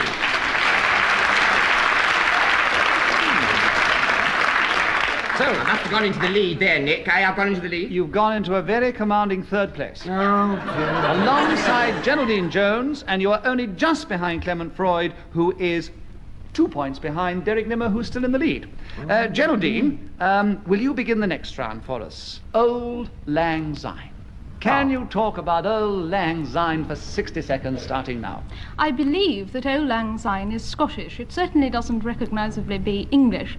And I can never really understand why it's necessary to hold hands crossways. I think it's very nice to hold them Oh, Derek Nimmer, you challenge. Hesitation, rather. Derek, you're right. You have a point. 47 seconds for Old Lang Syne, starting now. What is more lovely in Edinburgh on New Year's Eve than to stand in a great circle with your closest friends around you and sing "Let Old Acquaintance Be Forgot" for the sake of Old Lang Syne, which calls me the old times things. It's terribly charming. Geraldine, why have you challenged? Deviation, the first line isn't let old acquaintance. No, be it forgot, isn't. but less That's what I see. Yes. Yes, but you wouldn't sing that in Edinburgh, I'm sure. So, Geraldine gets a point. You might, but the others wouldn't. They would be the predominant ones. So, 32 seconds for you, Geraldine, on Old Lang Syne, starting now. The fact that the only way the English can indulge their nostalgia is by pinching a Scottish song indicates to me that the English are rather... Derek, why do you challenge? English. What's that? Oh, yes, there was a couple of Englishes. What a And pity. one in the previous So, game. 27 seconds for you, Derek, on Old Lang Syne, starting now. What I really like is that when you all run into the middle and bump in the centre. I think that's terribly nice. And you all go... Kenneth, why have you challenged? Deviation. He's discussing physical gymnastics, not old Lang Who'd have done it? Well, the thing is, Kenneth, when you do Old Lang Syne, you often do run the middle and bump into each other. All right. But I want to talk, and I won't get in if I don't challenge. You've had a very good go on hesitation, completely through on your own with one interruption and on deviation. Wow. But you get a bonus point for cleveress. Oh, that's yes, nice. lovely. Good. So 23 seconds left, Derek, with you on Old Lang Syne, starting now. I once went to Trinidad. When I got there was a little jelly baby on the quay. Clement, why have you challenged? Deviation's got nothing to do with Old Lang I Syne. can't see what it's got to do with Old Lang Syne. Jelly babies Right. on the key? Yes, all right, I gave Clement a chance to justify. Can you very rapidly? Yes, of course I can. It happened for New Year's Eve at the time. I took the jelly baby with me to my New Year's Eve party. There's nothing wrong with that. Oh, no, you Why do you think I far start too on the late. subject? You qualified it far too late. Clement Freud has a point. 15 and a half seconds for Old Lang Syne, Clement, starting now. This is a Scottish national song which I like to sing in C sharp minor, and there is a long-playing record of me performing this very feat in the Kelvin Grove Hall to the left of Shettleston in the city of Glasgow in Scotland.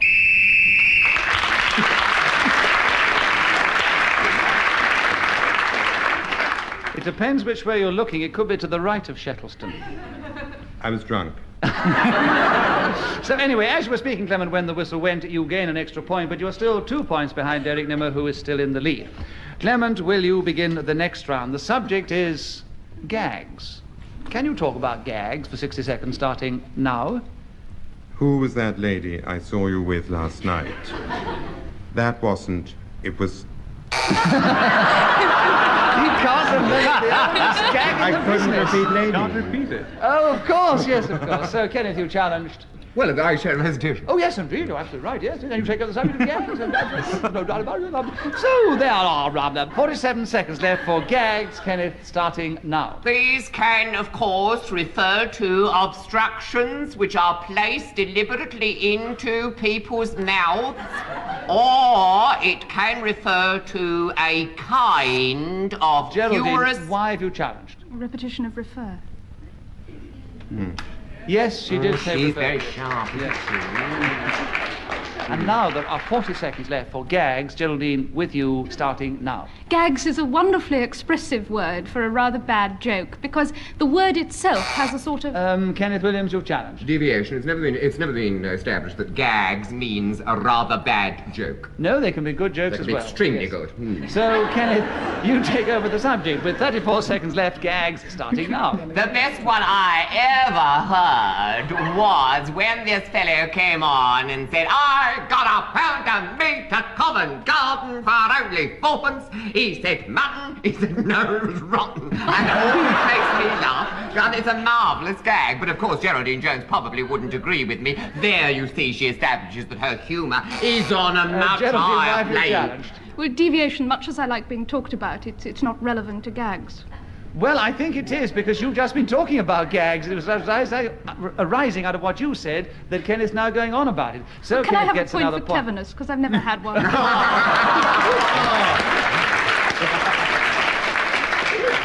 I can only afford to give you one because the score is so tight. Everyone is very, very close at this moment. Kenneth, no, but Kenneth also gets a point. I just give him one because she asked for it and she's never asked before. She's just got an extra bonus point and she can have it with everybody's love. Could we have? No, you can't. You had too many. We've had too many. Oh. What about you, Derek? Yes, all right. You didn't. Right, so there we are. Kenneth. 12 seconds left for gags, starting now. I was once bound and gagged by some horrible bullies in the army. I, of course, was a young stripling, pale and weak. I was not why robust. Are you challenged? What? Why? Clement, Getting all worked up. Deviation. Why? They don't take pale, young, weak striplings in the army. They took me, I was B2 in the army. I've got the oath slip to prove it. I was B2 in the army. B2? B2 for blood, it was me blood. I haven't got the corpuscles. No, my corpuscles. But you'll were have all white. the blood rushing in a minute. Yes, my phagocytes were rotten. Well, calm your phagocytes, your blood, and whatever else you I've have. got tired hormones, Nick. They are very tired. They're dragging round my ankles, love. Before you lay your medical history. What? I said before you lay your medical history bare before this audience and all the listeners as well. Do I win the challenge or does he win? You don't win it. I'm awarding it to you. Oh, thank you. Because I agree that you can be B2 and still be in the army. Indeed, Yes. Not that so there we are. 2 seconds for gags. No, 1 second for gags. Kenneth, starting now. Oh, well, would that I have one in my...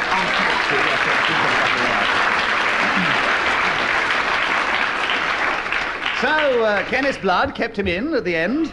So he gained an extra point as well, which means he's got quite a few points at the end of that round, which puts him equal in second place with Clement, and they're trailing only 3 points behind Derek. Oh, is there a chance we'll catch up? Yes, a chance you might win. It's still anybody's game. Derek, it's your turn to begin the next round. The subject is anything. Can you talk about anything for just a minute, starting now?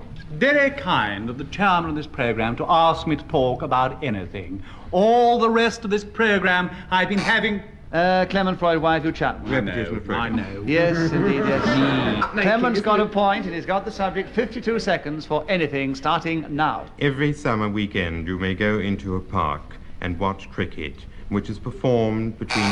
Derek Nimmo, why do you challenge?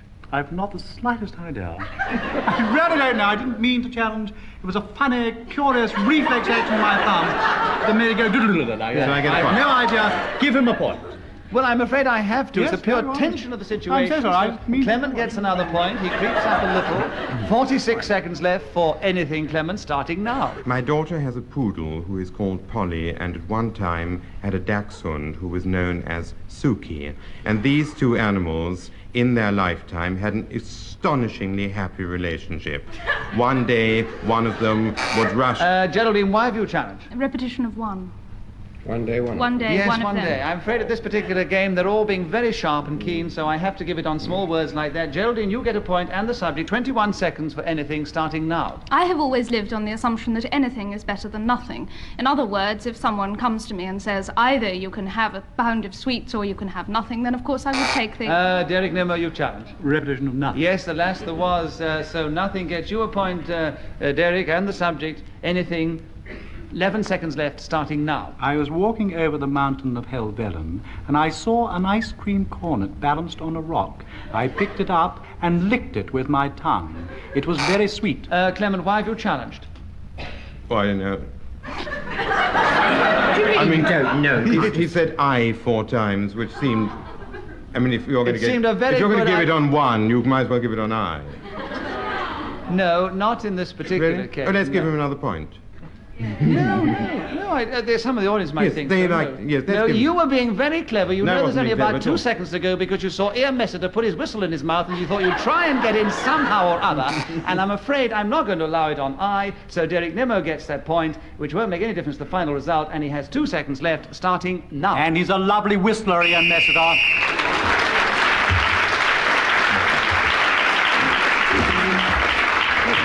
So, well tried everybody in the last round, but the final result is as it was at the end of the previous round. Geraldine Jones was in 4th place, only 1 point behind Kenneth Williams.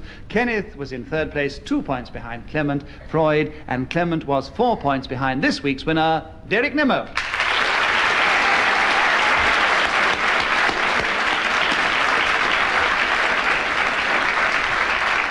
I think it was touch and go right up to the end. That, I'm afraid, is all we have time for. It's the end of this particular edition of Just a Minute, and from all of us here, goodbye.